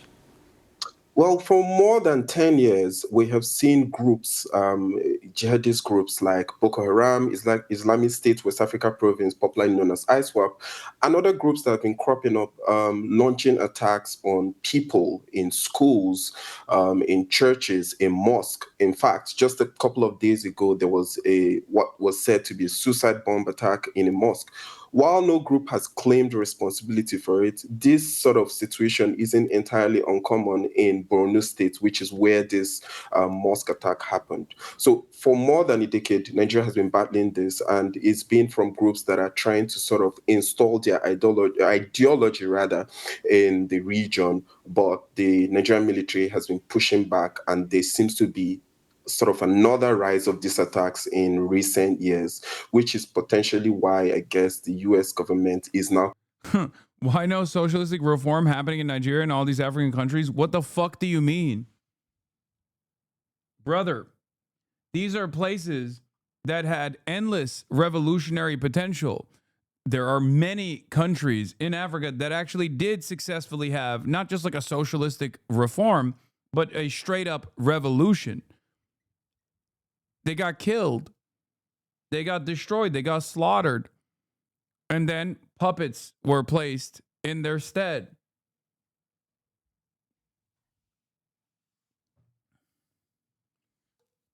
Over and over and over again. They're still researching it in the science tree. It takes some time. Yeah. Trump said That's how it goes. South Africa has some socialist tendencies. Unfortunately, that was supposed to be a successful socialist revolution. But due to it being a reformist movement at the end of it, it actually completely dropped all of its socialist tendencies. And that is the reason why South Africa still has a fuck ton of economic issues and basically re-solidified the exact same economic disparity that existed in the country in the apartheid structure. All you got was a couple new black billionaires on top of the primarily white billionaires that run the country. This is a major issue with South Africa still to this day. Is all of the arable land, all the valuable land belongs still primarily to the white population, which is under 10%, but they own 90% of all of the most valuable land.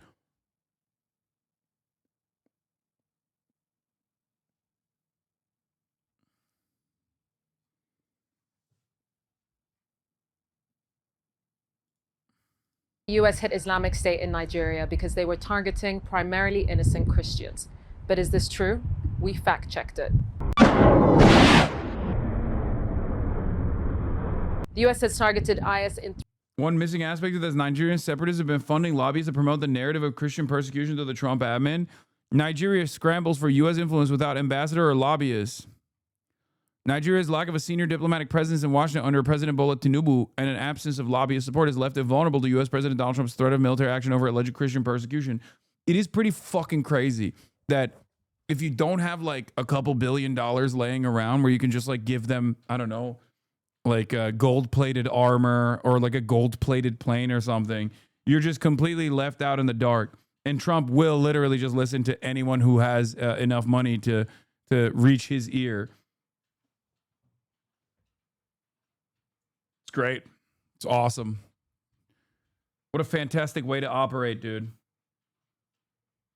What a fucking fantastic way to operate. Abuja is scrambling to appoint an ambassador to the U.S. after 2 years without one. The move is part of a broader push by Abuja to appoint ambassadors to missions abroad this month. Regulatory filings examined by Semaphore show the Nigerian government has had little to no lobbyist representation in Washington since Tinubu took office in 2023. Instead, Nigeria has been outspent in Washington by Biafra separatist groups who, according to the filings, have focused on raising the issue of Christian killings on Capitol Hill to chime with a long-running narrative of conservative Christian circles. One longtime Washington lawyer who has worked with African governments described Nigeria's lack of senior representation of lobbyists in Trump's first year as shocking. By the way, they literally did do this with white genocide in South Africa. And instead, because South Africa does have lobbyists and South Africa does have ambassadors in a relationship with the United States of America, they were able to cut out the middleman, and it wasn't even lobbyists. They did it through white supremacist influencer networks, which is even fucking dumber than taking advantage of the lack of direct correspondence between two nation heads. It is fucking insane. And it worked. That's why Trump was running around talking about white genocide in South Africa. That's how stupid it is.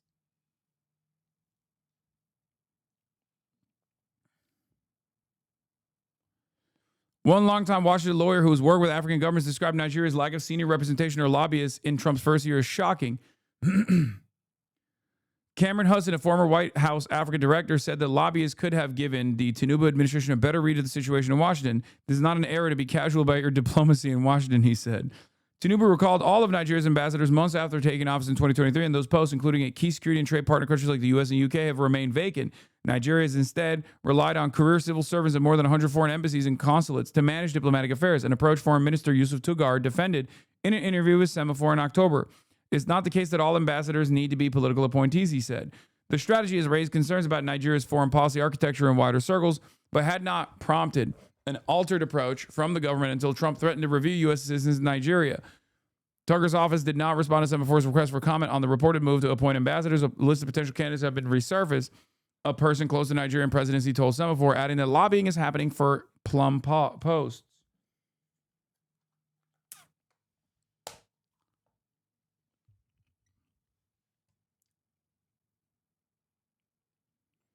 Ebenezer Obadare, an analyst with the Council of Foreign Relations of Washington, said Nigeria's institutional failings at home had exacerbated the situation on the global stage. Having an ambassador in Washington may not have forestalled the Trump verbal onslaught on Nigeria, but full diplomatic presence would have helped the country anticipate the country of particular concern designation and develop a game plan.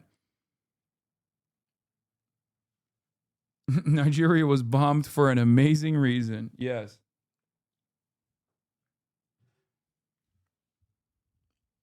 Separatists from Nigeria's southeast region have harked back to the country's Civil War era breakaway territory, which was called Biafra, and invested in lobbyists in Washington to push their cause on Capitol Hill and with the media. One filing showed the Biafra Republic government in exile, which is headed by Finland-based activists, paid Washington lobbyists Moran Global Strategies $10,000 a month over the last year. The communications showed that while they have championed their separatists as persecuted Igbo ethnic group, they have also made a point of claiming that they are being persecuted because of their Christian religion. In one letter to Hill staffers, the group claims that Nigeria's persecution of Christians continues to worsen. Shouts out to Nicki Minaj for that as well. Congratulations. There is a lot of involvement from the Nigerian diaspora as well, especially the wealthy southeastern Igbo diaspora. There remains a lot of resentment over the Biafra War and the crushing of the separatists by the northern-dominated army.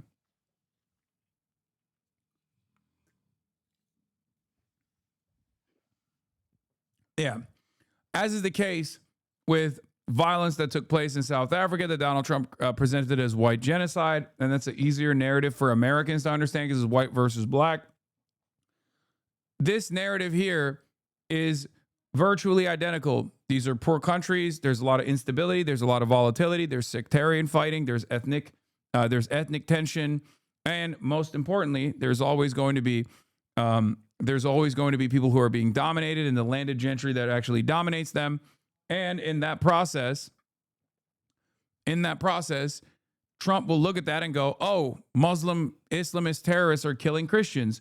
No, they're not. They're killing Muslims as well as Christians. They're killing everybody. You genuinely don't understand this? It's not the same parallel? Okay. I mean, if there's any if there's anything that I'm missing here, you can elaborate.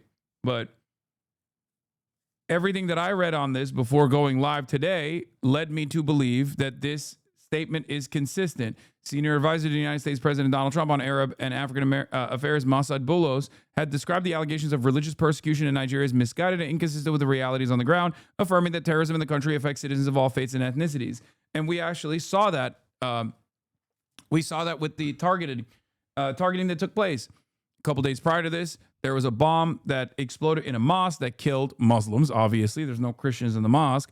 5 Muslims, a dozen other Muslim casualties in the process of the terror attack. But prior to that, they had actually kidnapped a bunch of Christian children from a Christian school. So it's never, it's not like as directional as the way that I think Western reporting or the State Department presents it as. And for the record, this has always been the... What? Boulos is Lebanese, by the way? Your theory is correct? Stop!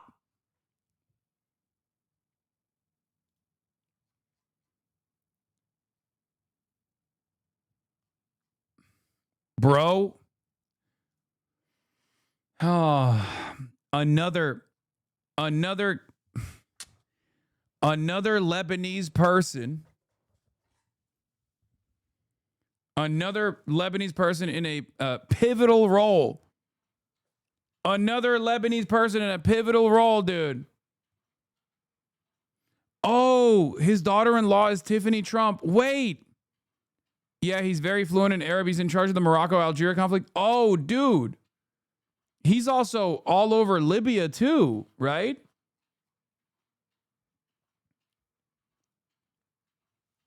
The Great Lebanese Mint? Yeah, the Great Lebanese Replacement.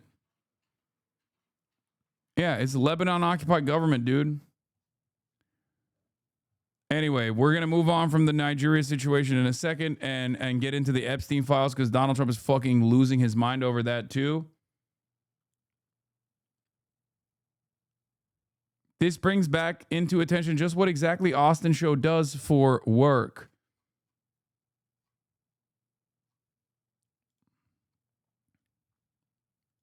Oh my God. Morgan is a moderator of mine. And as you guys know, Frogan is also Lebanese. Oh my God, what have I done? The infiltration was even here. The infiltration is everywhere. Mother of God. What is happening? Welcome to the Lebanese occupation. Yeah. 3 different countries, Syria, Somalia, and Nigeria, in the span of 1 week. But it's only after the strike in Nigeria that Trump mentioned IS killing Christians. The US military's Africa Command said the strike on Sokoto state took place in coordination with Nigerian authorities and killed multiple IS militants. But a journalist on the ground told us that one of the communities hit has never been affected by insecurity. They're killing record numbers of Christians in Nigeria. The US military strike comes weeks after Trump warned that Christianity faces an existential threat in Nigeria and threatened to military intervene, he says, over the failure to stop violence targeting Christian communities. After the operation, Trump posted on Truth Social that the United States launched a powerful and deadly strike against ISIS terrorist scum in northwest Nigeria, who have been targeting and viciously killing primarily innocent Christians at levels not seen for many years and even centuries. So according to data, are Trump's claims of Christians primarily being targeted in Nigeria even remotely true? Nigeria is roughly split between a Muslim population predominantly living in the north and a Christian population living in the south. Each dot on this map marks an incident of militia violence, including Islamic State, West Africa Province, and Boko Haram attacks. And the spread of dots across the map suggests that violent attacks, including forced abductions and sexual violence, are more evenly spread across Muslim. I think this kind of narrative, like, oh, we got to defend our big, beautiful Christians in Nigeria, is also stupid because I don't think a lot of people, I don't think a lot of these fucking people, like Americans, give a shit. You know what I mean? As I said before, okay, let's say we have a mass exodus of Nigerian Christians that come into the United States of America. You think all of these people that supposedly care about Christianity are going to be up for that? Fuck no. Yeah. They don't give a shit.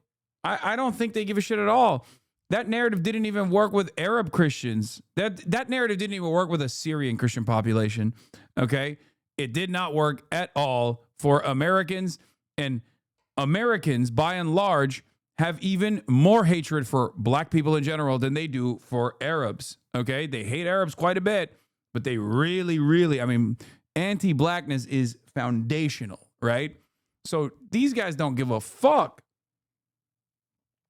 They don't give a fuck about this whole like, oh, we're defending Christianity. It's just a talking point for them. Muslim and Christian areas in Nigeria. In fact, there are a higher number of attacks taking place in Muslim areas, 1,628 incidents versus 865 attacks in Christian areas, according to data from December 2025.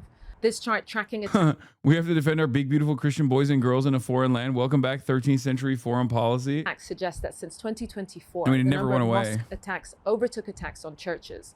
The figures also include Christians ended slavery when the world said it was okay.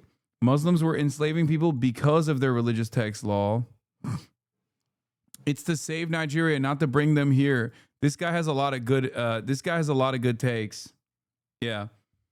Yeah, no, famously, especially for us Americans, famously Christianity didn't play a formative role in defending white supremacist chattel slavery as an institution. That's awesome. Yeah. Guy who definitely has no stake in this and isn't fucking brain broken. Yeah, chattel slavery, famously not defended by the Bible, okay?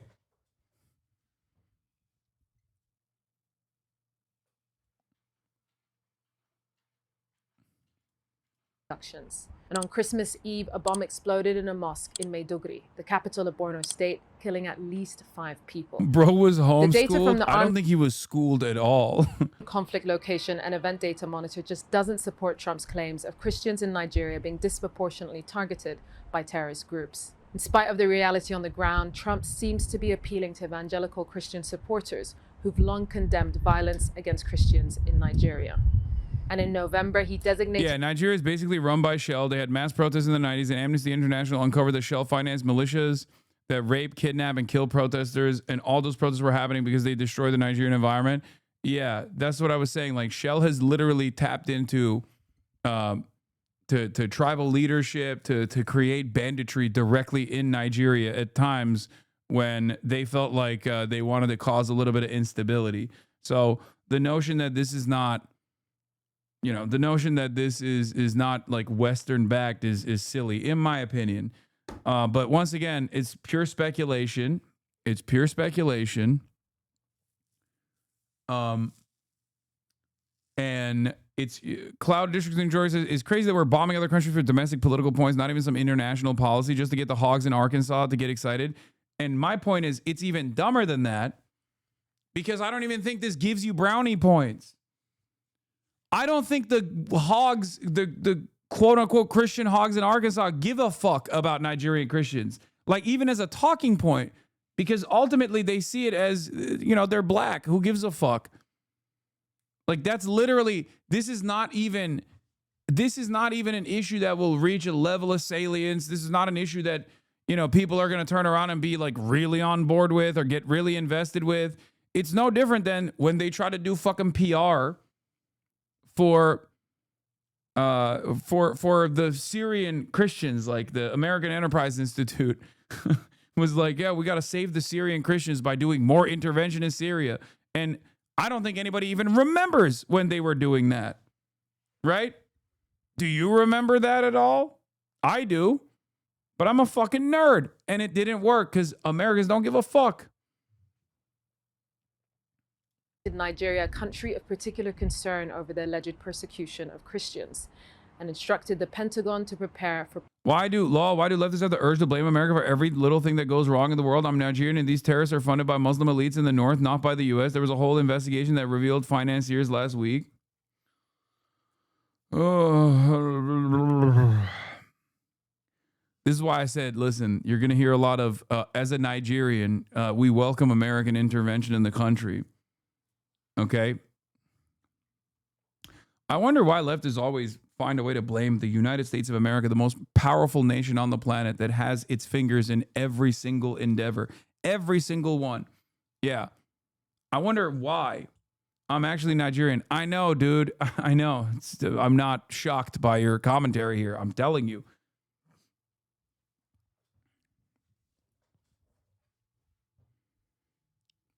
We talk about, fuck, man. We talk about America intervening in Venezuela, and everyone's like, as a Venezuelan, we welcome Caracas being reduced to rubble, please. Why are you blaming America for this American strike? You're right.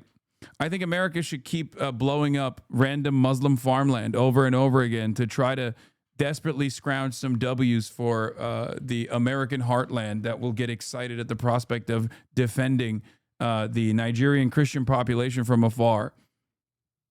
This will solve the issue.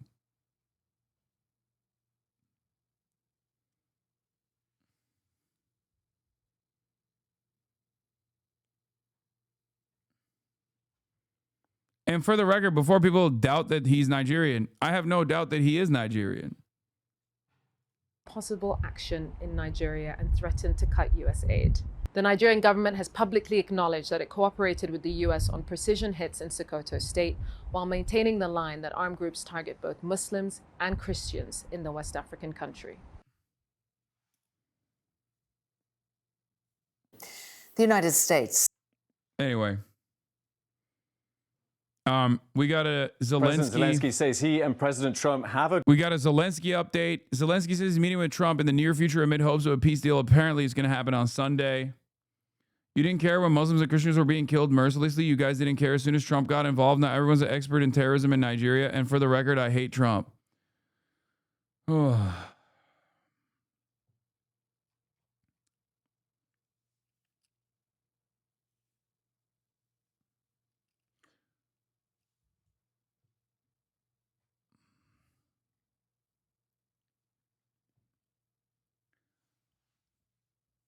My mistake. What's your solution? As a Nigerian person, what do you think is the best idea? Do you think more American intervention, direct American intervention, is a better alternative?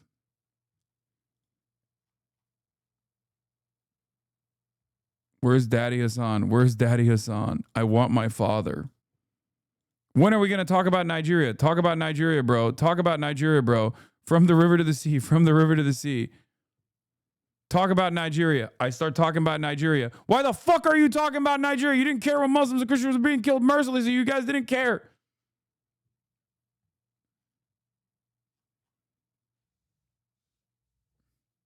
I guess this didn't go the way you wanted it to go.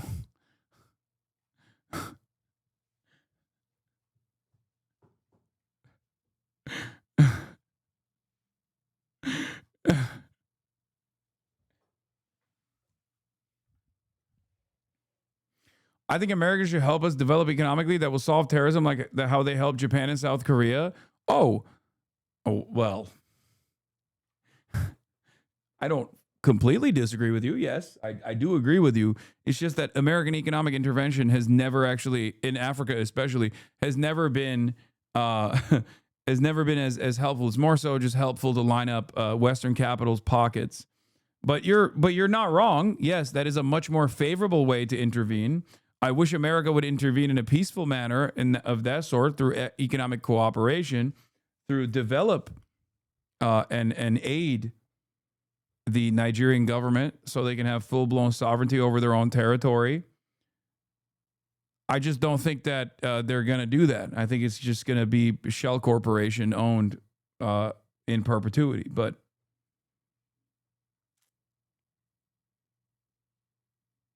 you know, you want America to do China in Nigeria. Maybe they will. Probably not, though. Isn't this the guy that abuses dog? Yes. I'm the guy. You're at the right stream.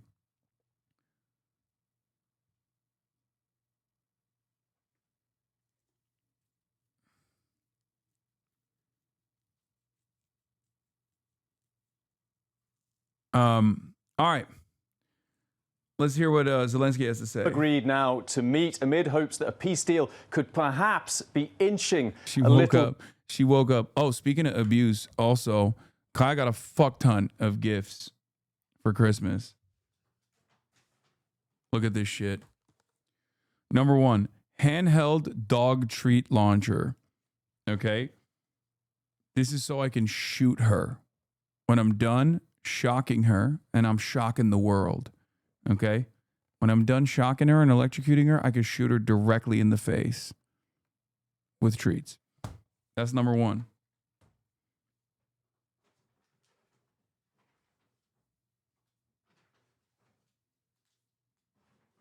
Numbers 2 and 3. A little beef stick. Well, not even a stick. Ziwi venison shank bone.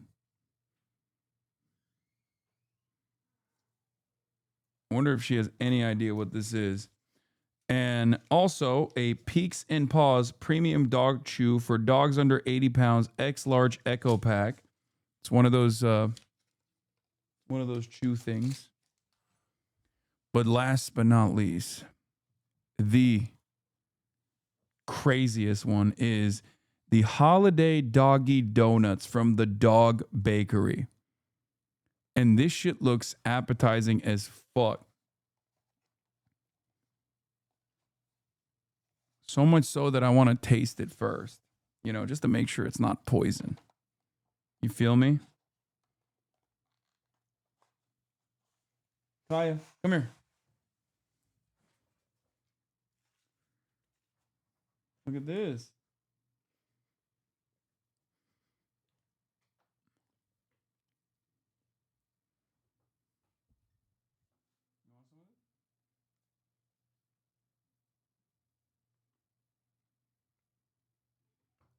Bro, this is delicious. What the fuck?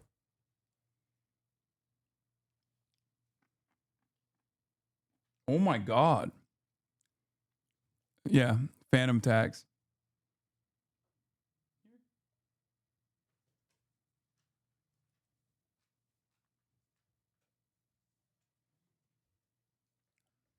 That's actually good.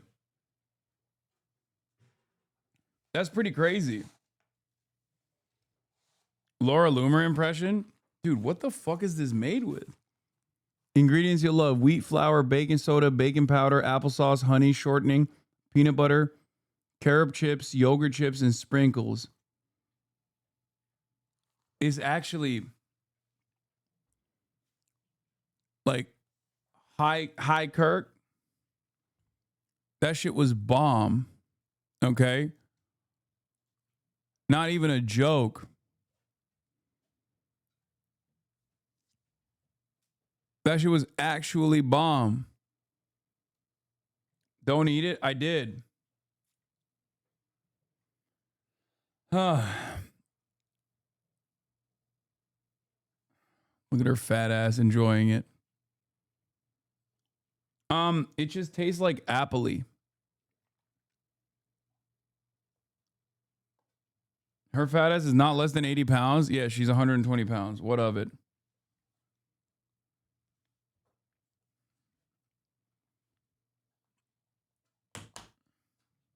Anyway, let's get to Zelensky.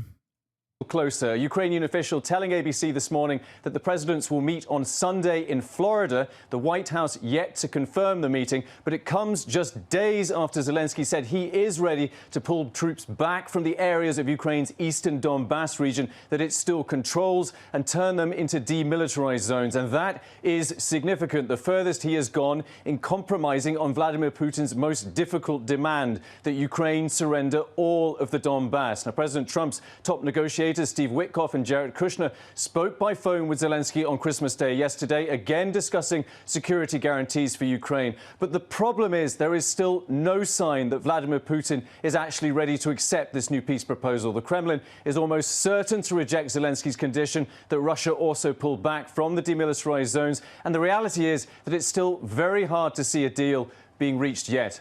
Will? Still a long way to go. Patrick Reevell in London for us. Thank you. Give us a good one. Oh, this was fucking crazy. Okay.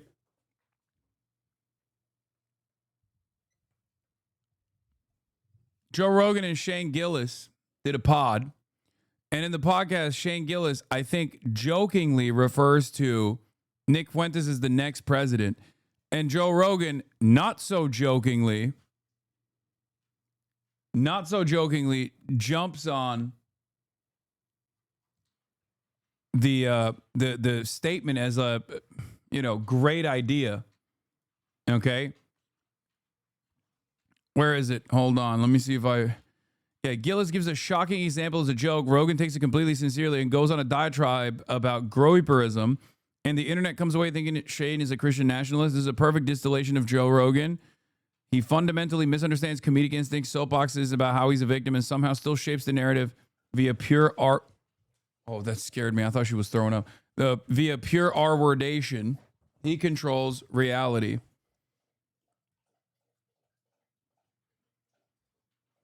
Now, I don't know if it's a joke or not. So we'll see. But I did see this clip. War. You'd think we'd have more presidents. The Catholics. Yeah, they only had one. Biden, right? too. Oh, Biden's Catholic. We got Biden. Allegedly. True. We only got one. They got Allegedly. Yeah, Biden's not a real Catholic. shot. And then Biden was doing auto sign. Give us a good one. Yeah. You got anybody in mind? Fuentes. Nick Fuentes? He could probably win in a few years. Hold on, let's talk. Listen, he couldn't have existed before, right? 10, 20 years ago, couldn't have existed. Now, super popular. What's 20 years from now look like? Maybe someone like that can win. Well, we'll see. Fuck Shane for that. Bro, he's like clearly laughing. He's like, yeah, Nick Fuentes, wouldn't that be crazy? And Joe's like, actually, yeah. Like, what do you mean? Like, Shane Gillis brings it up as like, how funny would that be? And then Joe's like, no, actually, that's good. That's actually a good idea. We should do that. I gotta pee so bad. We gotta wrap this up anyway. I'm sorry, down. 4:18. We got that one at the buzzer. Yeah. Well, listen, I will say this about it. It's fascinating. I like that instead of wrapping it up, he's like, let me talk about it a little bit further, just so people do not mistake my fascination with Nick Fuentes as, me going along with what Shane presented as like a possible threat to American democracy. Let me explain to you how I mean it. Watch that. There's like a whole group of people that feel very unrepresented in the world, and especially like young men. And here you got this young guy with a very high verbal IQ, and he also does a lot of shit posting, a lot of talking shit, a lot of trolling, says women shouldn't be allowed to vote, says wild shit. And that Piers Morgan thing is like, bro, that was like an expert sparring with someone who thought they were an expert. Sure. Like they're playing two totally different games. And it's also the thing that people try to get Fuentes on is that he's still funny as fuck. It's funny. So that's where you're in a lot of trouble. When he hits him, do you think you made jokes about the Holocaust? He goes, too soon? Like, dude. Yeah. And you could see he's wild. You could see Piers going, oh fuck, bro. When he was like, "Me mom died," I was like, "Holy shit, bro!" He got hit. He got hit with a missile on that one. Before people go, "Oh my God, how are they saying this?" For the record, Nick Fuentes is not trolling when he says that shit. But you have to understand, most people don't have the same social investment that you do towards like being tolerant to marginalized groups, okay? You need to understand this. You need to snap out of your bubble. It's the same with like people who make fucking George Floyd jokes over and over again. I don't think that shit's funny at all. Okay? I don't think that shit's funny at fucking all. And yet, according to some of the dumbest fucking right-wingers on the planet, it's all the laughs, okay? It's the most funny thing that they've ever encountered.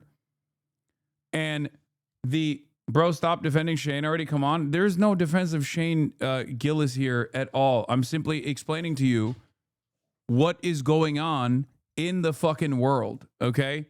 What is going on in America? A big part of the reason why this is now considered another thing to laugh about is partially because the right wing totally fucking dominated.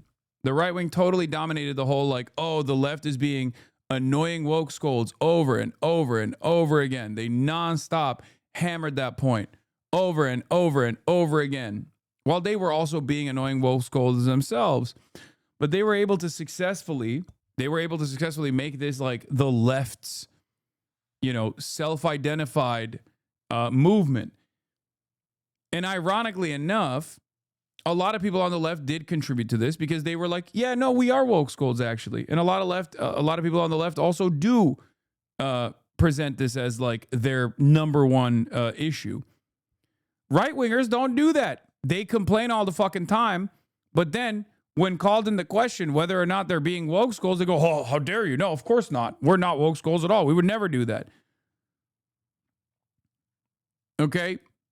Liberals don't do that. Rad libs, liberals, leftists, we love adopting that framing and adopting that identity. We don't even want to lie about it. At least the right wingers lie about it. They don't give a shit about hypocrisy. They lie about it all the fucking time.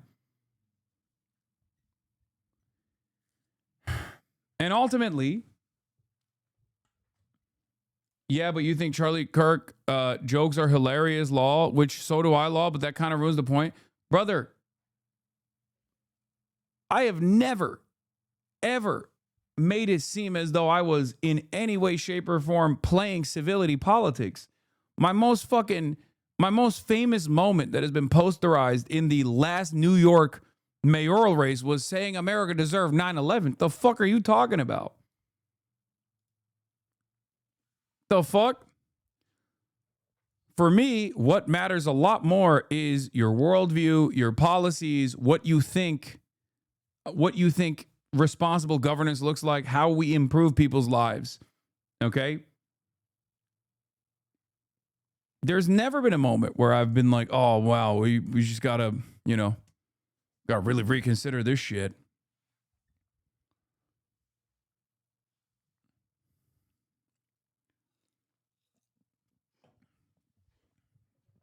But you need to understand, it is a more consistent position on the right, partially for this reason. And a lot of right-wingers don't understand. A lot of right-wingers don't understand. The ones that like still want to go back to the old days of like, at least like leaning into anti-Semitic memes, but not having that affect America's unshakable relationship with Israel, want to basically put the toothpaste back in the tube. They want to do a version of like woke where you can only be woke about Jewish people, but you can be the least woke about everybody else. It's not going to fucking work.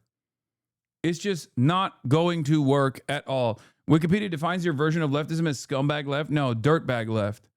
That's what it is. And yes, dirtbag leftism, which is so stupid. Again, it's identified on like what you think is funny versus like what your actual fucking worldview is. It's so stupid. Or how invested you are in terms of changing policy around like how to command language or compel language. I don't give a shit about that much. I care about it as long as it actually reveals your ideology, your actual worldview, or how much you are invested in dehumanizing entire groups of the population. That's it.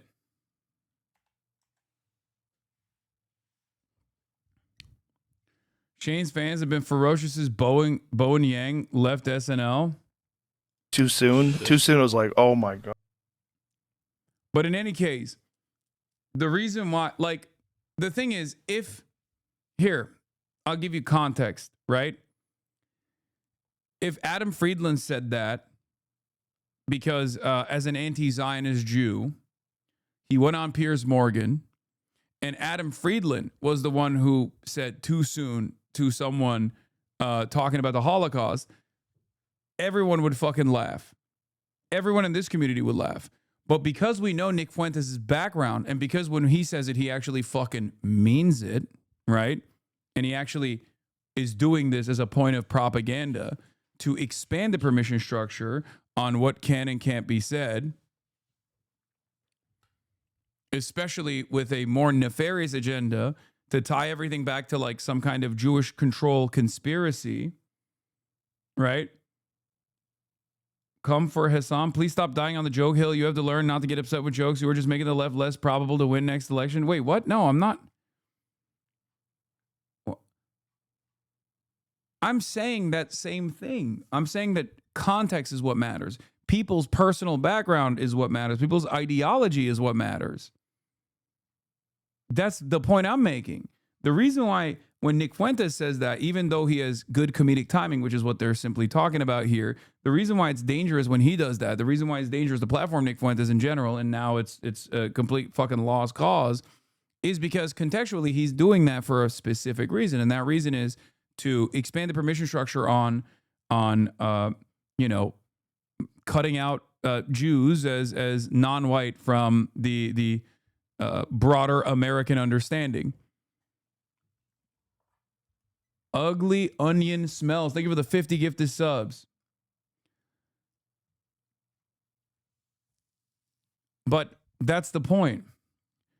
And for Joe Rogan to go on and be like, yeah, this is actually pretty brave, pretty bold, pretty beautiful. I hate that shit.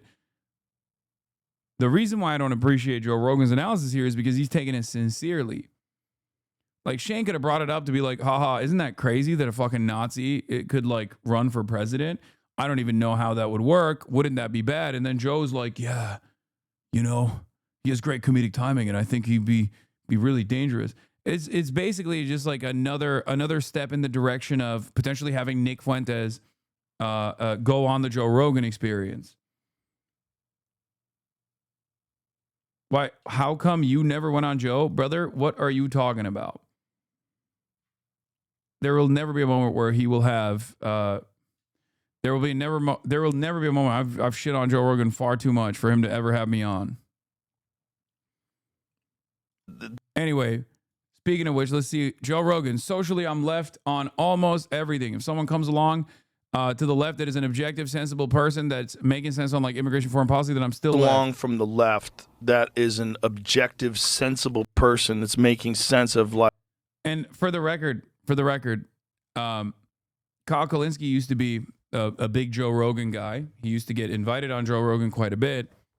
And if you notice, he's no longer invited to Joe Rogan, and that's probably because he's been criticizing Joe Rogan. Joe Rogan does not like when people shit on him. Okay? He understands how much power and how much influence he has. He's not invested in offering that platform to people that are going to be reasonable in their critique. He wants dick riders. He wants dick riders through and through. That's it. Like immigration, foreign policy, then I'm still left. Right. I'm still the same person. Me too. I'm still because socially I'm left on almost everything. The hard right is to me just like the hard left. Mm-hmm. The crazy fucks that are out there on the fringes, and they sort of define the left and define the right for everybody.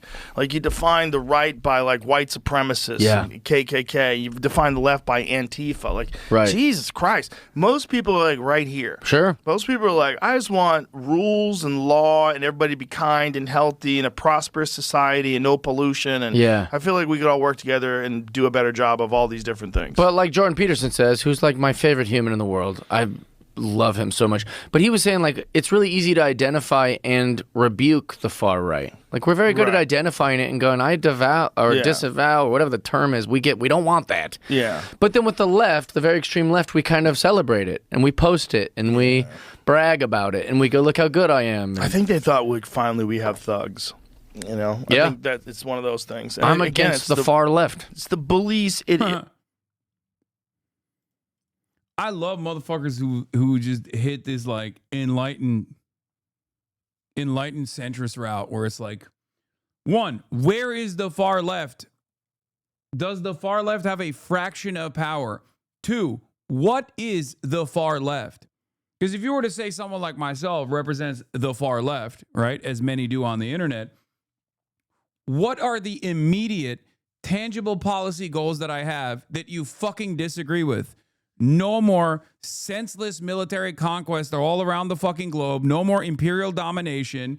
Take the fucking revenues that we've generated so far and spend it on Americans to rebuild our infrastructure, to have a government, to have a a government jobs guarantee, a federal jobs program, building unlimited fucking social housing, free healthcare, free college education.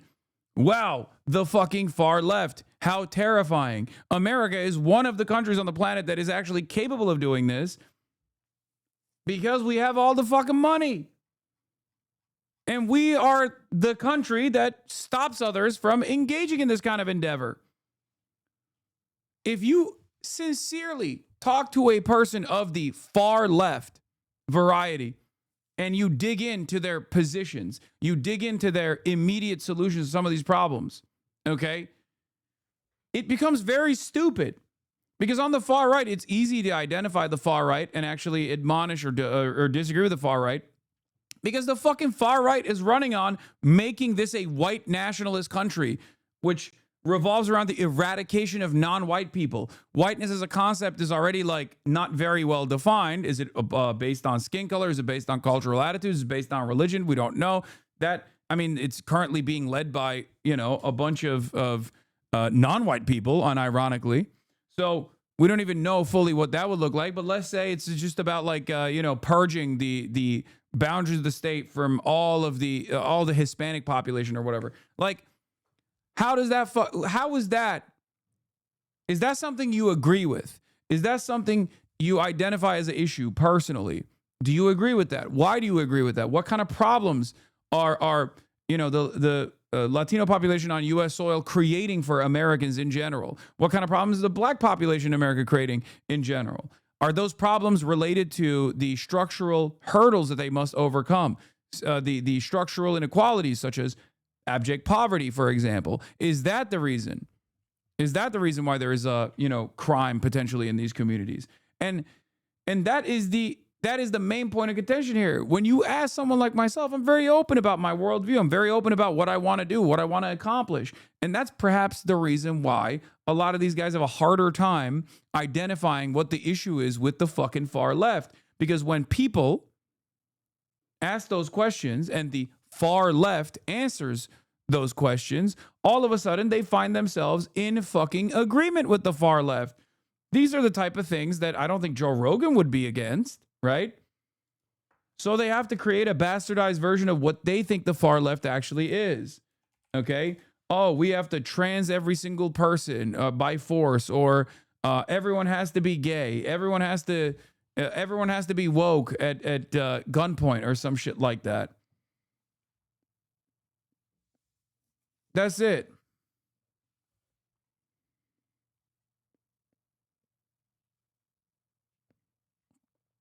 They think the policies of the far left is Kamala Harris. And they don't even know what Kamala Harris even stands for. So they just believe whatever others have invented is the Kamala Harris policy positions. And all of it revolves around everybody transgender. That's it. It's such a great motivator that people literally go, what is this? The moment from my previous comment, Alex tweet, I found this reply to be even more clownish from that community. What is this? What are you talking about? What the fuck is this? Oh, H3 fans love Nick Fuentes now. I thought these people are supposedly staunchly against anti-Semitism. I'm an H3 fan, but I enjoy seeing Fuentes' ridiculous takes. They like Nick Fuentes and call him funny. They also support Asmongold, who's been boosting Fuentes for years. They never cared about anti-Semitism. It's always a cynical ploy to defend the indefensible genocide in Gaza. Yeah, I know. These guys don't give a shit. I know. As long as it's not someone that attacks them, it's very, very transactional. I don't think Nick Fuentes has ever talked about Ethan Klein, so he doesn't give a shit. Asmongold does not attack Ethan Klein, so Ethan Klein doesn't give a shit. The moment that they do attack one another, he would care. Much easier to do this when you have no real investment in politics at all, and you just simply look at it like a reality TV show, as many of these guys do. They are also in a much more privileged position than their audiences, so they can actually shelter themselves from the immediate impacts when the political landscape changes for the worse. But their fans, who actually also advance the causes of their favorite content creators, cannot actually shelter themselves from the impact of changing political discourse. That is the major problem. But it's really interesting because like a lot of people will turn around and say, Hasan, you're rich. Hasan, you're this. Hasan, you're that. As they think that this is somehow a point of hypocrisy for the things that I advocate for. They say I'm far too privileged. I don't give a shit. And it's like, brother, then why don't I just fucking turn around? First of all, Asmongold, Ethan, also rich, richer than I am, really. But if that's like, what is the expectation here? That you want me to present my politics in a similar vein to them? Is that what it is? Like, because it seems like that's the only difference there is what I'm advocating for. So I guess you would be fine if I was just as wealthy, but then also didn't say that there is a better way out there to fix society. Anyway, so yeah, that's where we're at with the Piers Morgan thing. As 2020. New poll shows how American sentiments on Trump changed in 2025. You can't compare your wealth to Asmongold. He saves up by living in shit. Yeah, no, he unironically, he actually presents himself as much poorer than he actually is. And that's why people fall in for that marketing where they go, oh, he just clearly doesn't care about, money because he lives in filth. I don't do that. I just, there's been noticeable improvements in my living standards as I've made more money.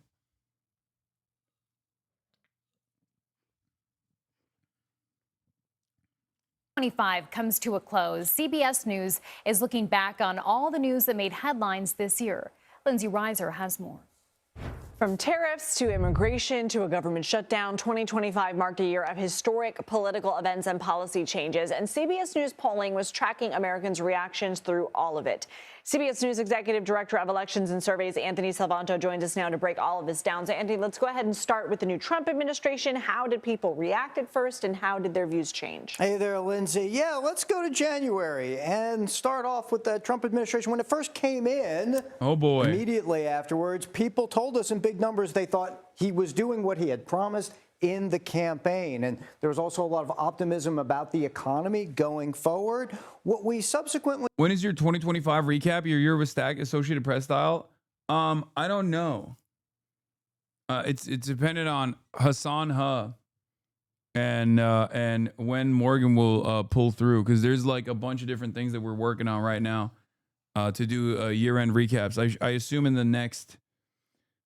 I assume it'll come out soon in like the next week before the end of the year. They started to see, though, is a theme that would stretch throughout the year, and that was people talking about costs, talking about prices. This is a snapshot from February, but we saw people saying throughout the year they still thought prices were high, were still going up. That was important because as we saw through the year, and this is from one of our most recent polls in December, we often found people finding the administration they felt wasn't putting enough focus in their mind on trying to lower prices and also describing things with regard to inflation as better than people were really feeling. So what happened with all of that? Well, what we saw from U.S. economy ratings was that they stayed low. And they weren't just low this year, frankly. You'd have to go back even to 2020 to find the last time a majority of people had said that the U.S. economy was good. So this is a years-long trend, if you will, and it really still was all about those prices and those costs.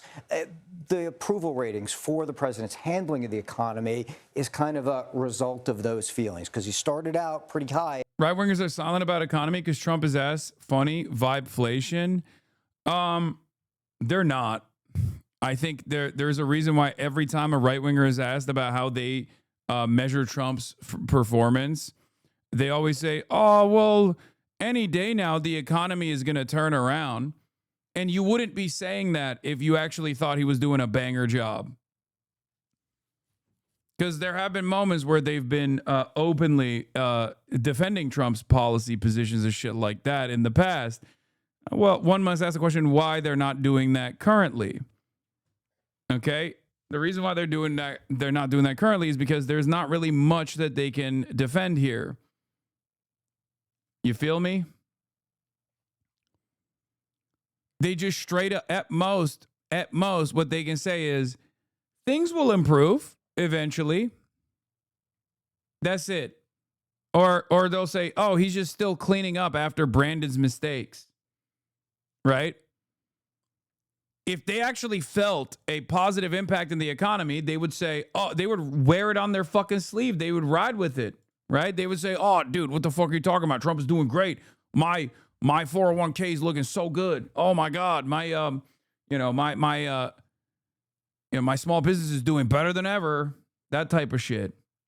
It's so funny that they can't even like talk about the GDP because obviously its impact is negligible on the average person. And it's that I think that basically creates even more of this difference in the way that people are experiencing the economy when the administration comes out and says, "Oh, dude, it's fucking awesome. Look at the GDP increase in the last quarter of this year. We're doing a great job." There was really, really funny take that I saw. I forget. It was from one of the fucking dipshits. I think it was Lutnick. It might have been Butlick that said it, but it might have been Butlick who came on television and was like, "Yeah, everyone here. Hold on, here. You got to see this. This is fucking awesome." Yeah, here it is. Here he is on Fox News, okay? Howard Lutnick, also known as Howard Butlick, okay? Here's what he had to say. Here's how he's selling the GDP growth this last quarter. GDP growth, beating it by a full point of 3.3. How does that affect our bottom line, our pocketbook issues? So just think, the whole world out there in the third quarter, the United Kingdom grew 0.1, the European Union grew 0.4, and Japan fell 0.6%. Fell 0.6%. Donald Trump's economy grew, the United States of America, the biggest economy in the world, 4.3%. What that means is that Americans... Yeah, what does that mean? What does that mean, Butlick? Tell us what that means, bro. Overall, all of us are going to earn 4.3% more money. We're making a raise. It's a simple way to do it. I love that, dude. That's awesome. Yeah, go ahead. Go present this message in the fucking heartland, okay? Go talk to some dudes. Go talk to some dudes like, oh, we are all, our economy, we are all 4.3% wealthier. I love that, dude. I fucking love that. Go play this at every town hall. You will get run out of every goddamn town hall, dude. Are you fucking kidding me? We've got more jobs, lower energy costs, and lower interest rates coming. This is the golden age coming. Yeah, in the future. But I thought you said 4.3% increase, 4.3% growth means everybody got 4.3% extra money in their pockets. I don't understand. But it's still right around the corner? How does that work? Yeah, the economy isn't broken, is working as exactly as intended. You were told GDP growth equals prosperity. 4.3% GDP growth, 166 billion in corporate profits, 4.6% unemployment, 0% real income growth. The economy grew, you didn't. This isn't a bug, this is the feature. The 20th century ran on a deal. Your labor, their profit, your paycheck. The deal is over. Productivity now routes around workers. AI handles the task. I mean, I don't think it's just like AI and whatnot. I think it's more financial engineering. It's finance capital.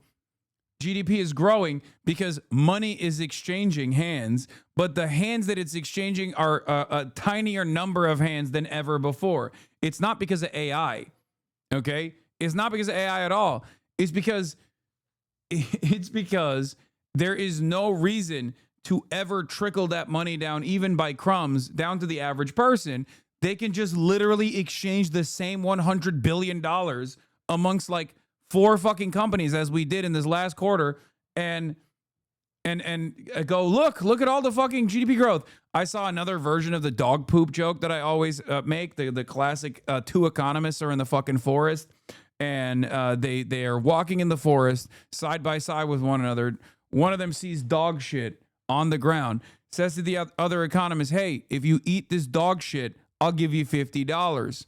Okay? The Economist says, sure, bet, let's do it. Eats the dog shit. They keep walking. Now they encounter another piece of dog shit on the on the ground. The Economist that just got the $50 says, hey, you take this $50, I'll pay you this $50 if you eat this dog shit.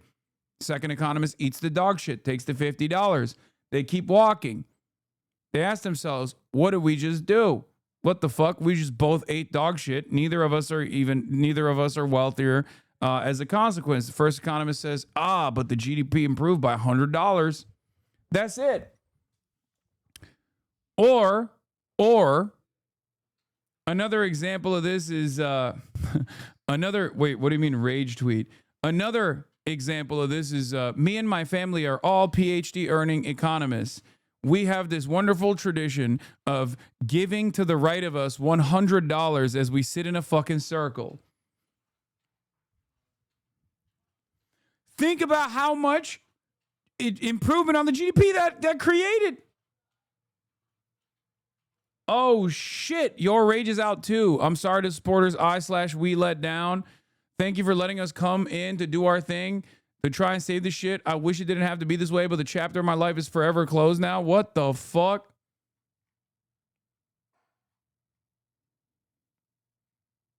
Even rage left. Holy moly.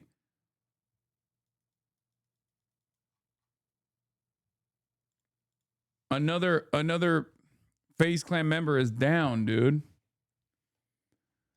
Another Faze down. Holy Toledo. Paul Rage, he's crying. Are you still phasing up? No, I mean, there's more info dropping. What is this? Black Boy Muzz's cousin. Black Boy Max's cousin. Fat Boy Dip reveals that Faze Bank sold Max's identity to Spotify for a 5-month, $400,000 deal behind Max's back. Wait, what? Okay. I'm gonna be honest with you. I think this is really, really crazy shit.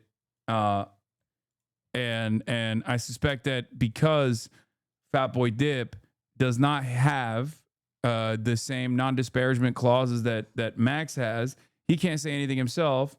But because he was in those rooms as well, you're the common denominator, the Faze boys that left so far? What do you mean I'm the common denominator? I'm friends with all the fucking Faze boys. He's a partner of Spotify, right? He did not have that sponsorship at first. Faze did. And this is how it happened. They redid Max's house, right? Redid his shit. And they're like, yo, can we put up the Spotify shit for this video? It's sponsored.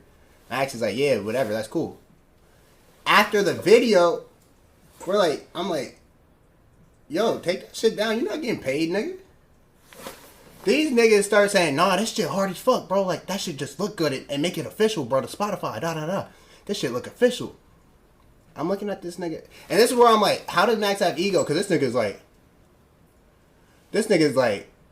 yeah, this shit is a little hard. This is official. How does a nigga like, nigga, I'm like, gang, you're Black Boy Max. You can get that yourself. And if you want to split it, that's cool. Heartbreaking day for the unemployed. I mean, I know a lot of people disparage the commentary and the coverage here, but like, it's not just about drama. I mean, there is definitely a real angle. There is definitely a real labor exploitation angle here. And I keep stressing that over and over again. And it's so weird that like a lot of y'all just refuse to comprehend this. What the fuck? So this is where, we end up taking it down. Little dude, we know they're selling. Yeah, no, it's not interesting. You are just invested, to be honest. Or perhaps a lot of you don't realize how interesting this is for many other people from the fascination and the drama angle.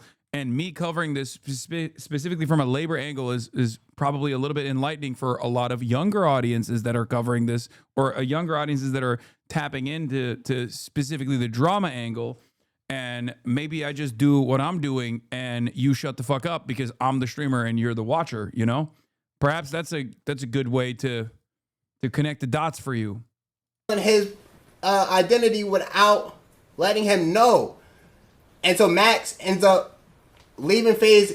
We only knew this because he left Faze. He got the deal on Spotify. They dropped Faze and gave it to Max. Guess how much this was for?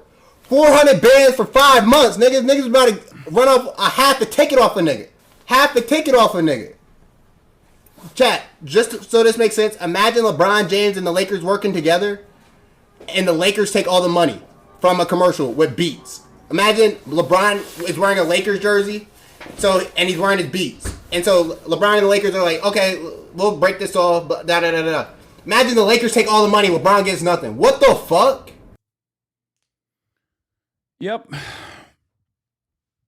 No, that's precisely what it is. There's also this as well, which is fucking crazy. Blackboy Max's cousin Fatboy Dip reveals that one of the final factors behind Max leaving Faze was Banks calling Faze boys after an argument, calling him the N-word. That is fucking nuts. Got in an argument, a crazy argument. They hang up. He calls other Faze members and says, "Fuck this nigga. Fuck this nigga." He says, "Fuck this nigga." That was his last straw of like, oh nah, because now it's like, gang, you overly playing with me. And it gets worse. This nigga is called, when Max left, he called him like, yo, bro, why you leaving? Why you leaving? He was giving all the reason. He's like, yo, bro, the last reason for real was, you called me a nigga. You know what this response was like? Who said that? Who said that? Who said that? What? And he's like, bro, it doesn't matter. It doesn't matter. I know you said that shit. I know you said that shit. He's like, bro, I was angry, but keep it a buck, bro. That's not the reason you left Faze. Keep it a buck. Don't put that on me, bro. You know I'm going through a lot, bro. You know I love you. You're going through a lot. I'm going through a lot. Don't put that on me, bro. Max like, yo, bro, I'm not gonna expose that shit. Like, it don't matter. Like, I'm gonna take that on the chin. I don't care, bro. I'll be the evil nigga. But you said that shit. He's like, if I did, it wasn't on no racist shit, bro. Like, nigga, what?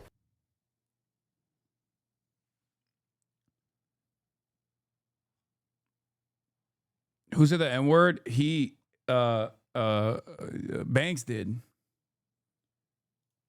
Like in a classic quirked up white boy who says the N-word colloquially all the time kind of way, but it's still fucking completely unacceptable. Obviously, it's just like, you know, it's no different than it's a similar situation. Allegedly, a similar situation took place in a non-alleged manner when Kai Cenat had gone through a similar thing. If you fucking remember, with the McDonald's chicken Big Mac saga, with another white boy that loves liberally dropping the N-word. Yeah, it was Tav, I think, right? Aiden's former manager, and he's like homies with all those guys, and I think he literally also works for the company as well, potentially. Tav is Israeli? No, I think so.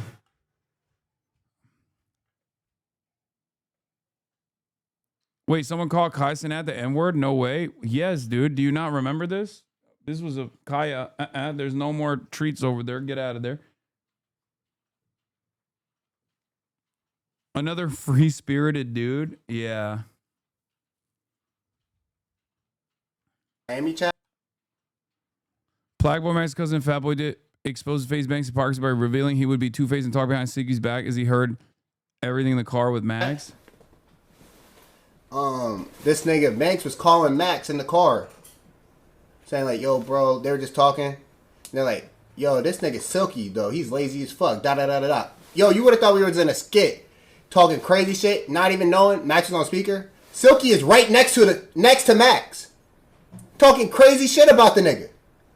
In Miami, saying this nigga's lazy, I don't know about this nigga. And when he comes back, yo, this is my brother, So, I guess we all fake then, nigga. I guess we all fake as fuck. Silky hearing everything. Yo, gang, he was talking shit about him for like 10 minutes. We were like, yo, I'm literally like, yo, are we in a skit? Does he know Silky's right here? He has to. He has to. In Miami chat. This nigga Banks was calling Max in the car, saying like, yo, bro, they were just talking. And they're like, yo, this nigga Silky, though. He's lazy as fuck. Da-da. Faze by these. Fat Boy Dip reveals Faze Banks was kicked out of Faze Clan by Black Boy Max, Silky, and the boys, but Faze was sold to a group called Hardscope that Banks is a part of, meaning he's still involved with Faze, and Fat Boy Dip calls Faze Banks a liar. Okay, this actually ties everything together because like we were talking about the Hardscope part of this equation.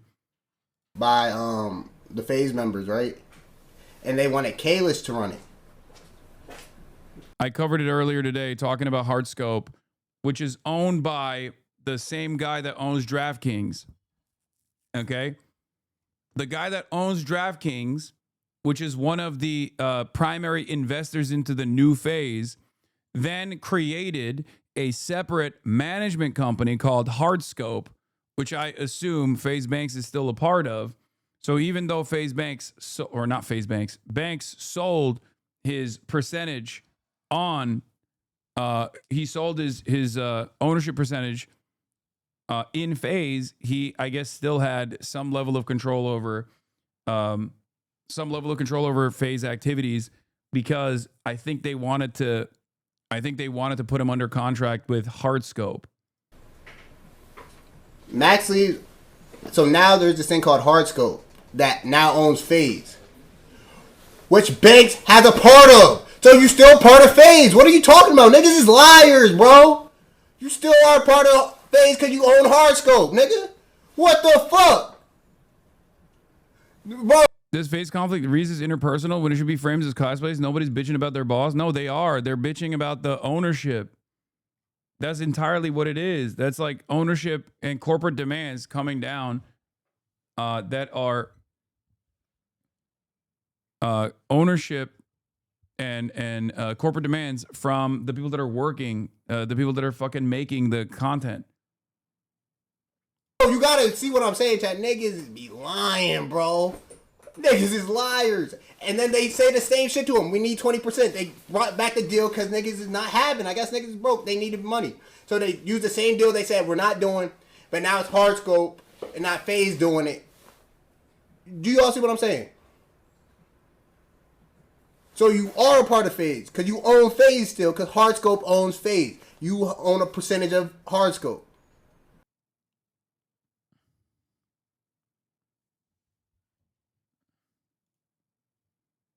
I don't understand why this deserves so much attention. It doesn't. I think maybe they thought that they could keep quiet on an issue with so much interest, partially because of the non-disparagement clauses that they might have had with all the people, like all the content creators specifically.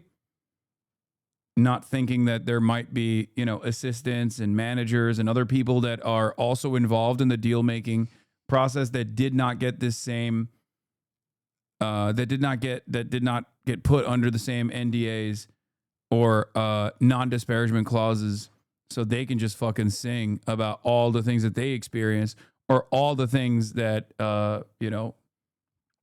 these other content creators experienced.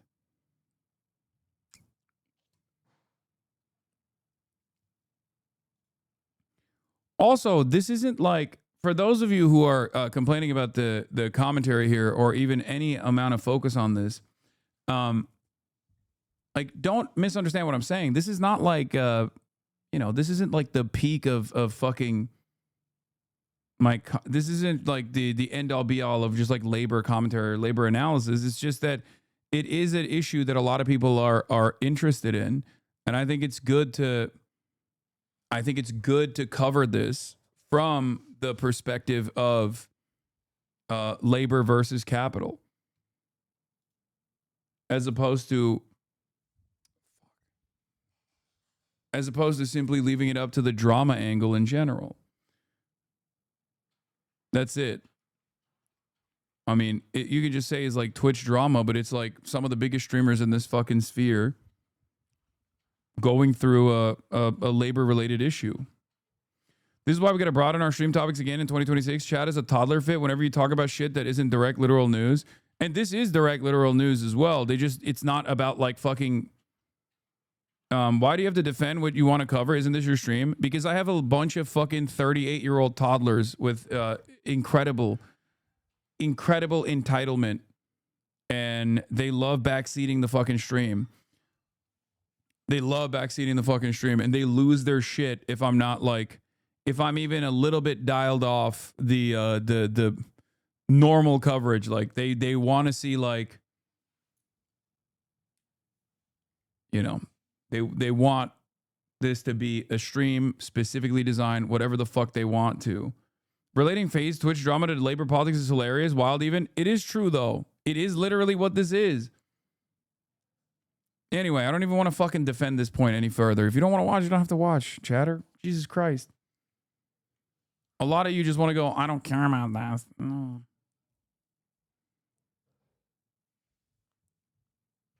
You know?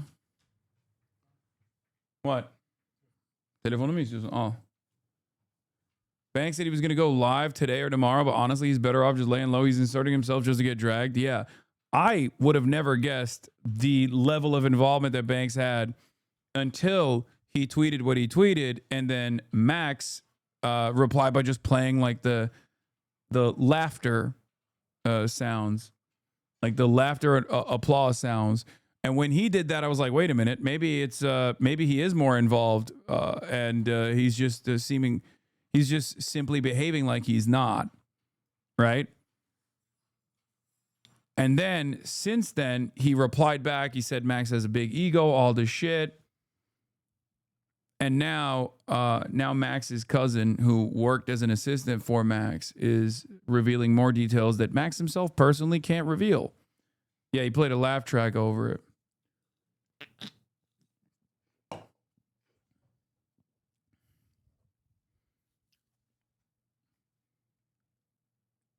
Yeah. They're calling Banks the greatest business mind of all time. 4 eras of Faze failed. Millions of dollars leashed after not making any content of his own since 2014. A biblical collapse, the last change the org had due to his insatiable greed. Nobody's doing it like Ricky Banks. Oh, here we go. My dad is oh, of course. My dad's lighting the kitchen on fire. He's whipping up a storm in there. It's crazy because there is, like, clearly he has talent in some ways. Clearly he has talent in, like, finding talent, for example. Right? He does. The issue is, it doesn't just stay at that. I feel like he just wants to do more management related things or insert himself into it in a way where it's like, or insert his own personal, personal, like, goals of generating revenue into it. You know? Because I'm sure he played a role in, like, maybe I'm wrong, but I'm sure he played somewhat of a role in, like, building out the new Faze talent, right? Or maybe it was Raging Kason and Banks played no role in it, but I suspect that if he hadn't, done the financial shit on the back end and didn't also intervene in the ways that Fatboy Dip is saying he intervened, like, he would have been, it would not have, no one would have fucking yelled at him, right?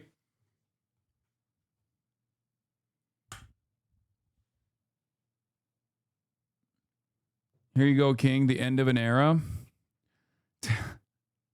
Yes. If only they had this. If only they had this, it wouldn't have been an issue. Sağ ol babacığım. Evet ama yenisi gelecek birazdan. Yok kalmadı galiba. Başka sos verirsem ama alırım. I don't mind you talking about this. I'm not particularly interested in this because I don't follow these creators, but I'm always up for some tea and drama.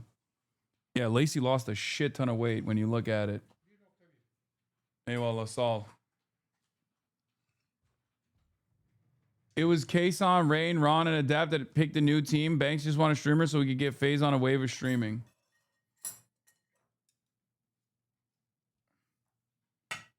Bro, think about it, dude. Why don't you join Faze? Yeah, now is my opportunity, chat. Did you watch Banks' video? Yeah, I did.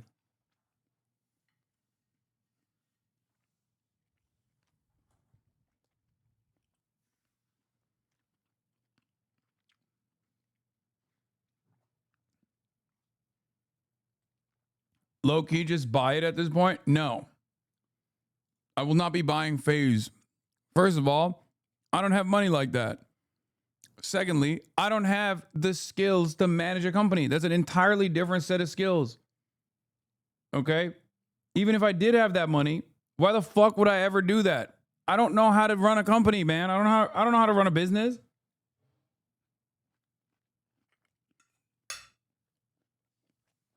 It's so funny because clearly neither does fucking banks, apparently.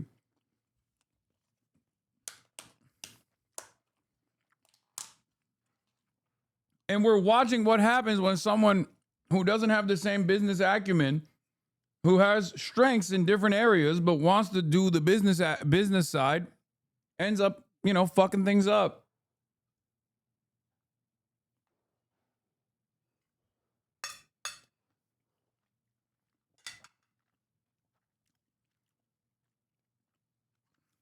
At 51, and it slowly, somewhat steadily did decline over the course of the year. Again, was about that perceived focus, and certainly this is going to be a topic that then continues into 2026 with people looking for that focus on costs and inflation. What about issues like DOGE cuts and tariff policies? How did that shape people's views throughout the year? Well, yeah, early on, what we saw was a lot of partisanship. And this was a story you and I talked about throughout, right? Partisan breaks on a lot of things. With regard to DOGE's influence, you saw Republicans more likely to say they thought it should have a lot. Democrats, not so much. The other part of it was tariffs, as you mentioned. What we were looking at was, did people think they would raise prices in the short term? Did people think that they would then affect prices long term? Because that was one of the administration's arguments, right? That this was a long-term play for the economy. You certainly saw a lot of people saying that, and this is a snapshot from March, but this continued through the year too. You saw people saying that they thought it would increase prices,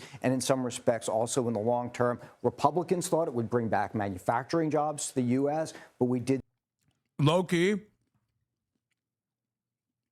this is yet another fucking glaringly obvious example of having an incompetent shithead mismanaging the entire country.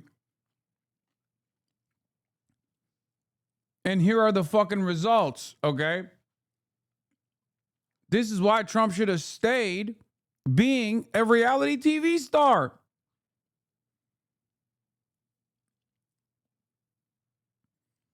And he's over here being like, I'm going to run the country like a business. I'm a business owner. Yeah, with fucking 7 bankruptcies, dude. Also, look at the last headline underneath.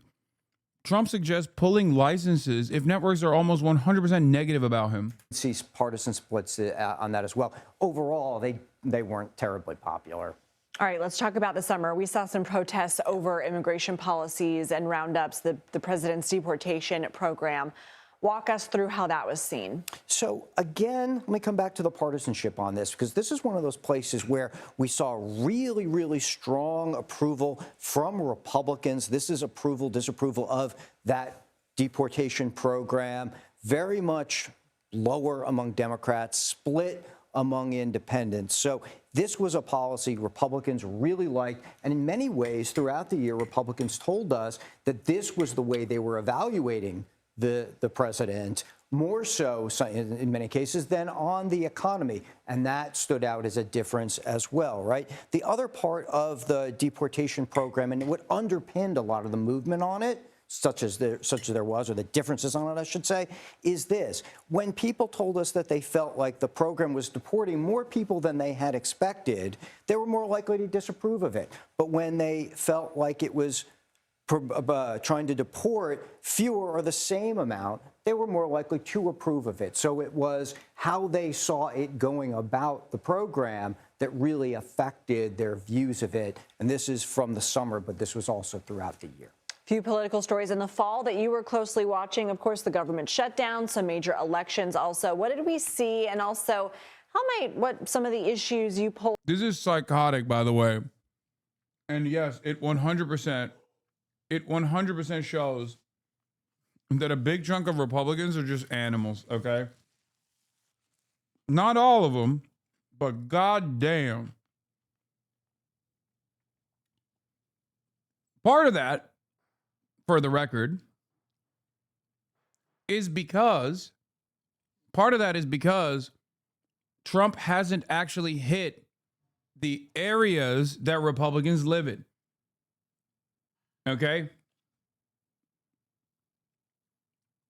That's literally it, because he's been almost entirely focused on blue neighborhoods, blue areas in general, so they don't see what it looks like when, the Gestapo is running down their neighborhoods.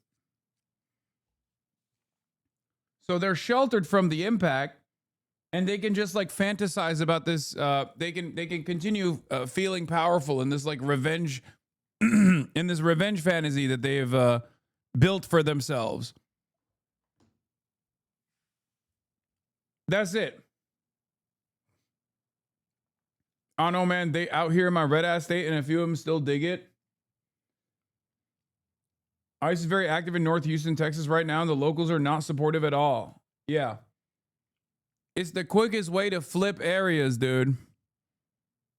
It is the quickest way. It is the quickest way to flip an area. Just send a bunch of these like untrained dickheads into a crowded neighborhood and have them start harassing the fucking citizens, and you will see. Yeah, some places they'll still entertain it depending on how fucking hog-like they are.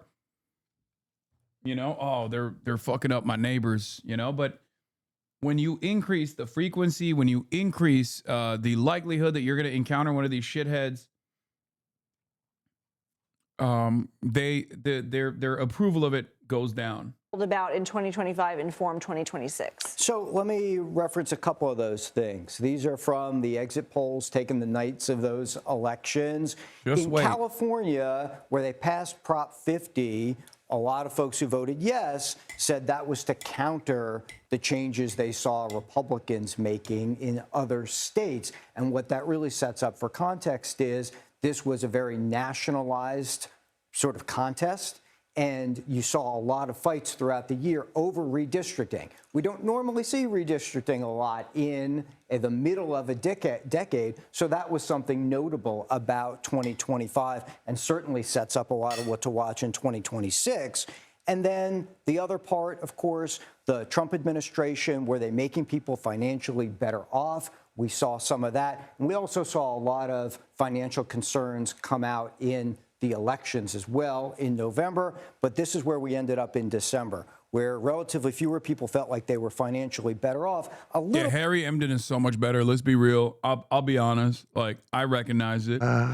Anyway, the wildest political moments of 2025. But before we do that, and we got the Epstein stuff too, take a look at how the Fox is spinning the Trump approval dip. And I think, to Paul's point, this is part of what we're seeing from the Democratic side of the aisle. It's a lot of cope over the fact that they don't really have a vision. They don't have a next generation leader who's going to step in and take the place. And so we hear a lot about how Trump's approval ratings are cratering and blah, blah, blah. I mean, look, yes, they're down from where they were earlier in the year. That's to be expected. But I think in some ways, Trump is a victim of his own success, and that voters expect a lot from him because they know that he can deliver on it. What did Ron tweeted? What did Stable Ronaldo tweet?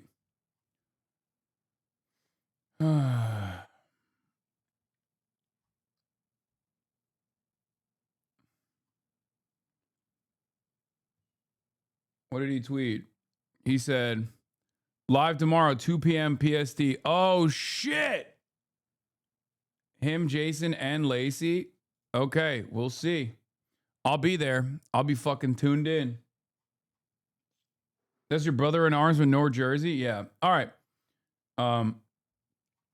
Let's take a look at the wildest political moments of 2025. And I'm going to continue on full in a day. second. I got to go pee. As president, we're back. I'm glad Trump's here at the moment. It's like daddy arrived and he's taking his belt off. I'm glad he acknowledges that I'm a good boy. I am a good boy. They don't need to have $30. They can have $3. They don't need to have 250 pencils. You don't have the cards right now. With us, you start having not playing cards. cards. Right? For $5 million, this could be yours. I hereby give myself $1 billion. I could be a stupid person and say, oh, no, we don't want a free plane. A lot of people are saying maybe we like a dictator.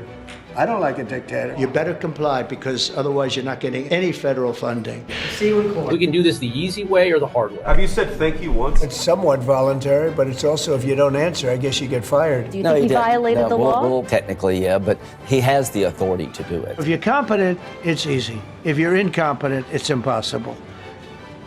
But I'm very competent. Some of the things that I say will be incorrect. Nobody was texting war plans. Either he was lying to us on Sunday or he's incompetent. How's the number on your phone? Well, if you have somebody else's contact and then somehow it gets sucked in. I always say you have to learn from every experience. People are sort of looking around thinking, wow, well, maybe I could get a chicken in my backyard. The Steak and Shake has been great for RFK, the French fries. You can't get a glass of water. Brother, so much fucking winning. You'll be saying, Mr. President, please no more winning. Suffering from success. I cannot believe that this is, I mean, this doesn't even fucking, like, this doesn't even cover a fraction of the insanity of this year. 1 down, 3 more to go. If we make it that far.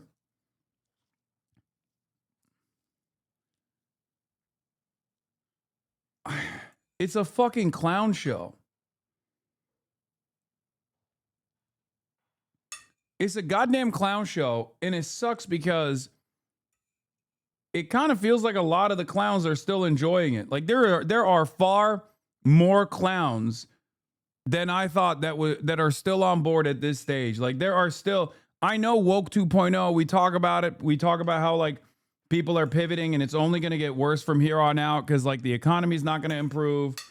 And as conditions worsen, more and more discontent will be realized, more and more people will fucking keep yelling.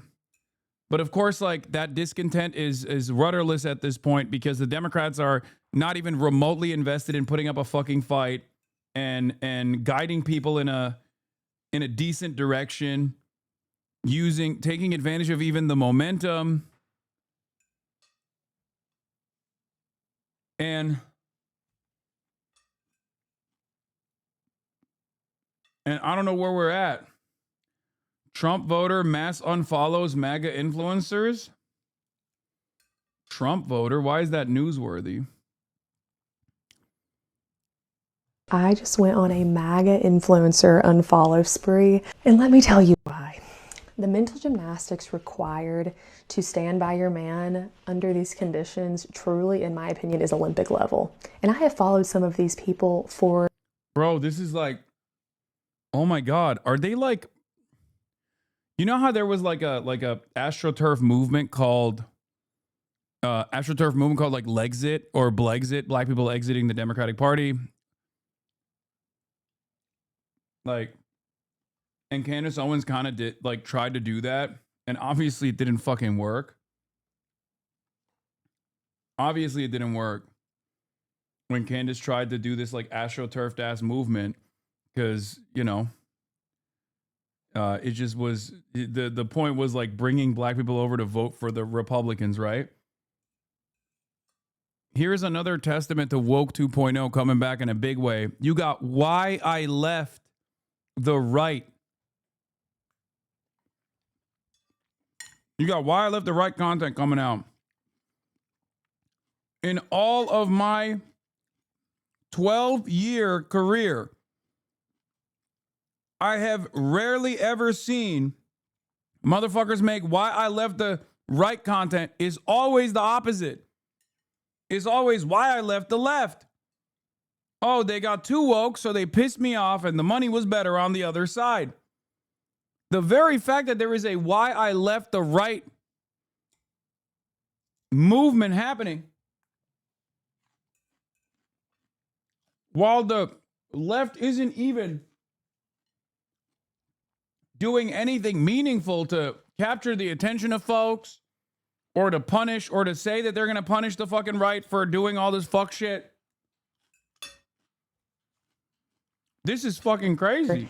Years admired their movement, and it's just one TikToker. I'm not saying it's a movement, but it's a good sign. Ability to speak. I've never seen this shit before. Speak out when the opinion was unpopular. But now I'm starting to think, okay, they were countering the system, but not countering the system, which is the reason why many of us voted for this administration in the first place. Here's some of my problems with this administration. The Epstein list, okay? Referring to the Epstein list as the Epstein hoax after running your entire campaign on that is a slap in the face to all of us. Do you think we are stupid?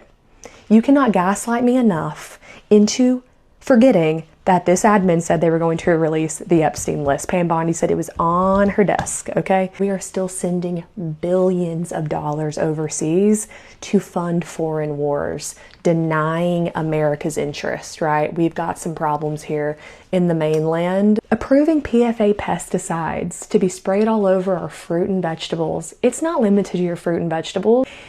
Bro, is she leaving the right to go further, right? Is that what's going on? This is going into our soil. It's going to leak into our water supply. We are going to be drinking it. Forever chemicals are linked to hormone disruption, thyroid dysfunction, cancer. It's an atrocity. When we're talking about making America healthy again, PFA pesticides is crazy. Debt normalization.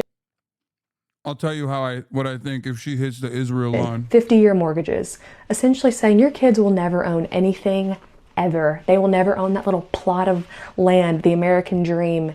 They're never going to own their own home. The fact that 90% of Black Friday purchases were made using a buy now, pay later like Klarna. That's also crazy. Surveillance expansion through Palantir. Think China during COVID. Yeah. Oh my God. I mean, she's cooking. That sounds extreme, doesn't it? That is how rapidly this administration is advancing AI. They're advancing it so quickly. They had to put out a statement to state governments saying, if you try to put regulations around AI, we're coming for you too.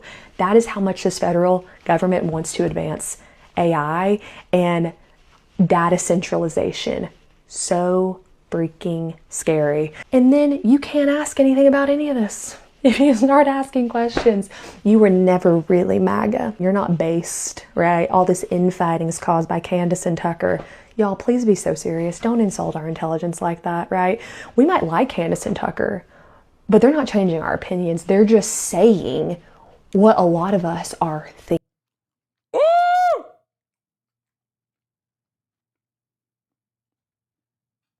I'll take it. I'll take it. I'll take it. I'll take it.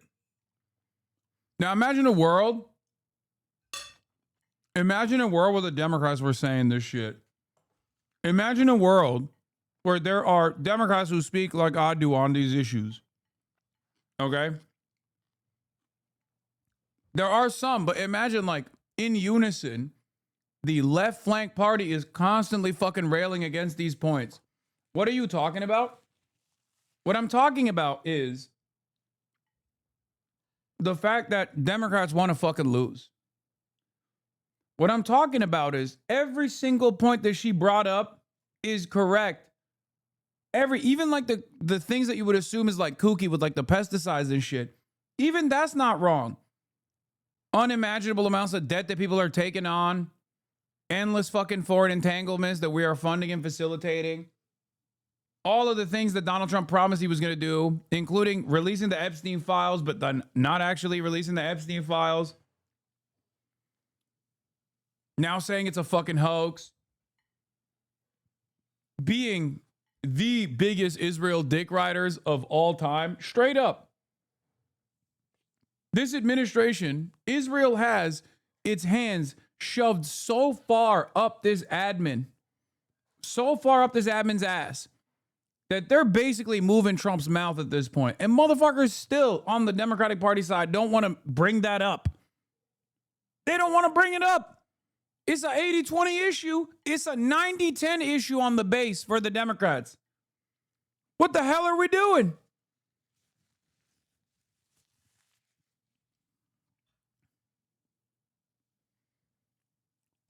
And yeah, here's Candace Owens taking it one step further, saying no matter how hard the GOP tries to make radical Islam happen, the base doesn't care about it. We are way more concerned about Israel.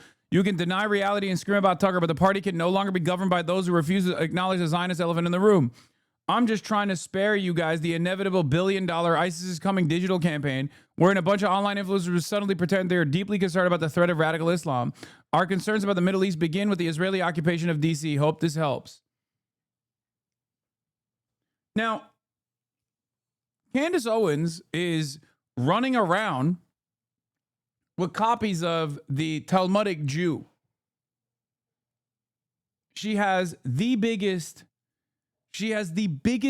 fucking audience out of any political commentator in the country. She's getting like 160,000 live concurrent viewers tuning in every damn day when she's talking about politics, when she's talking about whatever conspiracy theories she wants to talk about.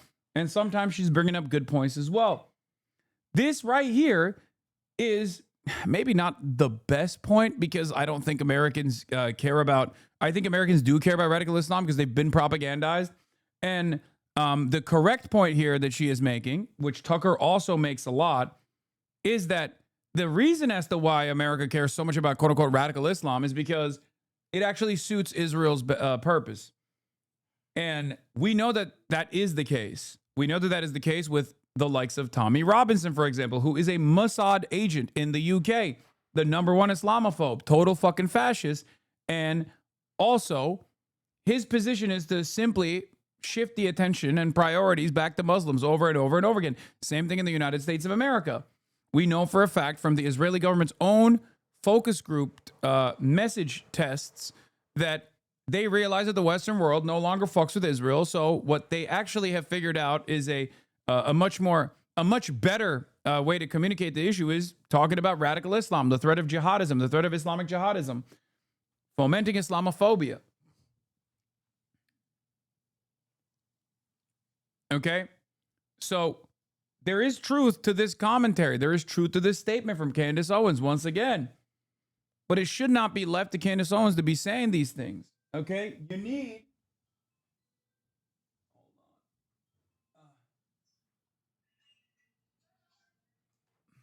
My brother's food is here. Hello, Mr. Hasan. Would you like to play chess on chess.com? No. So every year, hold on. So what Candace is doing here, is actually correct. I mean, she's popping off. She is taking advantage of the void in the media, the void in discourse. The reality of the matter is I can't make this point because I am Muslim, okay? Because my name is Hasan. There are going to be a lot of right-wingers who won't listen to me, okay? That's just the case. But a lot of right-wingers love hearing Candace Owens say this shit. A lot of liberals love hearing Candace Owens say this shit. And Tucker Carlson and Candace Owens are the people who are actually presenting this position. And this position is correct. Now, at least Tucker Carlson doesn't actually lean fully into the most insane anti-Semitic conspiracies, even though if you were to ask me, I do believe he is anti-Semitic. I mean, he's hired every fucking anti-Semite in the book. He's just too smart to never actually say, he's too smart to never actually fully say it's the Jews. He'll just lead you down the water. Oh my God. My fucking phone keeps falling out of my pocket. Anyway. But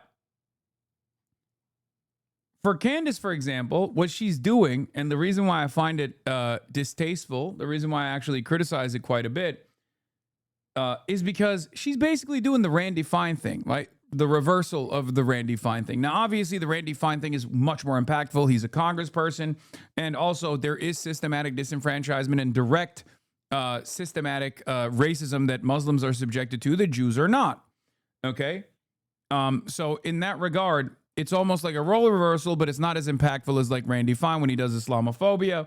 Just like when someone is doing anti-black racism, it's obviously going to be different than when someone is being anti-Semitic. There's no systematic disenfranchisement that you're presenting as a real threat, at least for now, against Jews living in the United States of America in contemporary society. So, but when she does the anti-Semitism, when she does the anti-Semitic takes as a way to combat the narratives, right, in her mind, She's basically doing the same shit that Randy Fine is doing. Same with Nick Fuentes, right?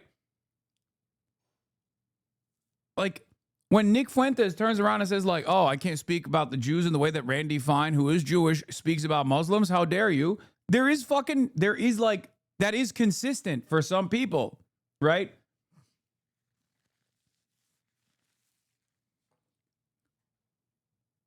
The problem here is that everybody is being insincere. Okay? Everyone is being fucking insincere when they act as though we can't see what the fuck is going on. They act like you can just put the toothpaste back in the tube. They act like the Republicans, for example, can act like they can run on hating on every minority, but then also doing DEI just for Jews. Okay? That's not going to happen. That's the establishment Republicans trying to do that. They're always going to lose to the Nick Fuentes of the world. Okay? Because Nick Fuentes has a more honest, more maximalist position on hating on everybody, and it's more logically consistent.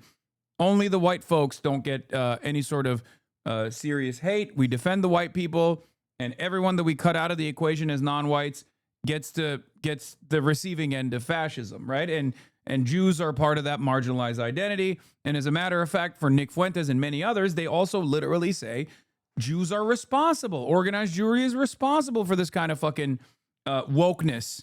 You know, the Frankfurt School style narratives that Nazis also leaned into. That Jews created wokeness. They invented wokeness to destabilize and destroy the West and try to combat white supremacy, which is supreme, which is the established fact. Like, that's their attitude, right? So, and they did mass migration. They did the Great Replacement, all this stuff. The problem is those are also incredibly damaging ideas. They're not just like silly conspiracy theories. These are conspiracy theories that have turned into very real positions and movement builders in the past that have become really fucking dangerous, really dominant, really deadly. So in an effort to fight back against this, you have to present a logical statement. You have to say, look, man, Jews are not responsible for all the fucking issues that you're experiencing. And that, there is no like organized Jewry that is dominating your life. But in that regard, when I say stuff like that, there's two problems. One, I'm Muslim, so people don't really give a shit about what I have to say about Islamophobia in general. They go, shut the fuck up. You're, a dirty a sand guy, and you're just defending, you're an Islamist fundamentalist. I've heard every fucking insane statement in the books, right? I mean, they say that to Ilhan Omar too. Ilhan Omar is I didn't want to say the actual thing that they say with the sand, or whatever. With Ilhan Omar is like pro-trans, right? But they'll say like she's a fucking fundamentalist, she's barbaric, she's backwards, right? Which is crazy. It's like she's woker than 99.9% of congresspersons, but because she wears a hijab and she's Somali and she's black and she's Muslim, they literally will get away with claiming that she's actually backwards and barbaric. It's fucking nuts. But in any case, that's the one issue that I run into, given my background. People don't listen to me on this issue. That's why so many people who agree with me on the policies now will still run around and call me a fucking terrorist over and over again. And their audiences don't think twice about this. But then the other problem is, and this is something that I tried to broach with Van Lathan as well. I'm sorry. Okay. It brings me no pleasure to say this, but the reality of the matter is, a lot of Jewish advocacy groups unironically wear that shit on their chest. So what do you expect people to fucking think? If you have a million different Jewish organizations that are like, Jewish National Fund, Jewish this, Jewish that, running around being like, Israel is the most consequential thing. Shut the fuck up. You better not talk about Israel. Oh my God, this Jewish director, Jonathan Glazer, actually criticized Israel. He's an anti-Semite. We must actually never give him a job again. Oh my God, a bunch of people in Hollywood, including many Jews in Hollywood, that are demanding to boycott Israel. How about those guys never get a job ever again? What do you think is going to happen when people see that shit? You can't fucking wear this shit on your chest non-fucking stop and then assume that a bunch of goyim, right? A bunch of cornbread white boys are not going to fucking hear that, see that, and tie that back to what they've heard already about how there are so many Jews in positions of power within finance, within the government, within Hollywood, and then they tie all of that shit back together and they go, okay, maybe Jews do control the fucking media, and maybe America is actually Zog. And then we have to sit there and talk about how damaging it is to run along with these sort of fucking narratives. That only causes people to double down. Okay? That only causes people to fucking double down. They go, oh, here we go again. There's people dying. You can't even say people shouldn't die. And what is actually an issue of much more significance in Western media is the fucking feelings of a bunch of pro-Israel students in Columbia campus where they're acting like there's pogroms taking place. Meanwhile, there's actual fucking Holocaust taking place, and we can see it with our own two fucking eyes, and everybody wants me to give a shit about some of the wealthiest fucking students of all time who are running around with Israel flags and trying to defend the genocide publicly and getting pushback in many circumstances from Jewish anti-Zionists themselves. It's ridiculous, right? It's ridiculous. What the fuck do you think is going to happen? So yeah, the reality of the matter is, it's almost impossible to fucking push back against this stuff because on the one hand, what I'm saying, right? What I'm saying is entirely different than what Candace Owens is saying. What I'm saying and what what I'm saying is entirely different than what Candace Owens is saying. However, what Candace Owens is saying and what Nick Fuentes is saying is identical to what Jake Tapper is saying. All Jews care about is Israel. That's what they are united on. So if 90% of the media is consistently dialing in this narrative over and over again that Jews care about Israel, Jews care about Israel, all Jews care about is Israel. If you speak out against Israel, then you hate Jews. Every Jew is a Zionist. Every Jew you've ever encountered is a Zionist over and over and over and over again, both wokely and also from the anti-woke perspective.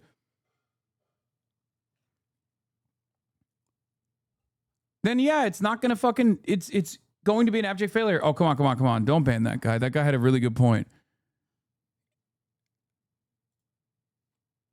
Where is it? Bear-esque. You need to review reality TV or something. That's how anyone of substance is ever going to take you seriously. First comment. Yeah. Look at the big brain on this guy. This stream is a shit show, by the way. GG. Why? Does it offend your sensibilities? Does it fucking offend your sensibilities? Are you sad? Is that what it is? Oh no. I don't like hearing things that make me question my pre-established biases. No. Here we go again, honey. Time for chatter's feelings, okay? Let's hear it from the chatters. I'm offended. Anyway, yeah, here's also Tucker Carlson putting up LeBron numbers on this. TPUSA did a poll during AmFest, or I guess it was after AmFest, and they asked the audience, what they considered to be the greatest threat to America. And they did put radical Islam at number one.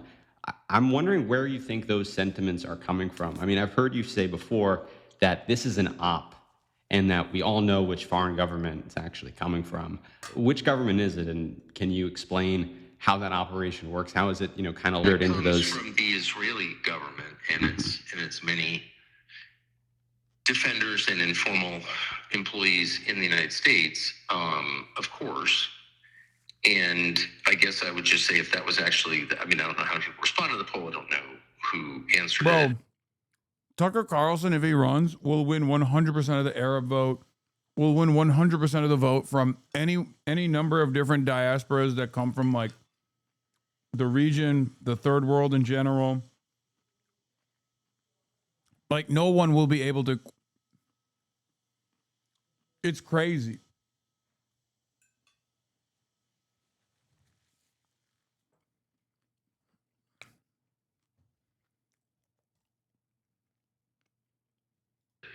But, I believe in measuring reality a little more empirically. And, I don't know anyone in the United States in the last 24 years who's been killed by radical Islam.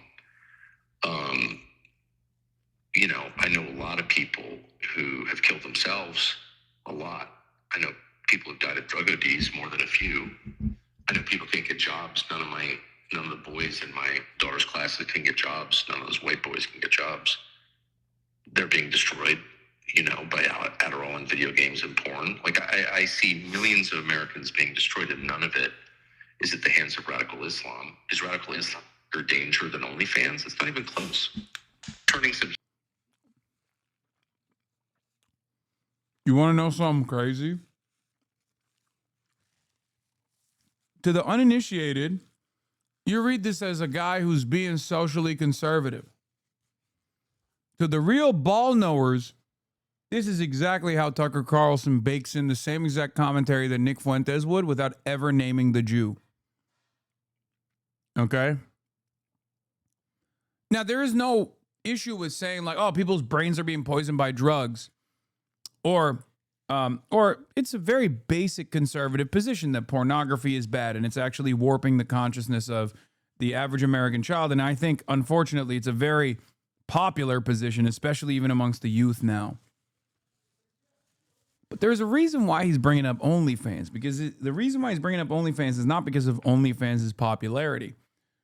The reason why he brings up OnlyFans is to say it's not radical Islam that's harming Americans. It's actually the pornographers, like OnlyFans, famously owned by a Jewish guy who donates quite heavily to the IDF. Do you understand? So Tucker, when called in the question, or donates to AIPAC, sorry, maybe not the IDF. Tucker, when called in the question, can just be like, oh, you're being ridiculous. Of course I'm not mentioning that. I've always had a long career. I've always had a long career of criticizing pornography. Okay? But what he's actually doing in this moment is not being critical of pornography. What he's doing in this moment is saying, like, Americans haven't been harmed by Muslims in quite a while. They've been harmed by Jews. Jews are doing pornography. Jews are warping the consciousness. It is expert level. It is expert level anti-Semitism. You hate when people put words in your mouth, yet you do it so much. What? Would you ever convert to Judaism? The fuck? Chatter, who asked me if I would ever convert to Judaism, also thinks that Tucker Carlson is not implying Jews when he talks about OnlyFans. I kind of feel like you're just virtue signaling a little bit about this whole Tucker Carlson situation, no? No, he's not even falling for the Tucker bit. He knows exactly what Tucker Carlson is signaling. He's also not so subtly implying that I'm compromised by the Jews and would convert to Judaism. Okay? He knows exactly how the Nazi rats operate because he is one.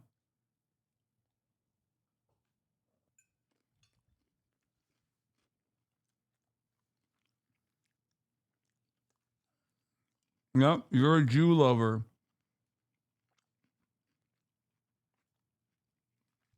That's what he's saying.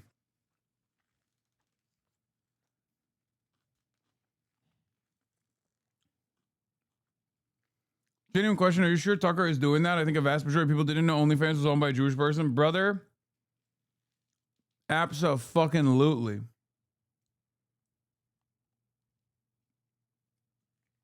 Yeah, let me convert to Judaism, dude.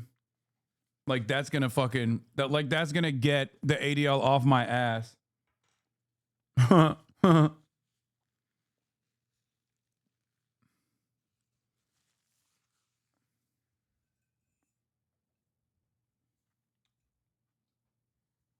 Surely.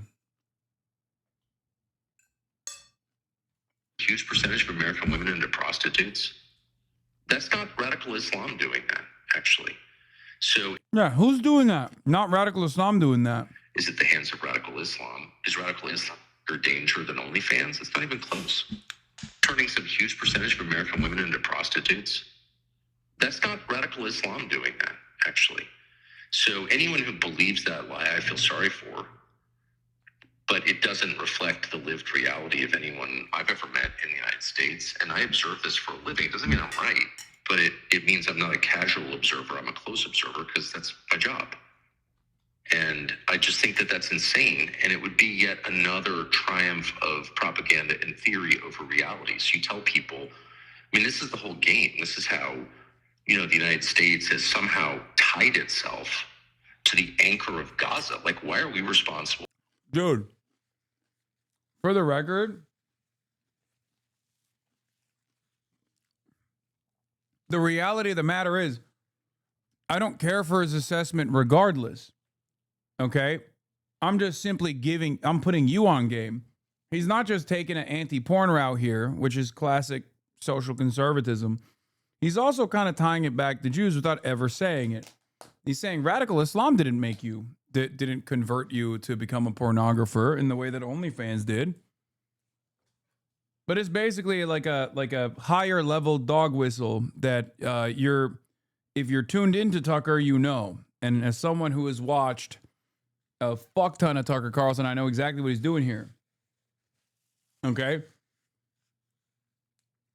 He will just never say Jews. He will never imply Jews. He will never come near the implication of saying Jews. It's just for the real ball knowers out there. Okay? But I don't even agree with the assessment outside of, even if he wasn't being anti-Semitic, I still wouldn't agree with the assessment because, like, he just fucking, he's relegating it back to social conservatism. You can just keep it at what kind of fucking danger does radical Islam present in the United States of America? You have to be a real dumbass to believe that. And the only reason why many people do believe that is because Israel keeps farming it over and over again. For Bibi's mass murder, what we are now, partly because so many Americans have been told over and over and over, like, your destiny is intertwined with Israel. Israel's our most important ally. There is no sense in which Israel is an important ally. It's not even an ally. It's a liability. But people have been told that again and again and again, or I'm an anti-Semite. By the way, I got the award of apparently anti-Semite of the year 2 days after I gave a speech saying anti-Semitism was immoral. So what does that tell you? It tells you that the people creating the propaganda and disseminating it have zero interest in the reality of any question. Of course, propagandists never care what the truth is. They're merely convinced, probably with some evidence, that if you repeat a lie often enough, people will believe it. I don't know what to do about that. That's always been true. I don't lose a lot of sleep over it. But if you've convinced a bunch of kids who literally can't get jobs and buy houses or find wives or husbands, you know, whose parents are divorced, who are, you know, thinking on... Law, I mean, as a student of empire, he's not wrong about Israel being a liability. God, I hate when snakes use correct information to push white supremacy. That's why he's dangerous and no ally ever. I don't even agree with that. I think Israel is a fucking ally still from the position of empire. Like, a lot of people think like, oh, they take this attitude where it's like, well, the Iraq war was really bad for America. It's like, no, the fuck it wasn't. There's never been a moment where we've ever done something in terms of foreign policy that was good for Americans. That's not a part of the conversation. It's what Americans, which Americans, okay? For capital owners, the Iraq war was fucking fantastic, okay? When people say Israel is a liability, they're bringing us into all these fucking wars. It's like, yeah, regular ass Americans, that shit sucks. That shit sucks for regular Americans. But you know what it's good for? Capital owners, the military industrial complex, people who profit off of death and destruction. That's it. So yeah, technically Israel is a bad ally, but it's not a bad ally from the point of empire. It certainly ends up reaching and taking a lot more than it gives back, and that's frustrating. I think it's embarrassing for Americans, for old school WASP nationalists like Tucker Carlson cut from a good cloth. It's embarrassing to be humiliated by Jewish donors like this. 100%. That's what it is. That's how he sees it. That's how I think a lot of, let's say, white nationalists, or maybe white nationalists of a different variety, neo-Nazis, that's how they see it. They want Israel here in America. Some of them do. But they hate how fucking embarrassing it is that this glorious nation, the number one nation on the planet, a nation for prosperity, for those who work hard, strong men, builders that comprise the foundation of this beautiful country that has dominated all around the globe and has built so much prosperity everywhere, is now being dominated, embarrassingly, by our own vassal. By our own vassal that would not exist if it wasn't for the $300 billion fucking dollars that we gave them for the last 80 fucking years. The vassal that was handed over to us by the other superpower that we also took over, that we took ownership over, the British. The sun never set on the British Empire, and now they are our vassal as well. That's how domineering of a force we are, and that fucking force is being humiliated in broad fucking daylight by our own vassal that constantly demands more and gives us nothing in return. God, I could be such a good propagandist on the right. You have no idea. Holy shit. Because a good propagandist has to say the truth. And especially if you say the truth about an issue that other people don't want to say, oh my Lord, you will be seen as a legend. But that's the reality. It's just, that's what it is. They want to do Israel here in America, but for whites, who knows what that means, right? But they also, on top of that, want to change this dynamic. They want to stop being run by people who put Israel first. Our Middle Eastern policy is entirely dominated by Israel. That's it. It's entirely dominated by people who do put Israel first in many instances. And it doesn't matter if they're Jewish or not. There's plenty, more often than not, they're not even Jewish. They're fucking wasps, right? And I think that's also kind of an ugly humiliation for someone like Tucker. Again, Tucker's dad was in the CIA, right? He considers himself a legacy American. And now he sees other people who are also supposed to be legacy Americans just like him, that was responsible for this big, beautiful nation that dominated, that tamed the barbarians, the indigenous population, and endlessly expanded all the way to the West Coast and made something of this country that then turned around and, defeated the Nazis, which maybe Tucker doesn't think was too good of an idea. Maybe we fought the wrong side from Tucker's perspective. Who knows? I'm not going to get into that, right? But it's been this like massive cultural force dominating the globe. And then this country, the wealthiest nation on the planet, is basically captive to the interests of a tiny group of people that just get to dictate whatever the fuck we do in the Middle East. He's going to be pissed off.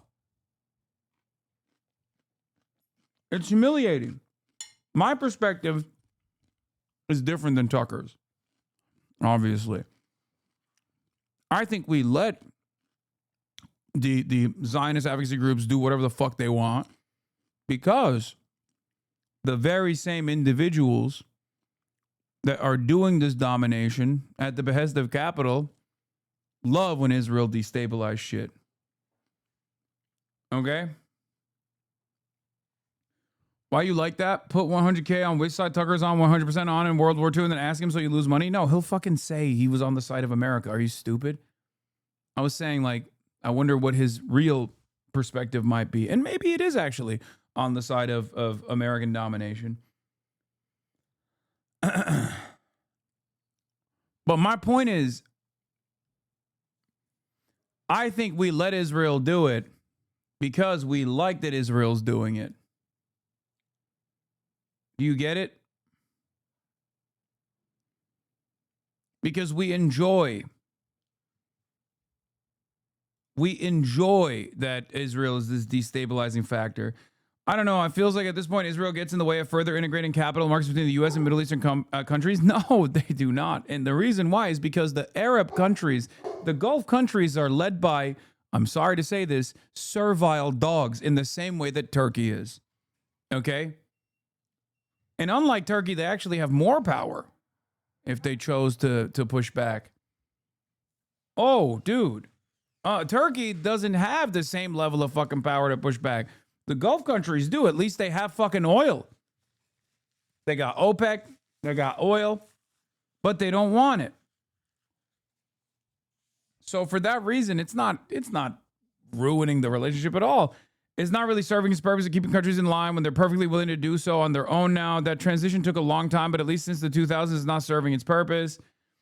The job was to keep Middle Eastern states in line. But since that partnership ramped up in the 70s, that mission is complete. The consequential Arab partners are pliant and the elites are in line with U.S. capital interests. I can't imagine the Gulf states, for instance, would change their tune if Israel didn't exist. They probably would integrate even further with the U.S. No, I think Israel still plays a big role here. And the role it plays is, you have to remember, why is Europe never going to fucking trust the Chinese government? The Ashkenazi Jew-led Israeli government is white. Arabs are not. They're Muslim. Regardless of how much these guys fucking chirp. Regardless of how much these guys fucking chirp about Jews not being white, they literally do think, Jews are white. That's it. They think Jews are European. I mean, they are. It's Euro supremacy in some ways.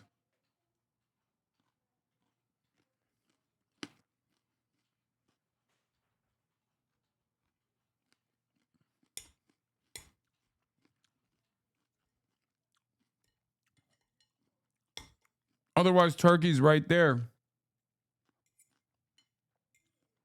You can use Turkey as a much more valuable source.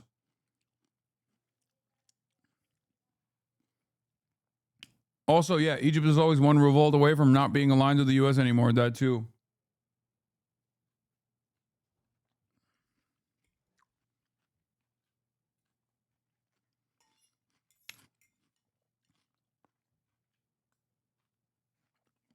I think no matter how much you trust the Gulf partnerships, there's a limit to how much you can trust the Gulf partnerships.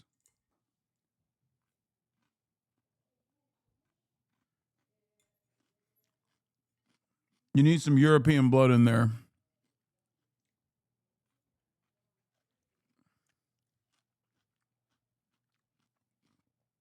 Wait, what? I know you don't feel this way, but you're framing Israel as some independent colonizing force that's stringing along the West when it's just not. Wait, what? No, I'm saying that's the main difference that I have with someone like Tucker Carlson. You misunderstood me. I was saying this is Tucker's position, and I went into it. And I'm saying I'm actually in disagreement with Tucker's position because I think that Israel serves a major purpose as a vassal state. But because Israel serves this major purpose as a vassal state, it gets to fucking dominate American politics. It gets to do whatever the fuck it wants. It gets to set up all the advocacy groups. It gets to make a big fuss about people criticizing Israel, say it's fucking anti-Semitic.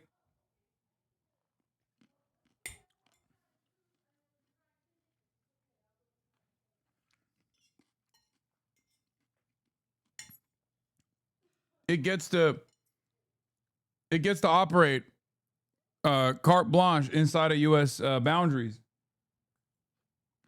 Yeah, that's what I'm talking about. Last part. Wait, what?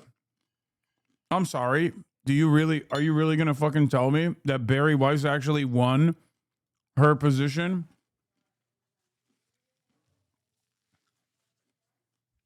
It's not Israel dominating American politics when America is just Israel, but 150 years earlier. Wait, no, you're misunderstanding my point.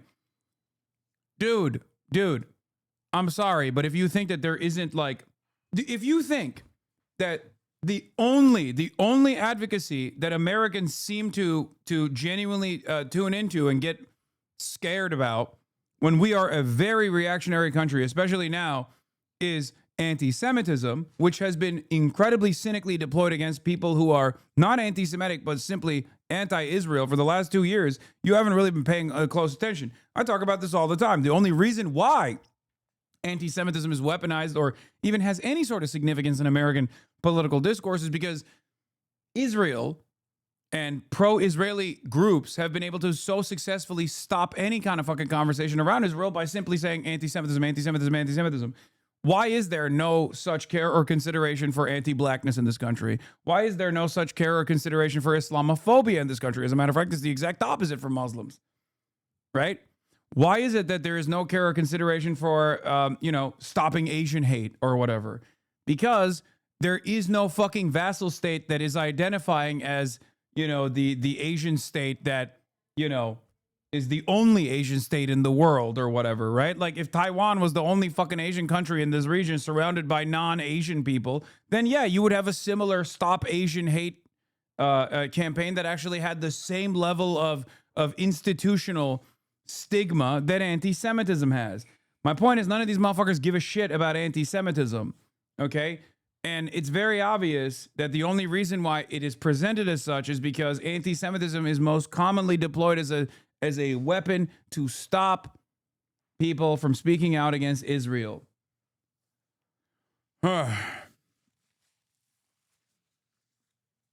And yes, of course, there's plenty of people in the imperial core that fucking support it. I mean, look at the Christian evangelical movement. What are we talking about? But I don't even think the Christian evangelical movement is doing...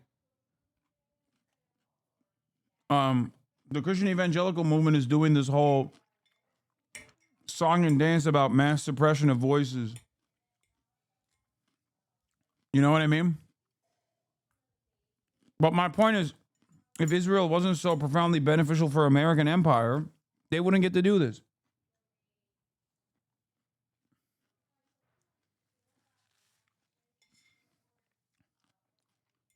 I think ultimately they saw apartheid South Africa fall apart, and they really, really pushed.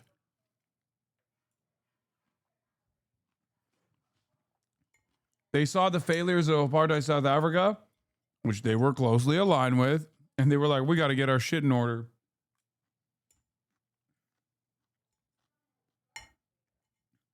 We got to make sure that this never happens to us.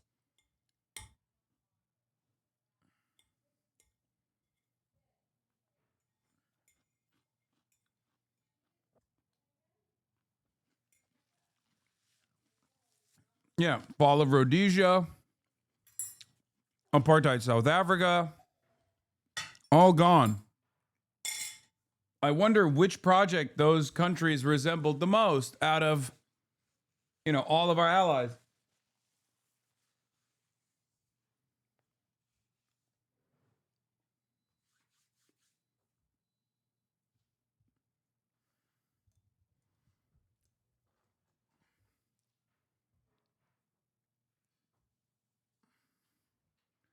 What is the reasoning behind Israel recognizing Somaliland? I don't fucking know. I mean, it's just for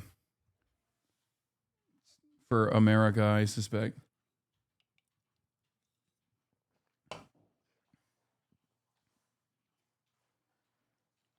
Probably a fuck you to... Actually, it's probably not even for America. It's probably a fuck you to the other regional allies of America that have their own interests, like Turkey with Somalia, so that they can tactically undermine whatever geopolitical goals that like other regional countries have in the continent, and also to dominate from the other side, control over the Red Sea directly.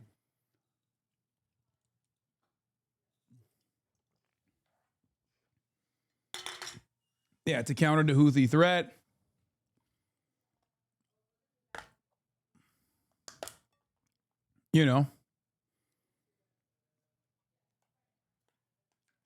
That kind of thing.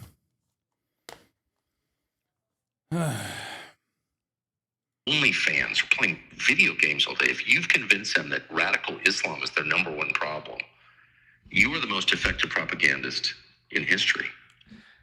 I mean, that's an unbelievable feat. I haven't seen the poll. I'm taking your word for it. And again, I don't know how many people responded to it. Yeah.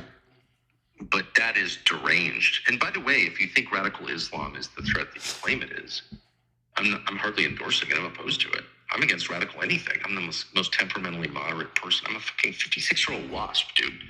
I'm like, I am moderate, okay? Yeah. But I just don't like lying. But if you sincerely believe radical Islam is the greatest threat, then why aren't they asking the government? Why isn't Ben Shapiro asking the government to fully declassify the 9/11 files? Right. I wonder why that is. Any sense of why that might be? Seriously, if you really think radical Islam is that great a threat, tell me why you're hiding basic facts about 9/11. And the answer is, of course, it's not what they told us it was. That's crazy. God, he's so good. He's Protestant? I would have thought he's Catholic. No, dude, that's why I said he's like the OG stock American, dude. What are you talking about?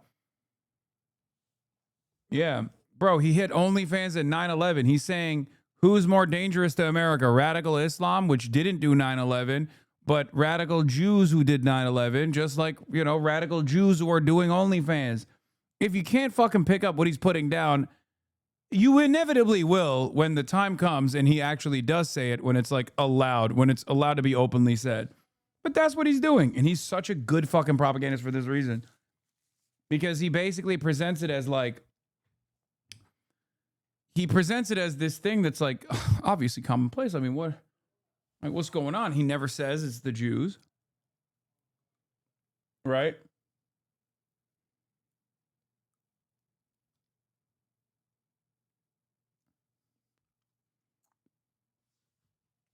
But in any case,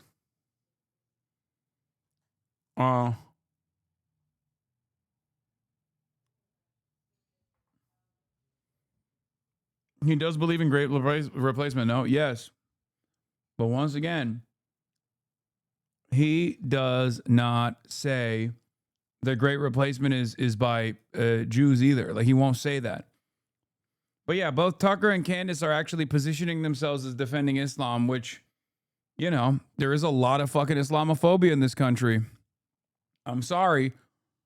You are never going to win a Muslim vote ever again. That's it. If you run around consistently defending Israel and also beef up Islamophobic narratives, never actually talk about Islamophobia, and you only consistently, when Islamophobia is happening at the systematic level, right, in a way where anti-Semitism is not, okay, at least not for the time being. I always qualify. It might change. Things might change in the future. But the point I'm making is, when you don't do that, when you don't ever like speak out against Islamophobia as like supposedly the progressive left, the liberals, right? You let it foment and maybe even lean into it like Kirsten Gillibrand did, right?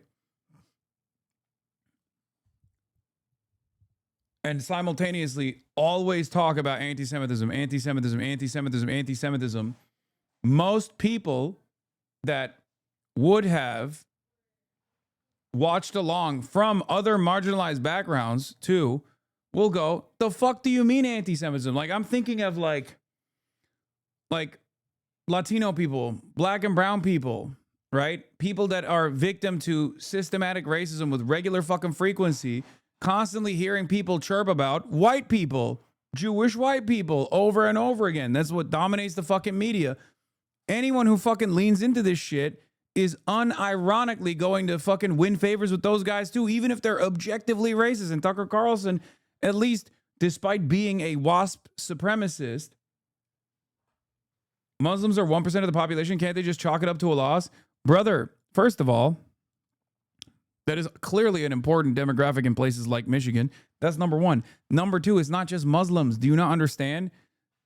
When you say, fuck Israel, Israel's dominating American politics, you're actually capturing a very diverse coalition of voters' interests. That's number one. Many of which are in the fucking throes of the Democratic Party, many of which are actually pro-Democratic Party, or at least in the coalition that is most likely to vote for Democrats.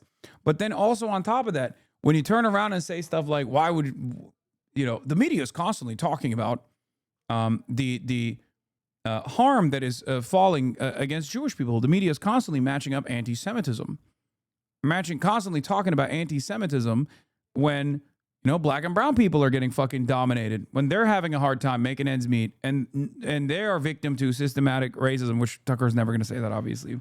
But the reality is, I'm saying that. I don't know why I'm doing Tucker voice. But when the media is constantly fucking talking about anti-Semitism as a primary driver of the conversation, instead of talking about like what Israel's doing, for example, and how Israel is intervening in domestic affairs, for example, right? And then on top of that, you're from a black or brown background and you hear that over and over and over and over again, okay?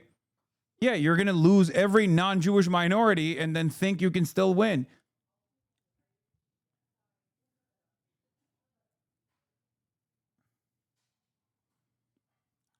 That's it.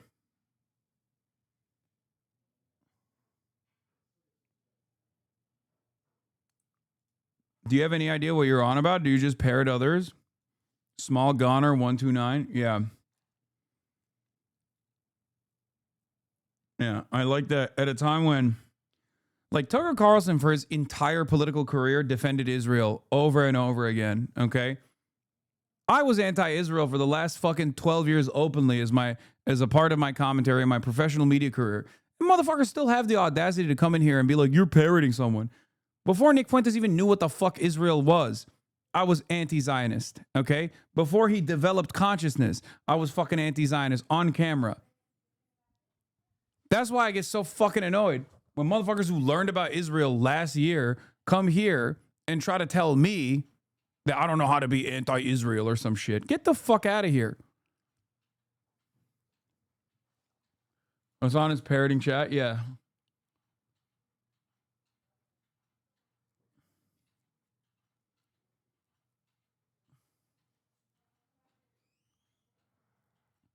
Anyway.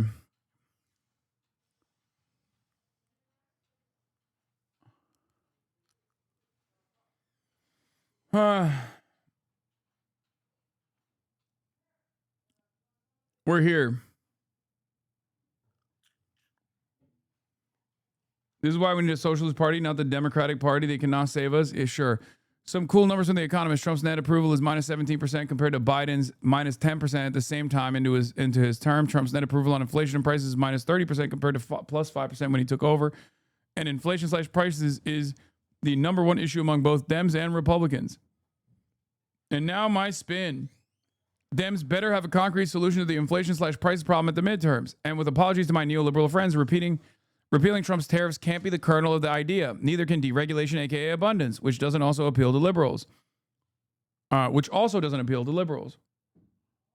I could write the script, it would be attacking concentrations of economic power, aka fighting the oligarchs. Good luck. They won't, though. That's not going to happen. A White House official told me, is JD, Marco, Jared, Steve, Susie, Netanyahu's lost them. The only one left is the president, who still likes him, but even Trump wants to see the Gaza deal moving faster than it is now. Oh, wow. Sure. Yeah. The biggest Israel dick-riding president. And the Israel dick-riding doesn't end there, okay? The Israel dick-riding doesn't end with just Israel. There's also an element of Israel dick-riding with the Epstein stuff, too. Okay? The new wave of right-wing anti-Zionism because they discovered Israel on October 7th is like the Islamophobia from people who discovered Islam on September 11th. A little bit. Luckily, there's some people like myself that have been doing this and many others that have been doing this for many, many years who have tried to be like a decent landing pad. Bro is consistent. Yeah. I mean, this doesn't even show the full scope of things, you know? There's way, way older videos from 2021. Even on my own page.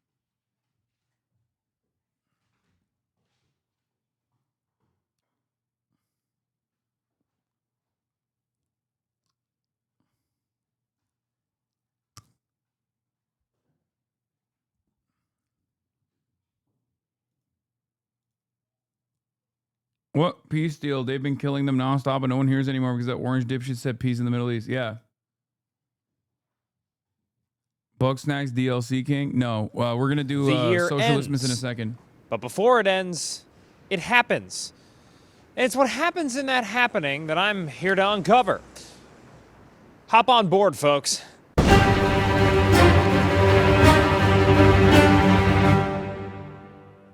TikTok got banned. The FDA said Zyn is good for getting off cigarettes or getting on Zyn, if you're cool. Hindenburg went down again. Joe Biden gave a farewell speech mumbling some shit about a U.S. oligarchy or something. New prez who launched a meme coin. McDonald's ended its DEI programs. Amazon ended its DEI programs. Meta ended its DEI program. Yeah, big fucking DEI. The death of DEI, dude. Laura Loomer tweeted about you but deleted.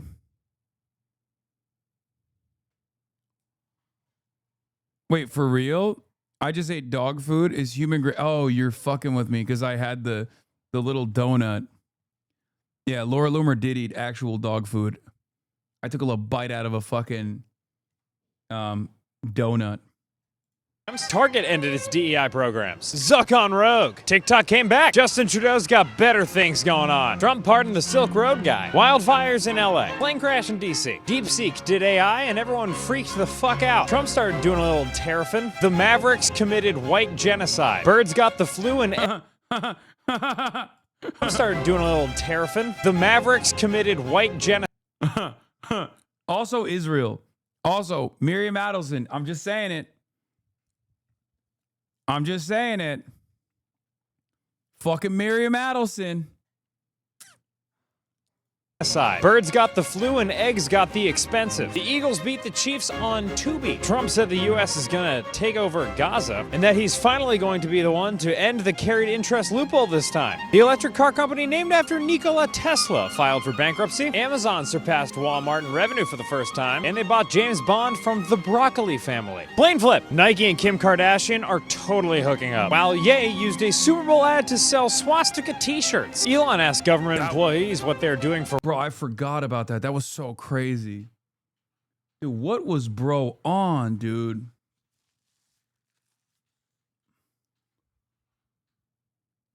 I mean, the way things are going in American culture, he kind of was a fucking visionary in that front too. Like, not just awesome. Like, I mean, he barely was anti-Israel. He was just mostly fucking anti-Semitic and pro-Hitler. But nitrous oxide, true. He was on nitrous. He really was breaking the boundaries ahead of time. He was just too early to the game. He was on nothing. That's the problem. Work and female government employees what they're doing after. Also while cutting a bunch of government agencies and laying off a bunch of workers and beefing with Sam Altman and trying and failing to buy OpenAI. Pepsi bought Poppy. A man won $50 million the old-fashioned way, suing Starbucks after getting burnt by his tea. The company finally landed on the moon. Canada elected a new head Canadian. Consumers were sad about the economy, but cheer up, guys. A company landed on the moon. BlackRock bought parts of the Panama Canal. The military runs on a group chat. A Saudi Arabian company bought Pokemon Go. OpenAI chips were melted by rampant studio giblification. You can buy your DoorDash now and pay for it later. Hooters filed for bankruptcy. 3,000 billionaires. Cory Booker spoke for 25 hours straight, beating a record set by my wife. Eric Adams officially did nothing wrong. Liberation Day. Time to freak out. Kevin Bacon said it sucked to lose money to Bernie Madoff. Weight Watchers went bankrupt. A judge said Google is an advertising monopoly. Trump started beefing with all the schools that rejected you. Katy Perry went to space. Stephen A. Smith started talking about running for president. And so the Pope died. Chipotle wants to expand to Mexico. Sam Altman. The Pope didn't die. The Pope was killed by J.D. Vance, allegedly. Wants to scan your eyes. The Minecraft movie made $800 million. The Kohl's CEO is fired for funneling business to his romantic partner, but who among us hasn't funneled their partner? GTA 6 got delayed. Labubu. Real ID. New Pope. Warren G. Buffett announced his retirement. Moody's downgraded the U.S.'s credit score. Guess what? Elon Musk made a town. Private equity bought Skechers. Rock got obsessed with white genocide. North Koreans started taking American jobs. Max, formerly HBO Max, is now HBO Max, formerly Max. An Italian businessman got kidnapped and held at chainsaw point so he would give up his crypto password. Trump Gold Card. College athletes can start making bank. Meta AI employees can start making bank. With plans to revolutionize their products, Apple instead chose to come out with something called liquid glass. Trump and the army invited everyone to their humid birthday parade. Ice in LA. Trump Gold Share. Kraft Heinz removed artificial dye from products like Jell-O, and I am wondering what other ingredients there were. The U.S. bombed Iranian nuclear sites. Oklahoma City won the basketball championship with the help of a Canadian man. Finally, someone had a tasteful, low-key Italian wedding. Paramount paid Trump for a 60 Minutes lawsuit. Oh, look at these two. Foot fetishers wept. You can Venmo the government if you want. Trump and J-Pal hard hat spat. Skydance acquired Paramount, marking the biggest media deal of the year. The viral tea app came out where all the ladies could get the tea on the men that they've been seeing. Until hackers dumped all the website's data out in public and probably bought us another decade until the gender wars. Hospitals struggled after getting bought out by PE. Or so I'm told. I was too busy watching Figma's rockin' stock price. A weak jobs report came one guy weaker after Trump fired the BLS boss. RFK cuts mRNA vaccine contracts. Some people might still be paying for last year's Coachella. Claire's went bankrupt. The National Guard went to D.C. A lot of people aren't boozing. Americans had another constitutional right stripped from us when we were asked to not bet on the Little League World Series. The White House took a $10 billion stake in Intel. Cracker Barrel white genocide. Spirit Airlines went bankrupt. Trump crypto money up big time. Kraft Heinz is splitting in half, just like that baby in the Bible. The U.S. developed a concerning fetish for bombing boats. Gold prices up big time. Klarna IPO. Charlie Kirk died. Larry Ellison, richest person for a little bit. Kimmel off air. Government shutdown. Rite Aid shutdown. AI circle jerk. AI layoffs. AI friend. Louvre heist. Amazon outage. Betting scandals. JP Morgan building. Rate cut. Household debt and car repos went up. GTA 6 got delayed again. Peel bet $100 million in the New York City election. And this guy won, which isn't surprising. He's clearly best friends with the president. Elon secured a $1 trillion bag. The Big Short guy is now a big Substack guy. And Meta isn't a monopoly, apparently. Private credit? Cracked. Doge? Dead. The penny? Dead. The lowly soybean? Trapped in the crossfire of the U.S.-China trade wars. Epstein photo dump. When you put it like that, kind of a shit year, huh? Coin bombs. OpenAI goes code red. Zuckerberg puts the brakes on the metaverse. Kalshi partnered with the news. Netflix makes Warner Bros. Their Warner bitches. Canadian Prime Minister Justin Trudeau and American Secretary of Attention Katy Perry got linked up. Flop. Australia bans Instagram and other social media for children under 16. World Dart Championship. That robot vacuum company sucks. Trump sued the BBC for $10 billion. And it's Battle of the Kevins for the next Fed chair. Truly, these last 12 months... Bro. And the end of the year brought us the disbandment of Faze. Only a month, not even an entire month after Faze won Org of the Year.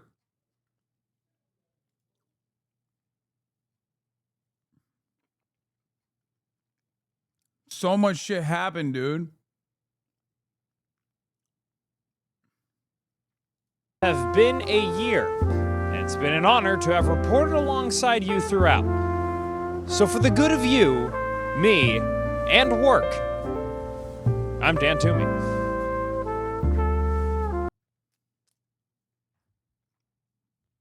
Dude. American Century of Humiliation Year 1. No, we're in the... I think we're already in the American Century of Humiliation. We've been in it, but...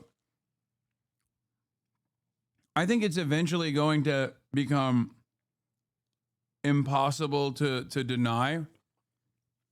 And then it's over. Like empires, back in the day,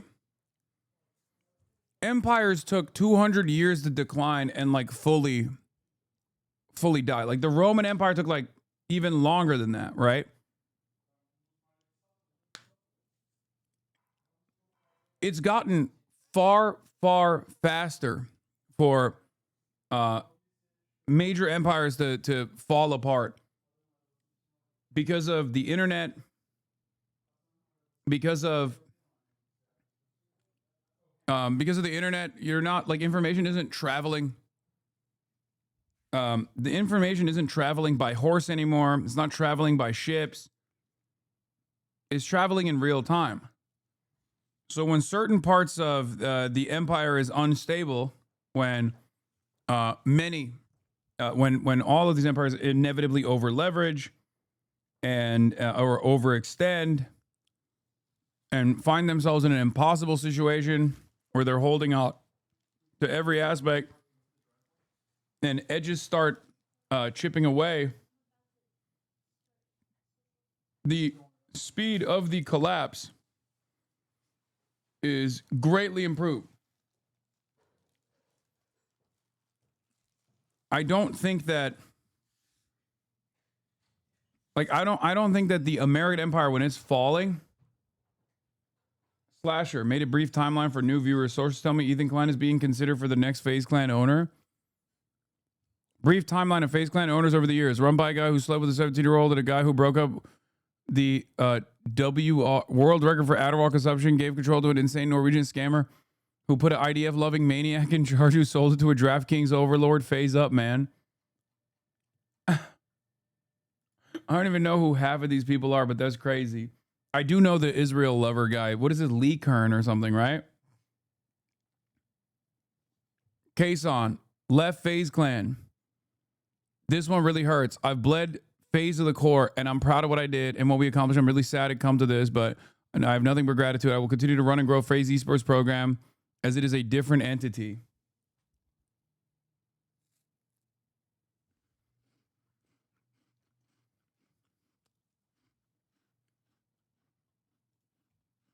Sasha, what do you think about the FaZe up, FaZe down situation? I feel like you'd be all over this.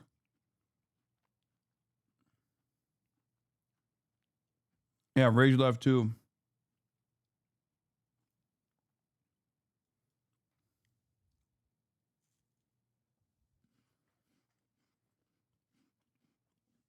We used to FaZe up all the time. Throughout all the highs and lows, you know? I guess FaZe Slasher is not going to be a reality.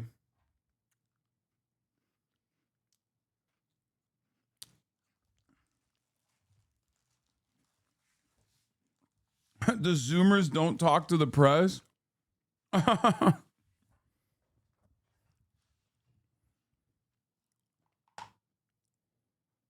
You and the moms would get together, hate America and FaZe up? Yeah. Wait, how did you know? Were you part of the secret mod meetings where we were hating on America and phasing up? Aiden Ross, is that you in my chat?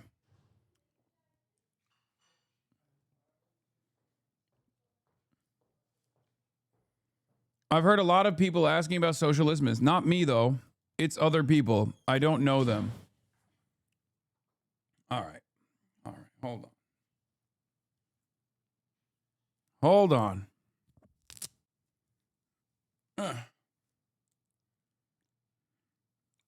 Many people are asking about Socialistmas. Put the hijab on.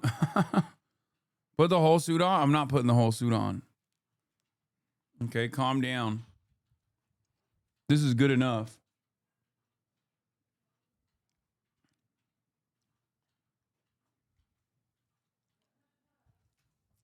This is good enough. Please, Hasan, I need my Stairmaster or else I'll die. Okay, well, you're probably dying then. I'm claiming there was no sign up in Socialism. This is a PSYOP. Okay, ladies and gentlemen, Socialismus is back. Okay, is back. I got my Mao pin on once again, and Socialismus is back, folks. Socialismus is back.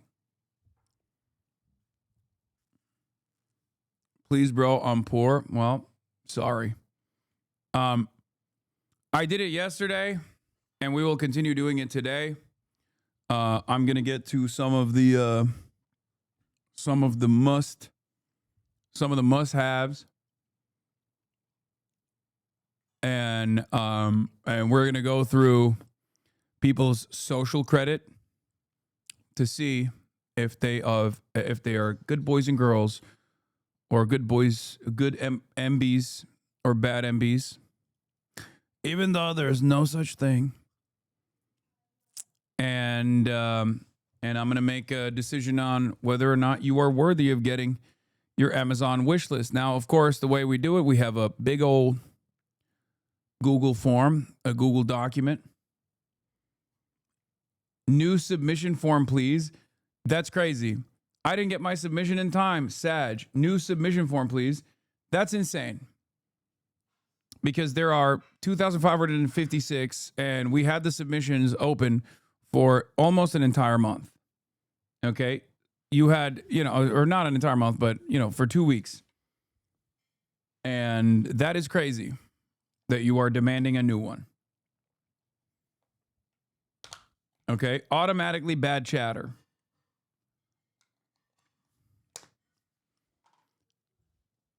To be fair, you never say shit about it. Okay. And yet, clearly, thousands of people submitted. So, perhaps it's not my fault. Anyway, Merry Socialistmas. All right. Let's get it twisted. All right. Hold on. Let me turn on my music. Lo-fi. Christmas lo-fi music. Oh, fuck. Lo-fi Girl's not doing Christmas lo-fi music anymore? Oh, no, they're still doing it. I like that they're still doing it, because I feel like Christmas stuff can continue into, like, the new year, right? Like, January 1st is when you got to take it off. I was visiting my mommy in another state. Okay, well, sucks to suck. All right, let's continue. Let's keep it going. You look stinky, by the way. Okay, Vorlo. I think we know your bitch ass ain't getting any fucking gifts this year. So why bother, Why bother? Coal for you. Coal for you, Vorlo.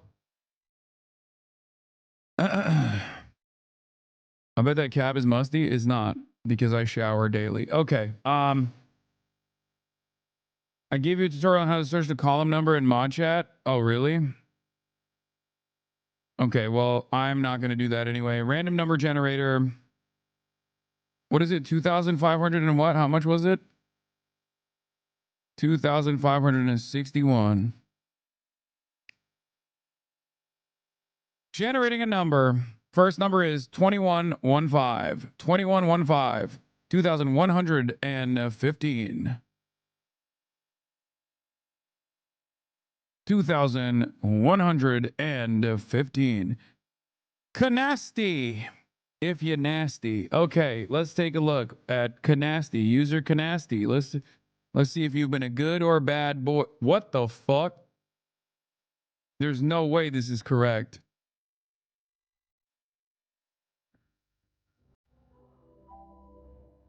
Ain't no...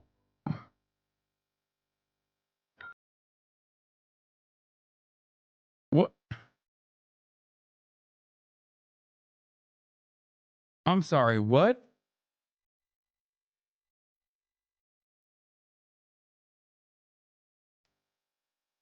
Never followed, never subbed, never chatted.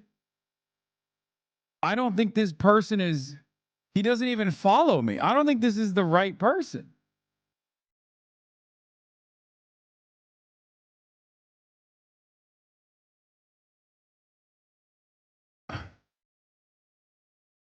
What's Kaya eating? Her toy, her chew toy. Didn't you used to say they had to be in chat? I mean, I don't think this person is like, I don't think this, he has 0 Discord chat too. What the fuck is going on here? Bro isn't even a viewer, let alone a chatter. 0 Discord messages to Lamau. He joined Hoscord on the 21st too. Wait. This motherfucker. What? This motherfucker is not even a part of the community. Skip this motherfucker. What? What did they ask for? Going to big TCG events and want to be prepared. I have a 13-year-old keyboard, so a new one would be nice. Check his list for fun. I mean, I don't even understand what the fuck's going on here. Yeah, he's just got like Magic the Gathering shit. I'm going to attend Las Vegas Regional for Riftbound. Want to be better prepared. Thought the backpack would help. Also have a 13-year-old keyboard, so a new one couldn't hurt. Thanks for all your hard work.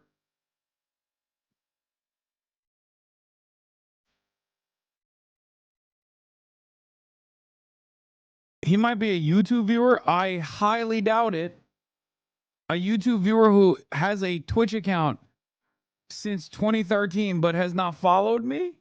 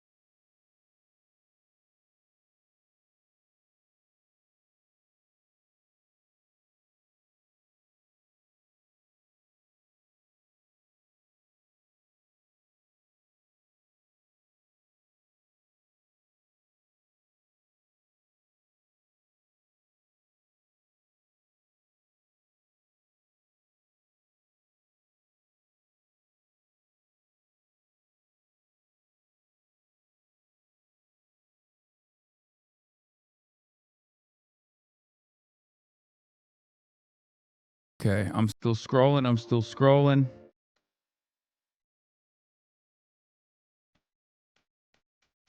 Okay, 599. A frosty rat. Let's take a look.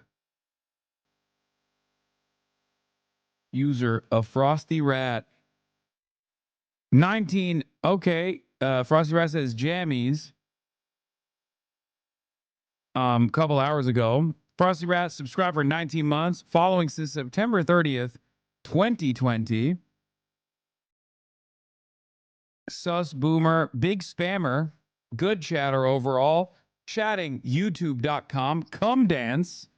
Don't worry, little pup. Drama. Feel strong, man. He's right. Aboba Ia based. Aboba Ia baste. Aboba Ia baste. That's a good chatter. Chatter only talks like his emo only mode. Aware, only the first. Just another day for an anarchist that wants this. Is this Siri the reason why my Facebook mom always brings up the Chinese love eating dogs? Ia baste.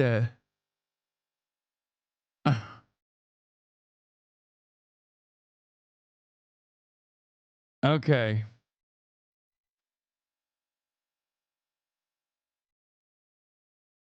What is this? Well, I didn't know about the list, and that's on me. I've been a sub for many years, and I personally will take responsibility.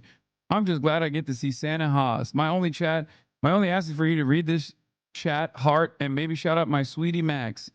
Maybe check my social credit. I'm curious. Okay. Shout out to your sweetie Max. Is it the real Plaque Boy? I'm the real Plaque Boy Max. 93 mod actions. Holy fuck, Fossabot kept clapping you over and over again. That's crazy. That's craziness.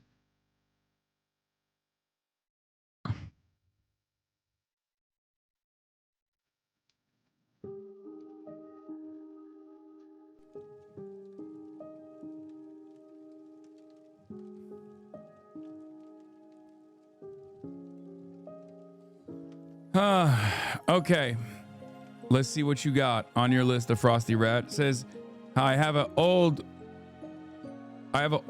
Switch from sister after she moved out, but no games, and the Joy-Cons are basically garbage. Lamau, also Pokemon. Okay.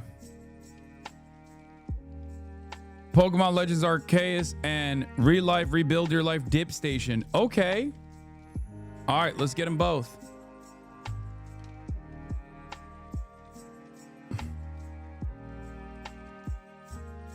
All right, you're getting both, chatter. Congratulations. Merry Christmas. All right, moving on. 1,349, 1,349, 1,349, 1349, 1349, 1349, 1349.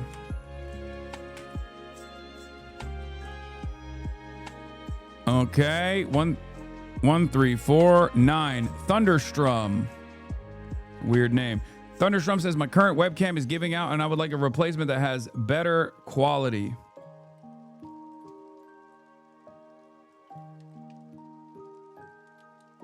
...2007 account, BB Boomer.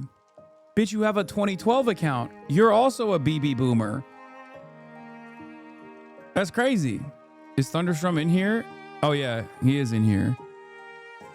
99 mod actions, that's all Fossabot. Firefighters are so hot. Hasso.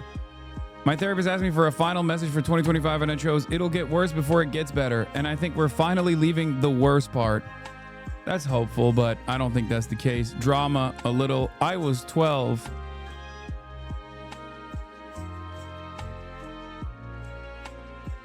My dad died this year, and coupled with all this shit, this year was the worst one of all time for me. Oh no. Damn. Oh my God, yes, I finally won something. I'm 26. That's crazy. Well, RIP to your dad. But you're getting a new webcam. Elgato Facecam Mark II Premium Full HD webcam for streaming. What is this? What is this? Auto mod? Wait, what?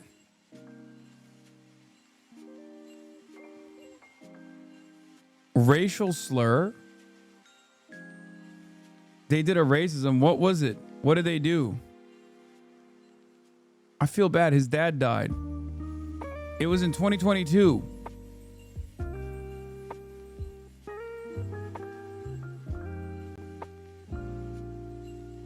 What did you do, Thunderstrum? The GIF link had a slur in it. Being banned in Hosgord is actually bona fides around here. Fuck that place. It serves its containment purpose. Hosgord sucks. Wait, so you linked the GIF link and it had a slur in the link?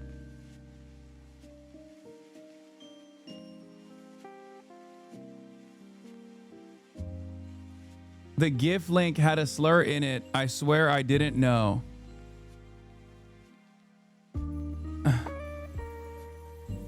The GIF searcher on Discord does that without people knowing. Wait, so this guy's been unjustly maligned for 3 years now. For 3 whole years, he's been banned from the Discord. He almost didn't even get this. We got him, right?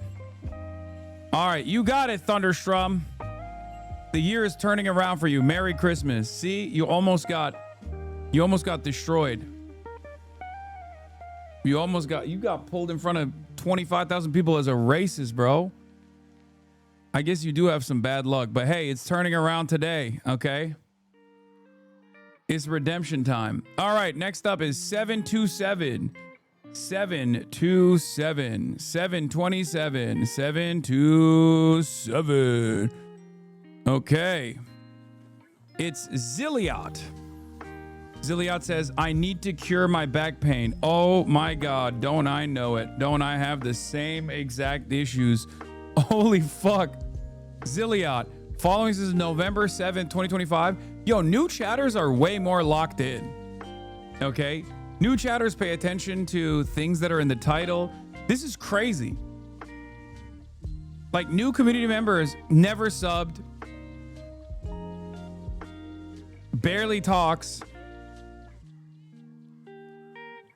Says Kaya is so adorable. That's it. New chatters are readers. Old chatters are fucking not. Kaya enjoyer. That's a good chatter. Let's take a look at what you wanted. I need to cure my back pain, she says, or he says. Okay, mattress. Wow. An Apple iPad 11-inch with M3 chip built for Apple Intelligence. How does that work on your back pain?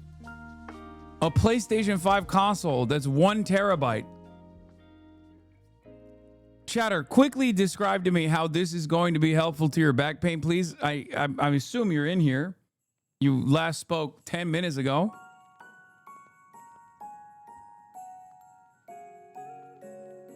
Are you going to put the iPad on your back? Bro, I was talking about the bed.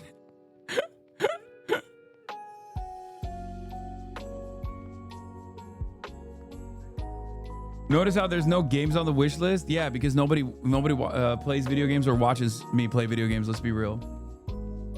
As an old head chatter, I would never milk you like this. This is rigged against the old heads. What the fuck? Yeah, because old heads don't know how to read. Y'all's eyes are so bad. You don't know how to read. You're not paying attention to what's going on when I say Socialismus is coming up. And I do it every year, so you have no fucking excuse. You've been subscribed for 65 months. You've been following, well, probably from way before 2025. I guess you unfollowed and then refollowed. Hoscord knows I am lying.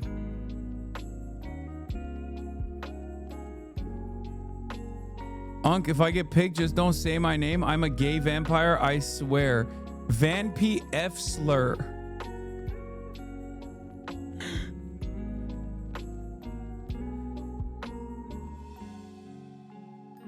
All right, let's get him to bed. Ego Home 6-inch twin mattress for kids. Memory foam mattress with cooling green tea. Gel, relieve pressure with medium firm support.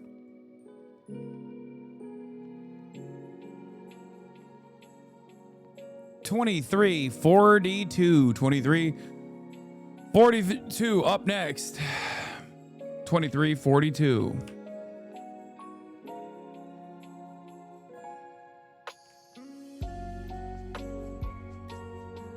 Cat meat 3. What the fuck? Or no, that's 22.40. Wait, fuck. I said 23.42, right? Or 23.42. Oops. Volunt old friend. Let's see. Yeah, but at least I also asked for dog treats at the same time. I hope I get picked so I can at least get stuff for my senior dog, even if the crazy stuff on this list don't get picked. Lol.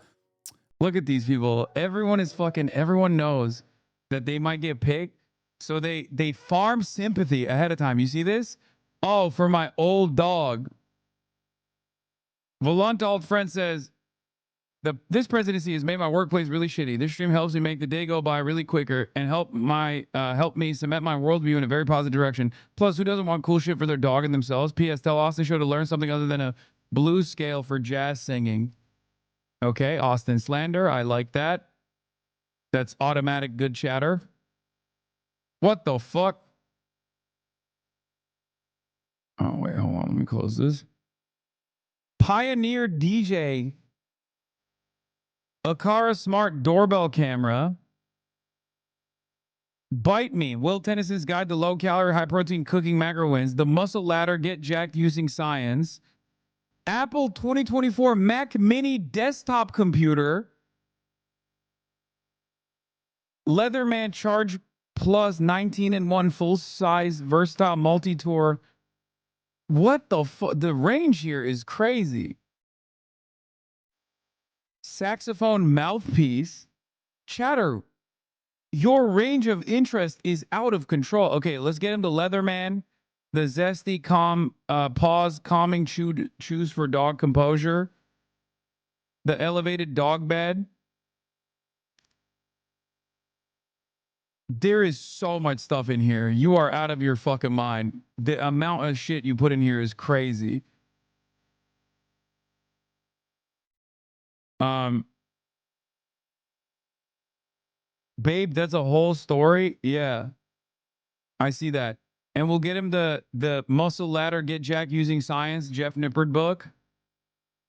And I think that's good enough. Bro, put the entire fucking guitar store in here. Jesus Christ, the music store in here. I want you to be gay, jacked, and you know, give your dog the best and also do outdoor shit. What would Hasan do without my excessive spamming? I don't know.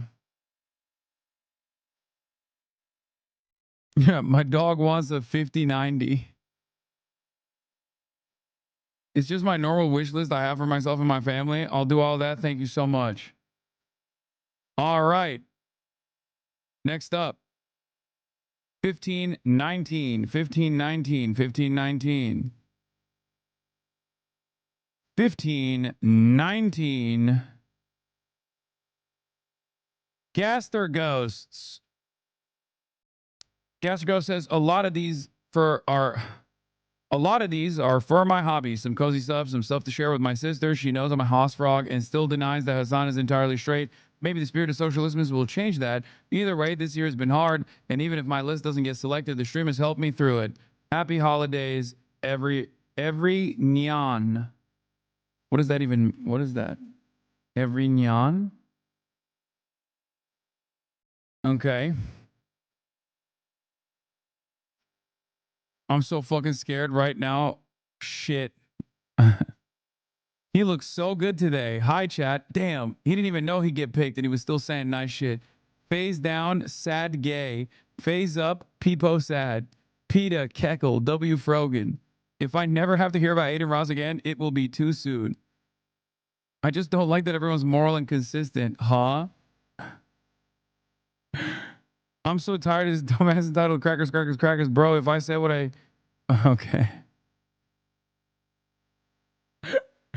You got stopped by the Gestapo there. By the speech police. Only to make sure that you don't, you know, get banned. Okay, let's see what you want at Gaster Ghosts. Wait, what the fuck? What is this? Doll hair retooling tool. Rooting needles, hair retooling, rerouting kit for dolls. What? Did I click on the wrong link? The fuck? A lot of these are for my hobbies. Some cozy stuff, some stuff to share with my sister. Okay, let's get you. Oh, this is whoa. All right. That's it. Nespresso capsules. Bro, what the fuck? Bisexual pride flag, foam roller, fluffy bubble blanket. This is... What is happening here? Okay. The Army Painter satin varnish spray paint. Fuck it. Let's get all of it. All right. Let's get all of it. Why not? Bisexual pride. The most demure list ever. God forbid a bisexual has hobbies. Yeah, it's true. It's not allowed. Their hobbies is deception.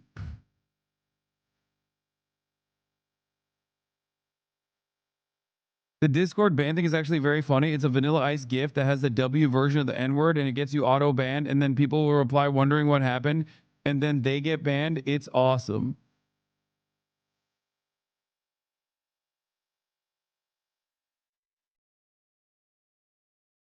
Okay. All right, done. 1064, 1064. Up next is 1064, 1064. Switch it down. Switch it down says some of the items are family related, like the trash can and the luggage, but some are just wants for me personally and school. I am most likely buying a PC before prices jump like crazy again, or get a Steam machine. So a lot of stuff on there is for that. There's notes attached to each item explaining a little bit, but it's mainly to save some money for me and my family while also getting my wants. Okay, well, let's see if you are getting your wants. Switch it down because we're going to take a look at your fucking profile. Jammies, holy shit, hi chat. Following since September 23rd, 2020, 56 messages total, previously subbed for 4 months. Okay. Poggers Ninja. Literally followed for 2 years. For 2 years. And then the first time Chatter wrote something was to say Poggers Ninja. And then waited another 2 years to say, no, 3 minutes off.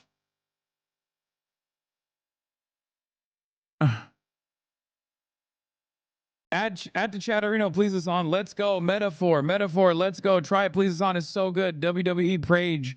Sam Lake, let's go. Cooked. Never want to hear this again. Kenny Omega, oh. Fish, easy 41,000. Pausers, easy 68,278. Gamba, oh. Gaming Watcher too. Oh, that's a lock. That's a lock. Let me tell you how big of a lock that is. Switch it down. One of the greatest. I don't know if it's more for school. I don't know if this is more for school or for me, but it would help me / my family a lot. Sort by priority, please. Oh, Jesus.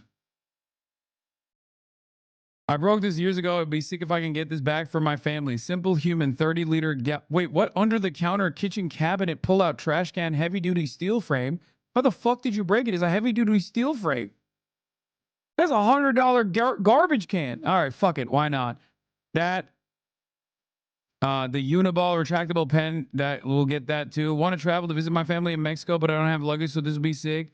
They didn't have the Lego one. Wait, what? There's a Lego one? All right, we'll get the Swiss Gear soft side expandable luggage too. Cart. What does that mean? Wet cat food. Priority high. Sure, we'll get that too.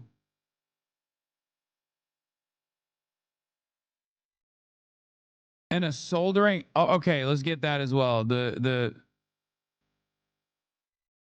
All right, let's do the repair kit as well. All right, that's good enough, I think. Don't buy that solder station. It will burn Chatter's house down. Wait, why?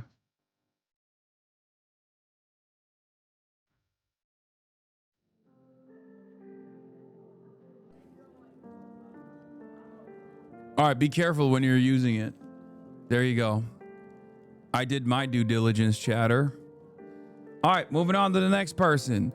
2427. 2427. Merry Christmas. Switch it down. 2427. Okay. 2427. Right? Yeah.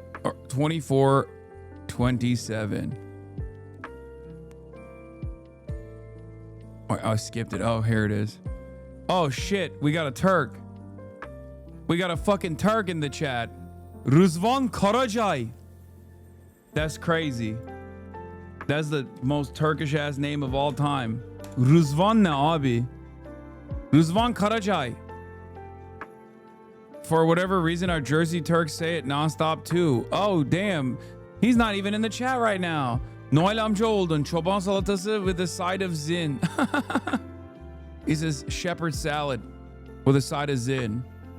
And Noel amca is Uncle Noel, which is Santa Claus, but as Unc. Okay. I was in the IDF. Yes, we can tell. Israeli Chirper learns the golden rule on stream.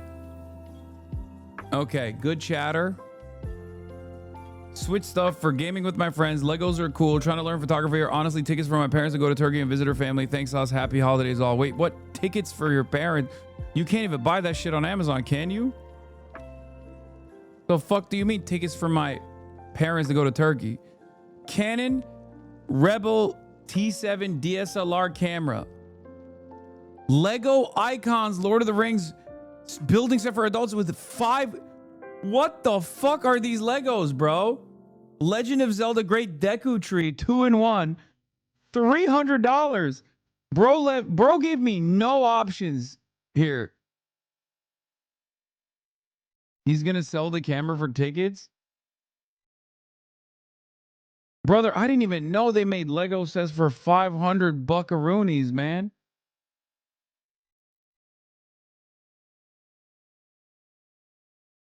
The Legos are just as expensive as a camera.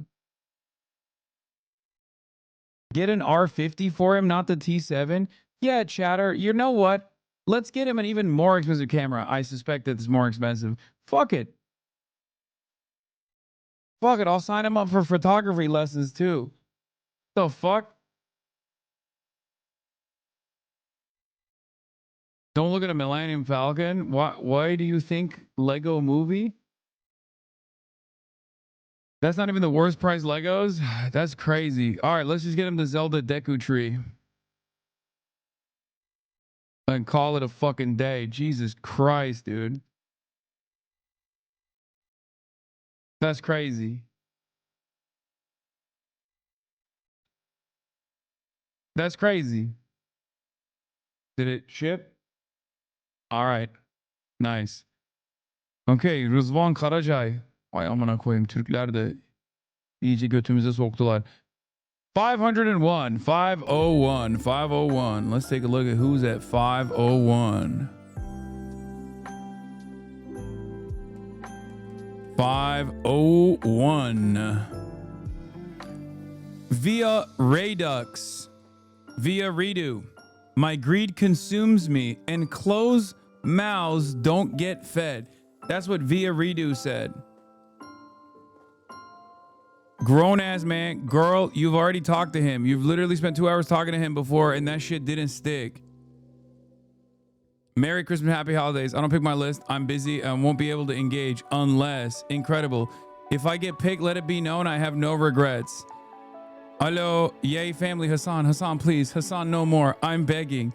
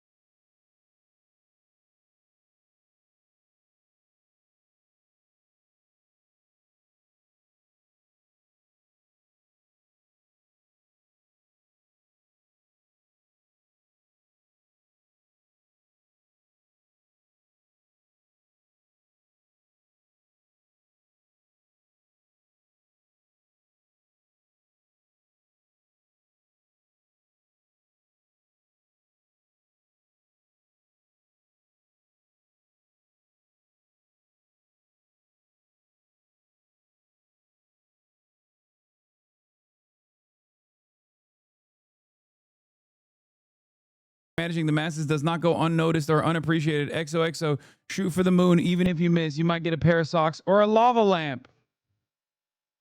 All right, we got these docs. Like, what the fuck is this? Hold on, let me. Doc Martens women's. Okay, we'll get the Doc Martens women's boot. Size 11. Off that list.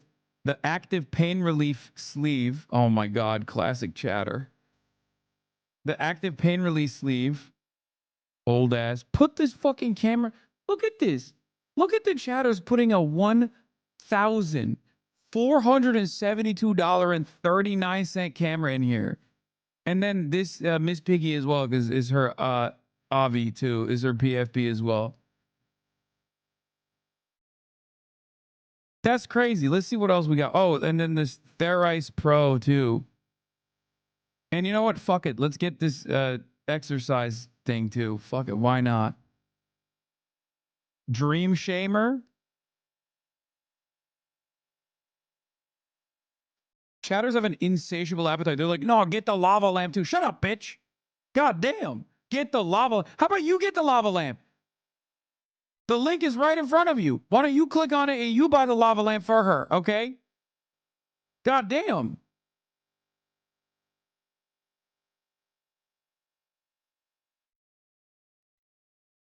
What the hell? I felt bad putting an $80 Blu-ray player on my list, Lamau. Yeah, some of these chatters, they were not feeling bad at all. Maybe they should a little bit. God damn. Okay. All right, be there by Tuesday. Okay, let's look at some must-buys now. We got a couple more. Okay. Next up is a must-buy from Hey Crane. Okay. Hey Crane. I don't know if Hey Crane's in the chat, but Hey Crane says, I am an 8 teacher. I'm a teacher at a K-8 building in Buffalo, New York. I get a $300 budget a year and whatever I can provide my principal to buy my class. I teach about 350 students and I always need to stretch the budget, spend my own money and ask for donations. I really am tired of feeling like I need to spend my own money to give the art education my students deserve. It's so hard to stop myself from ordering Sharpies, paper, and glue when we run out of it. What I really want for my classroom is enough stools for all the students. My room is so crowded with school chairs and stools to make everything better. I swear to God, there's so many. The Republicans were right. Okay, we do have a real problem with Marxist teachers in this country. Okay, we do have a real problem. So many teachers are HasanAbi heads. Okay, I'm beginning to learn that there are a lot of HasanAbi head teachers. Okay, that's it. They were right. They're educating the children they're giving them a Marxist style education. This is really problematic. Okay. Where is Kai even going? Kai's like running in and out.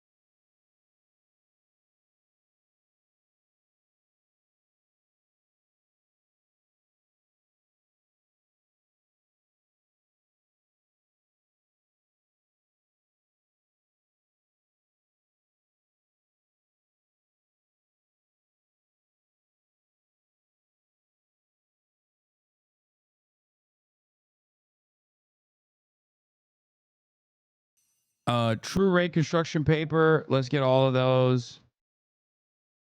Sabari 10 sheets watercolor paper pad. Let's get all of those, all 10. Canson XL series watercolor textured pad for paper. Sure. Let's get all of those as well. Bro's paying 52% federal and state tax a year and still subsidizing America's imploding education system every December. Yeah, well, it is what it is, you know?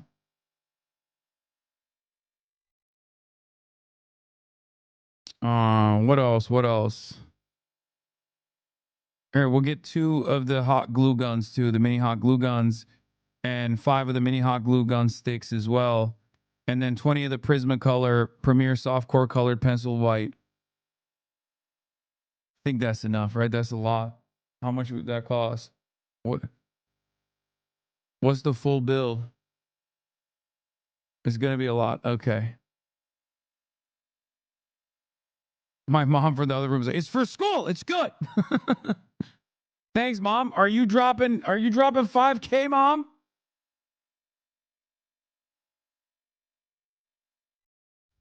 She's saying yes, it's for art class.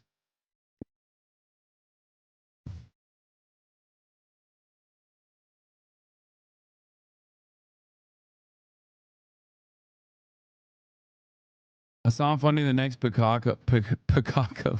Picasso.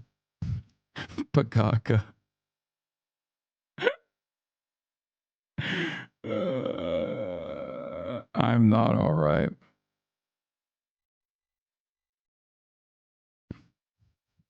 Picasso. Hasan preventing the next Hitler. That's crazy, but also true. All right, 1696. We're moving on. Merry Christmas, chatter. Oh, wait, before I do 1696, let's do another must-buy one. Okay. Let's see which one this is. This one is Ziala Moxty. I am the what the frick? I am the grandma of a large family and a super Hasan fan. They tease me all the time because I do put you on the big screen. My millennials scrape together to buy a home. We all live here together, but they work very hard and always sacrifice for others. Our youngest is 12 and taken care of. I took a few things off their wish list to make this list. Damn, we got a grandma in the chat. Let's see what the grandma's saying. Grandma chats a little bit. 110 comments. Halal Miss, my 12-year-old grandchild hosts a Discord server where 5 to 14-year-olds. They support each other making mods for VR chat games. We call him Deporter-in-Chief for a reason. Obama shut down Occupy and is responsible for Red Fawn. Damn. I'm a grandma. I qualify, lol.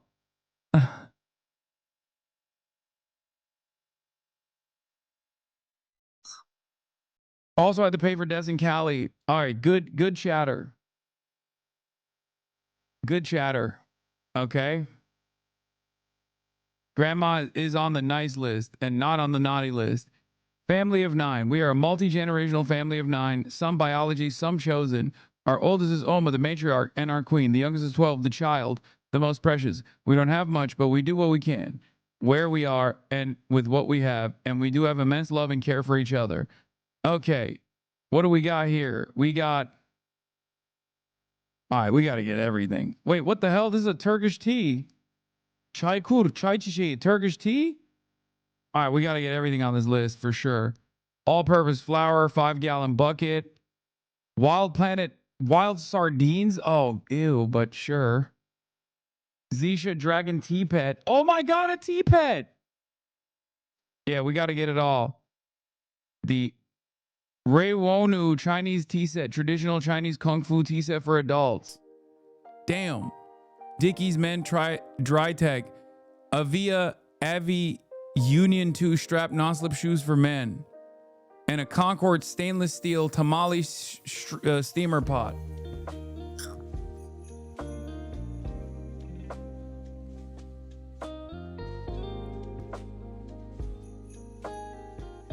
The Honest Kitchen human grade instant goat's milk with probiotics for dogs and cats. And a telescoping ladder, aluminum extension ladder, 330-pound load capacity. Okay. Okay, Grandma. You got it. Next tamales are on me, you know? And the tea too. All right, let's see what we got here. Next up, we have AC Gray. I'm a special education teacher starting in a brand new high needs kindergarten classroom in January. I would love to bring something. Dude, we will. I think if there was any fucking karmic justice, everyone that has created the conditions for our teachers to have to literally pay for things out of pocket every goddamn year would suffer endlessly in eternal hellfire for the rest of time. Okay? Every time a teacher's like, hey, I just got to pay for this stuff for my students out of pocket, I just, I get so mad. It makes me so angry. I'm a special education teacher starting in a brand new high needs kindergarten classroom in January. I would love to bring some things to brighten the room and help them with their sensory and educational needs. I recommend viewing lists via custom, and I've written notes for each item. All right, let's take a look. After years of being a para, I finally have my own classroom after graduating in December. These are all the things I loved in other classrooms, and I would love to give my students the best. I'm teaching high needs kindergarten, and they would love even a couple of things on this list. Thank you for reading. And one thing for me, maybe, but not a priority at all. All right, let's get it all. Yeah, I think I know the Little Red Book, the Little Red Book quotations from Chairman Mao. I don't think this is gonna be for the autistic kids. Jenks spinning chair for autistic kids 3 to 18 years. What the hell is this? This is sick.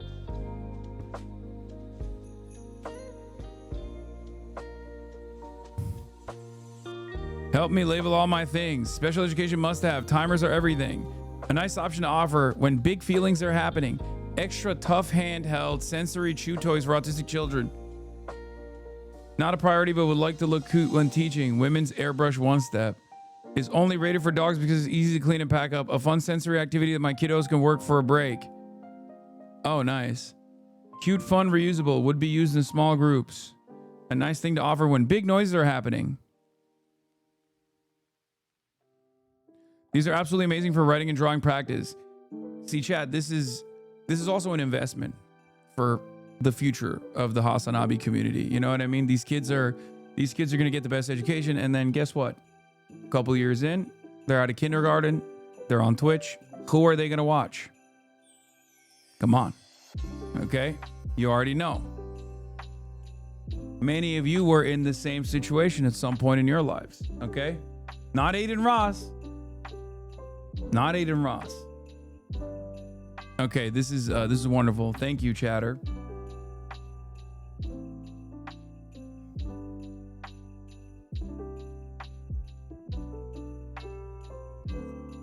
Okay. All right, you got everything? Yeah.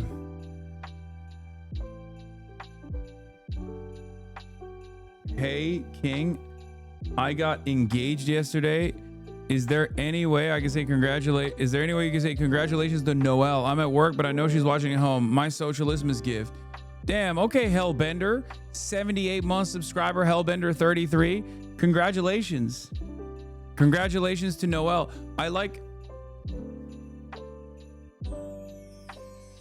That's dope. More wife havers. No, he's cutting the line. Okay, calm down. Congratulations to Noelle and Hellbender.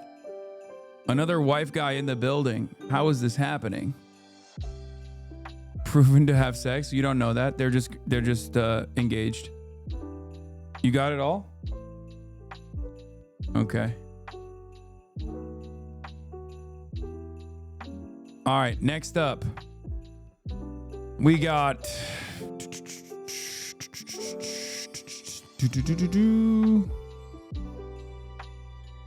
Next up, we got Vader Complex.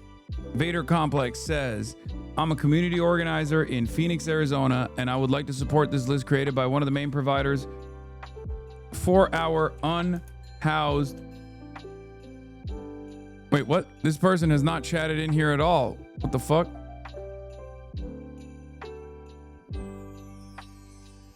Is this even the right account?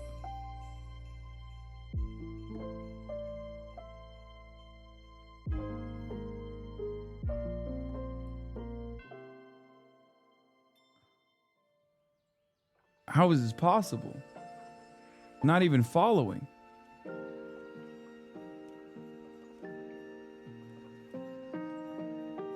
Oh, yes, it's me. Oh, it's 2 X's. Damn, you almost got cooked. You almost got fucking cooked. Oh my God, another new chatter. Account created August 28, 2024. Following is August 28, 2024. Please, I don't want to be on the naughty list. My phone is dying. If I disappear, I'm sorry.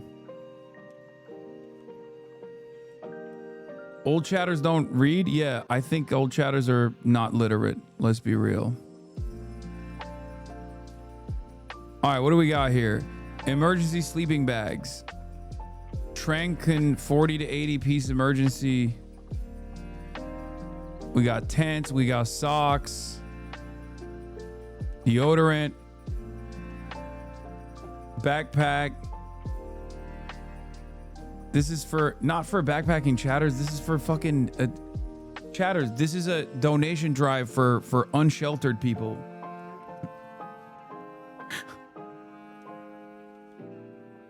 Chatters are like, wow, this guy's real outdoorsy. He needs 50 emergency sleeping bags. That's crazy. What is he doing with every single one? Is he just using it once?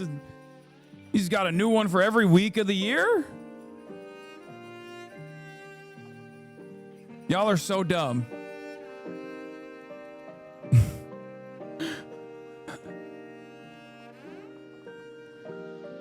Oh, a lot of hand warmers, man. What the fuck?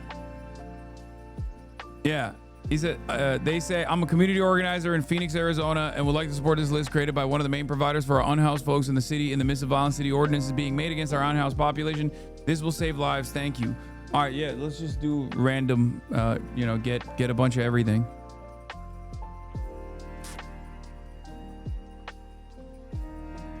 All right, Merry Christmas to Vader Complex. Next up is M Salad Bar. M Salad Bar says, M Salad Bar 555. M Salad, another one that isn't on in the chat. I don't think this name is correct. M Salad Bar says, I'm a teacher at a Title I school and would really appreciate the help keeping my classroom stocked.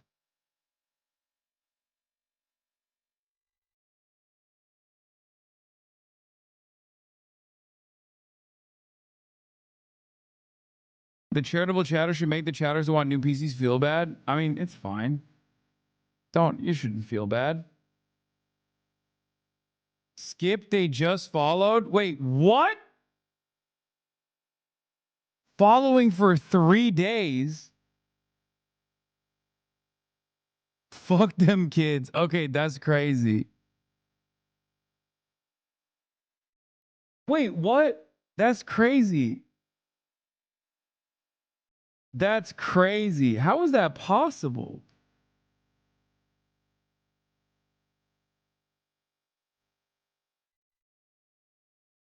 Account created April, following since December 23rd, 2025.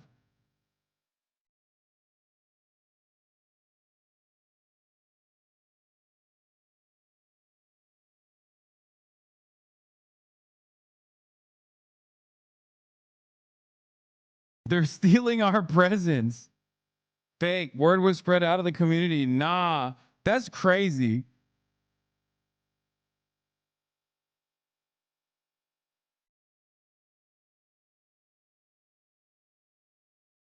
What's so special about this stream? Okay, Senpai Sauce, you're begging for it.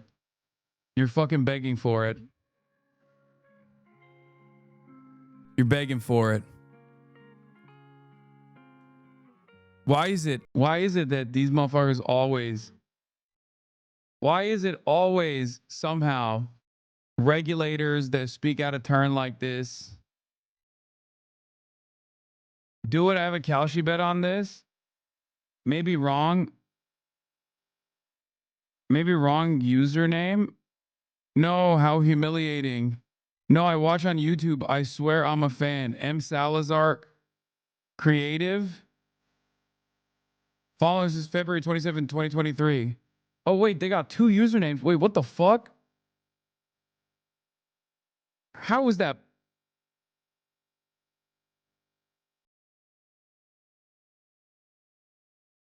Is this your same account? You have just 2 different accounts?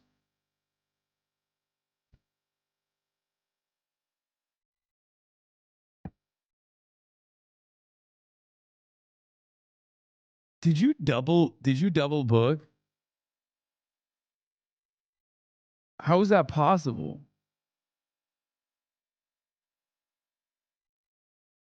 I'm crying. My email is wrong.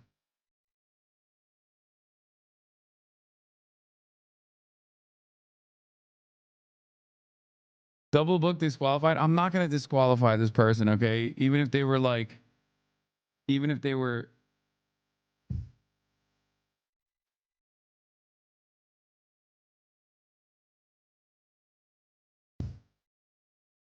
Bro, the situation is so bad that we got fucking teachers double dipping into the totally random Socialistmas account here. What the fuck? It's not like they're asking for anything crazy. They're asking for like thermal laminating pouches and dry erase whiteboard cleaning spray. So like they didn't double book and double dip into the fucking list so they could get like, you know, crazy shit. They want crayons. You know, none of the kids mysteriously need RAM. I mean, to be cynical, you can always resell. No, dude, I don't think that that's the case. Undercover Marine? No, we'll just get him the crayons. And also the Expo Dry Erase Cleaning Board and the Classroom Headphones Bulk 25 pack.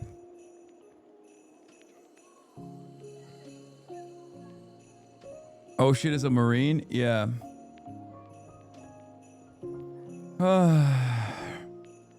And the KG thermal laminating pouches.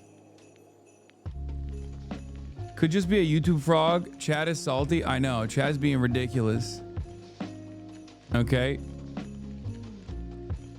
Sakuatsu 444. Oh shit. A wheelchair would make a big difference in my mobility and help me stay active and continue going to the gym. I was the disabled chatter in a recent Chad Vice, and Hasan helped me get courage to start going to the gym, and I've been working out ever since. Oh shit. Let's go. They were on Chad Vice too? Hell yeah. What do we got here? We got a Carmen 115 25-pound ultralight ergonomic wheelchair with removable footrest, silver color, and a Carmen 24-pound LT 980. Wait, why are they? What's the price disparity here? Why is one like I don't understand. Is it good? Is this a good wheelchair for the wheelchair knowers, for the ball knowers? Is it a good wheelchair or are there better ones?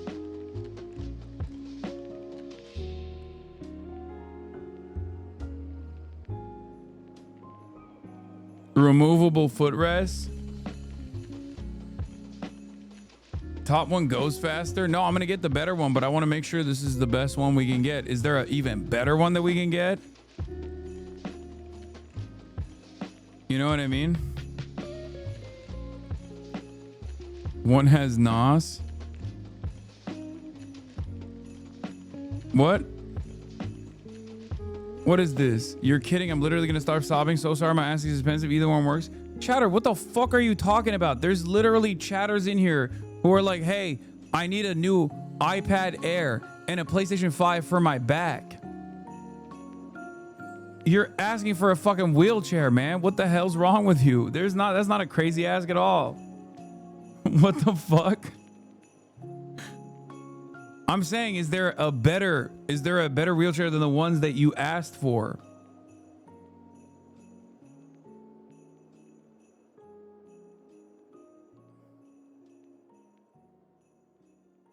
Hasan, get the one from their list. They might need the specs. I need some RAM for my urethra. Yeah, I'm going to send you Essence links. I need the new Balencies for my urethra.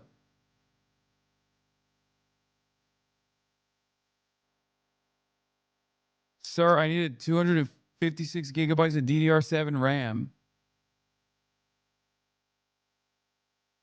The sizes are specific. You're kidding. No, I'm not kidding. If you want something even nicer than that, I'll get you something even nicer than that. But you just got to put it on the list. One has AI.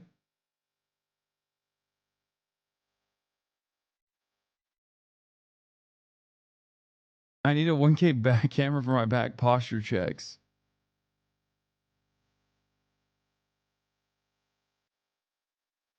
You can reach out to Frogan, and we'll get you an even nicer wheelchair if you want a nicer one. If this is fine, I'll get it. I'll get the $599 one. But if you want something even nicer, I'll get you a nicer one. Other wheelchair users in the chat, is this a good wheelchair? That's what I'm asking. That's what I'm trying to figure out.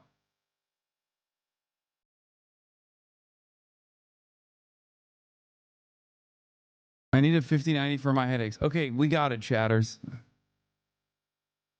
Jerry rig everything wheelchair? Why does everyone keep saying that?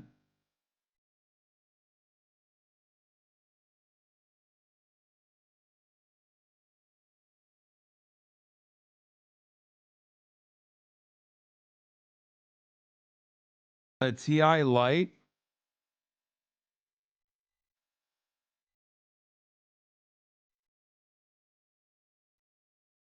Wheelchair user here. It all depends on what the chatter wants the chair for. Hand power chairs tend to be less expensive, but static frames, non-folding, generally wheel better.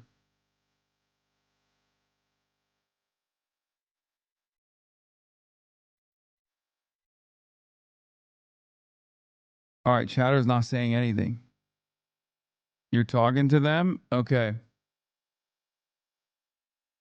All right, we'll get back to that one. All right, last one on the must buy. Let's see. I have 3 boys who I can't afford for gifts for this year. I recently became the legal guardian of my nephews ages 8 and 16, and I have a 9-year-old son. I'm a single mom supporting us all on one income. They know not to expect much. It's impossible to shield them from the reality of our money problems. They prepared little gifts for each other, mostly drawings and cool rocks, and thankfully none of them believe in Santa. But of course, they've all mentioned stuff they wish they could get. And the 2 youngest boys brought home their wish list they made at school. They included toys for our 2 rescue dogs. It would be so amazing to surprise them. I couldn't decide how to narrow it down, so I included all the stuff. Brogan, the 600 is fine. Okay. All right. I'll get you the 600. The Carmen K 115 25-pound ultralight ergonomic wheelchair with removable footrest, silver color.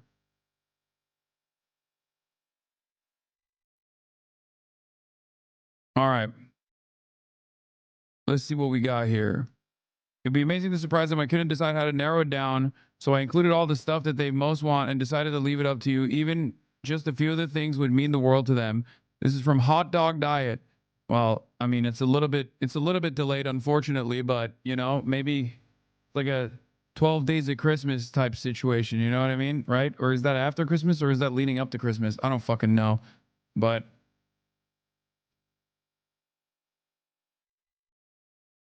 Chatter hasn't even been in here in a minute. Naproxen works so much better for my back pain compared to Tylenol, ibuprofen. Yes, I have a Theracane. It's great.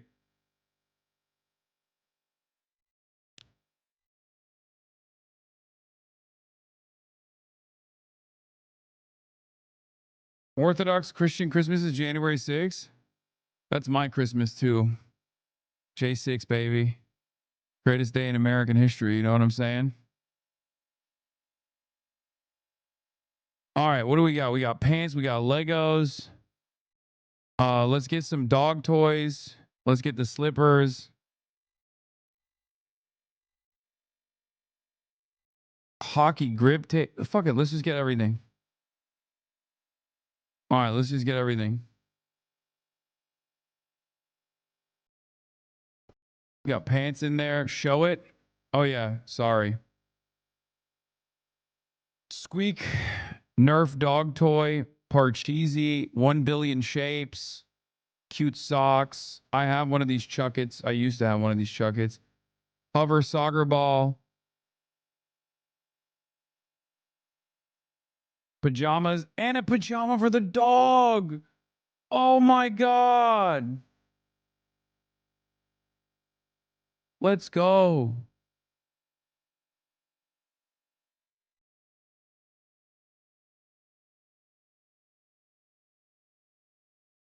Merry Socialistmas, chatter. You're not in here right now, but one day these gifts are just going to randomly show up in your in your front lawn.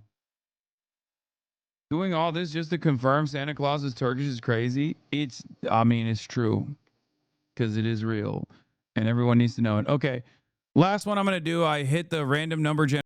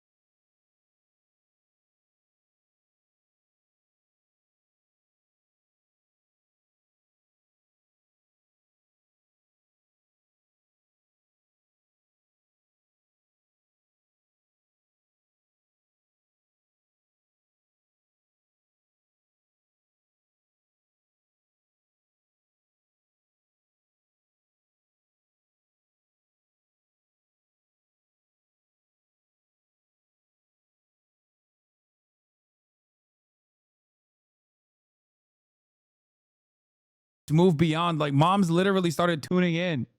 Okay.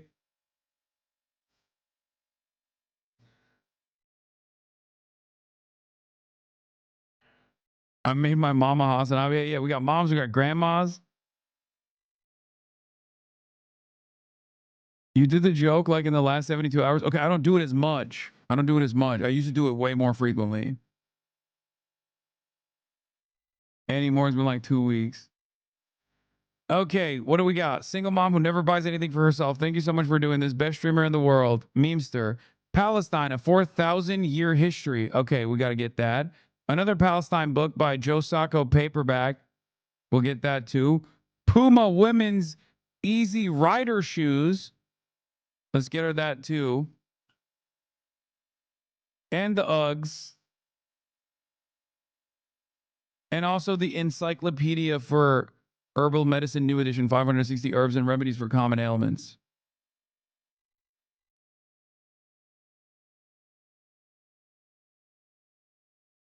Puma's no longer BDS, chatters. I'm pretty sure, right? I don't think it is. But yeah, the Uggs too.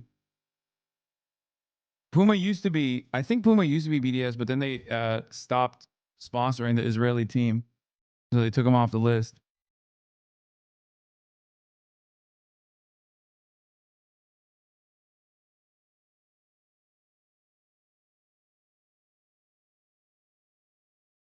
All right. That'll be all for, that'll be the last of the Socialistmas.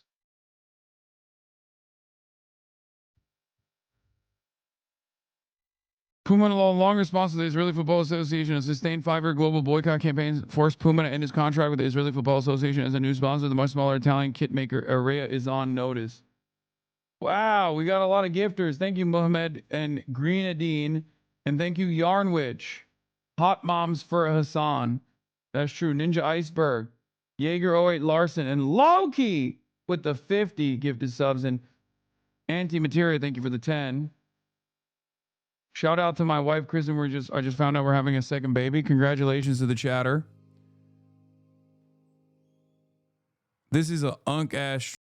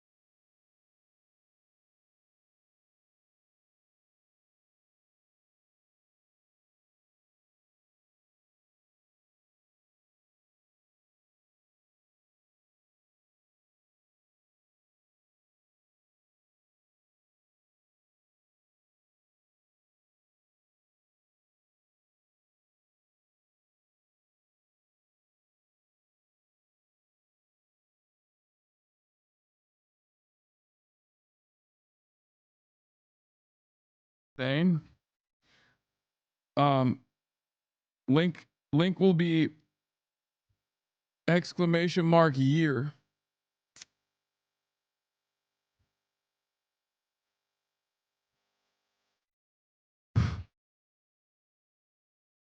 And it's also pinned, but the gifters are going crazy, so you can't even click on the link, I guess. But yeah, you can vote for your favorite moments this year. Oh my God, the gifters are unironically making it impossible. Holy shit. Pause the Chronic, thank you for the 20 gifted. Feel Something, thank you for the 5. IBEV Mike. IBEV Mike. Thank you for the 5 gifted. Trapaholic, thank you for the 5 gifted. Nervozon, thank you for the 5 gifted. And Dumpling, thank you for the 5 gifted. The Anti-Corporatist, thank you for the 20 gifted. Mulchman, thank you for the 25. Pause the Chronic, thank you for the 20. Big Labor Boy, thank you for the 5. You just made $300,000 in subs? That's insane. How is this possible? Yeah, no. I like that. I'm a chatter. I'm actually a new chatter and I can't read either. And you also don't know how to do math either. Yeah. Yeah, I just made $300,000 in subs. Yeah, no, I actually made $1 million in subs just now. Piggle Spades left on main. I'm awesome at not knowing things or reading. This is a really good value for being a lefty. Soy chorizo, space tomato, whispers. Thank you. Yeah, we need a math textbook for Socialistmas next time. I need a RAM and a 5090 for my math classes and my bad bag. It's IBEV Mike. I'm a dumbass union wireman, not a drink weirdo. Wait, what? I know. Like, what, you think I thought IBEV stood for, like, you do, like, what do you mean? Like, you do beverages? Is that what you... Like, you... IBEV W isn't V. I know. I know what IBEW is.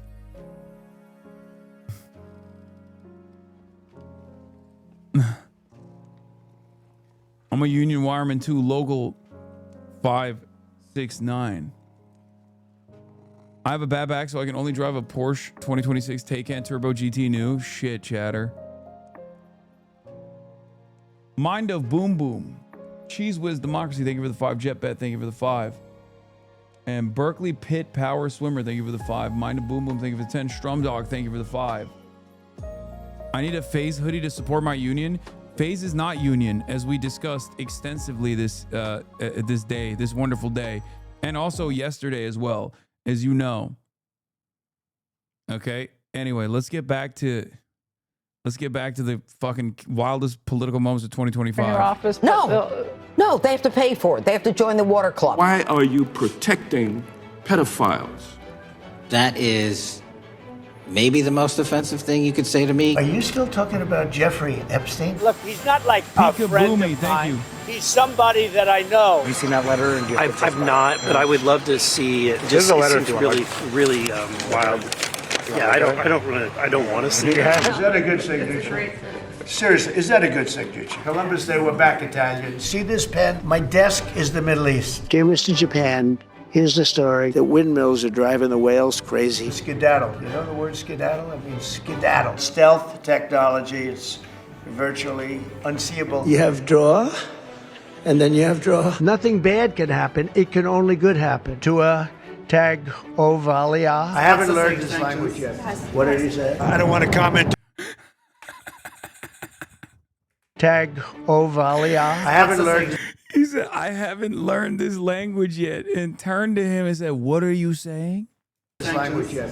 What did he say? I don't want to comment on it. The answer is yes. I don't know them, but I love them. It's a record that won't be beaten by practically, I would say, by anybody. I have no idea what they analyzed, but whatever they analyzed it well. Grabbed like you grab a beautiful little baby.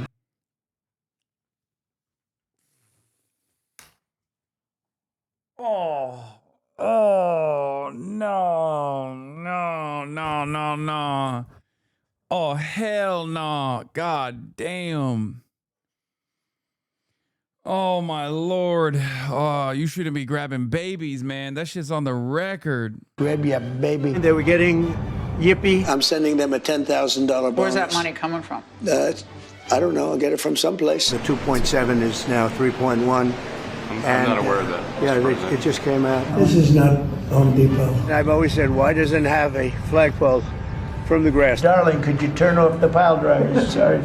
Darling, that's progress. They will never give me a Nobel Peace Prize. The two things I got from the United Nations, a bad escalator and a bad teleprompter. Be cool when you walk down. Don't pop down the stairs. Since politics, I never mention looks. Woman with the wild hair. I guess we can say a trophy wife. The fat shot. It's completely unacceptable to see fat generals and admirals. My body is a little bit larger than his. They think that they're hardcore. That one was so good when he was talking about like when he got like weirdly self-deprecating and he was talking about like, you know, I don't think anyone would want to see me.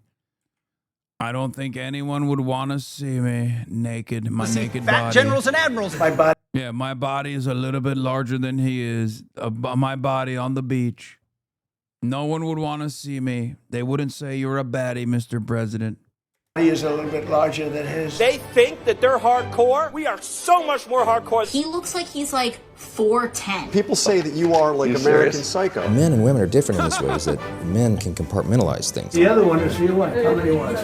Anything that I say, no matter how crazy, Usha has to smile and laugh. I was going to use the B word. My wife would not be happy. Nothing but kissing my ass. People from all countries. Bull. These guys don't give a shit. I don't give a shit. We are done with that shit. Go yourself. No f***ing way. And yourself. To my haters, F you. Stop yelling. Yes, a non-yeller. I'm standing for Jersey. Hey, Trump. We won't.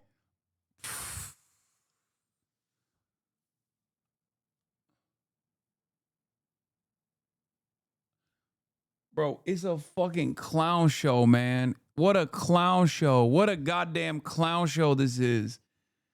Oh, my Lord, American politics, man. It is so busted, brother.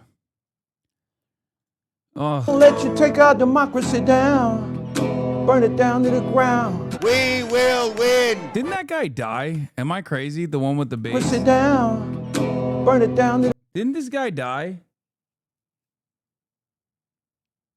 He's one of the Democrats who died, no? I think so.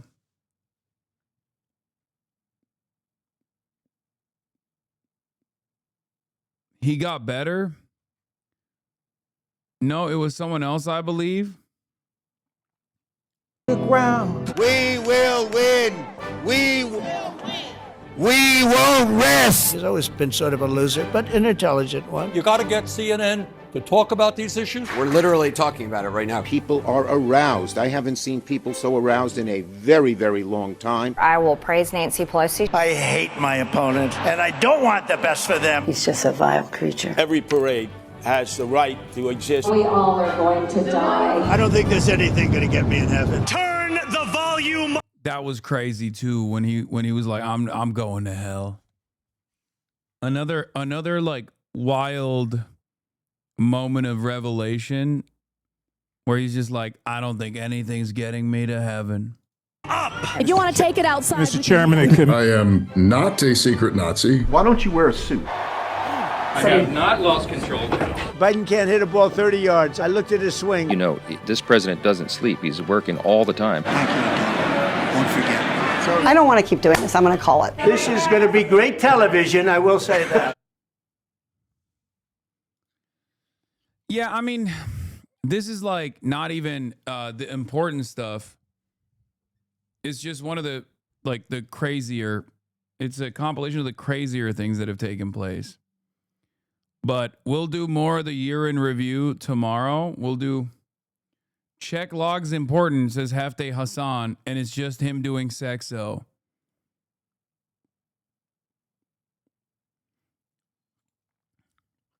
In the new year, I'm going to ban chatters that check logs.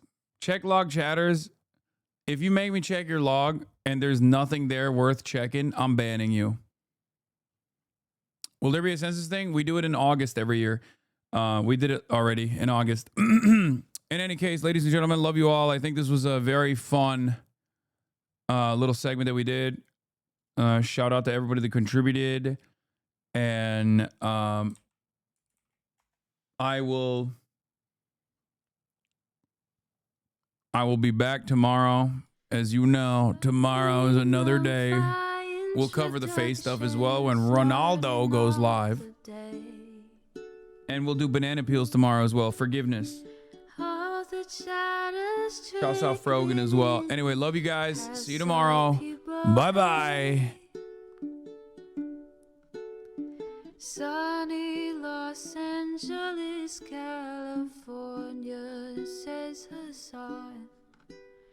The starlock to the starlock to the topic just begun. There he is again, Hasan is streaming. Hasan is streaming. There he is again. Hasan is streaming. Hasan is streaming. Reviewing the P.O. box, Uncle Uger's face. Sudden discord at your prop, great names take embrace. Tiny Bernie Sanders, LGBTQ Air Force. The whole left at your fingertips, Ane at your door. H3 crowded debate, the Young Turks online show. 3 full fucking years of this, plenty more to go. 90-day fiance talks of champagne bourgeoisie. A Trump rally live reaction, a mass riot at DC. There he is again, Hasan is streaming. Hasan is streaming.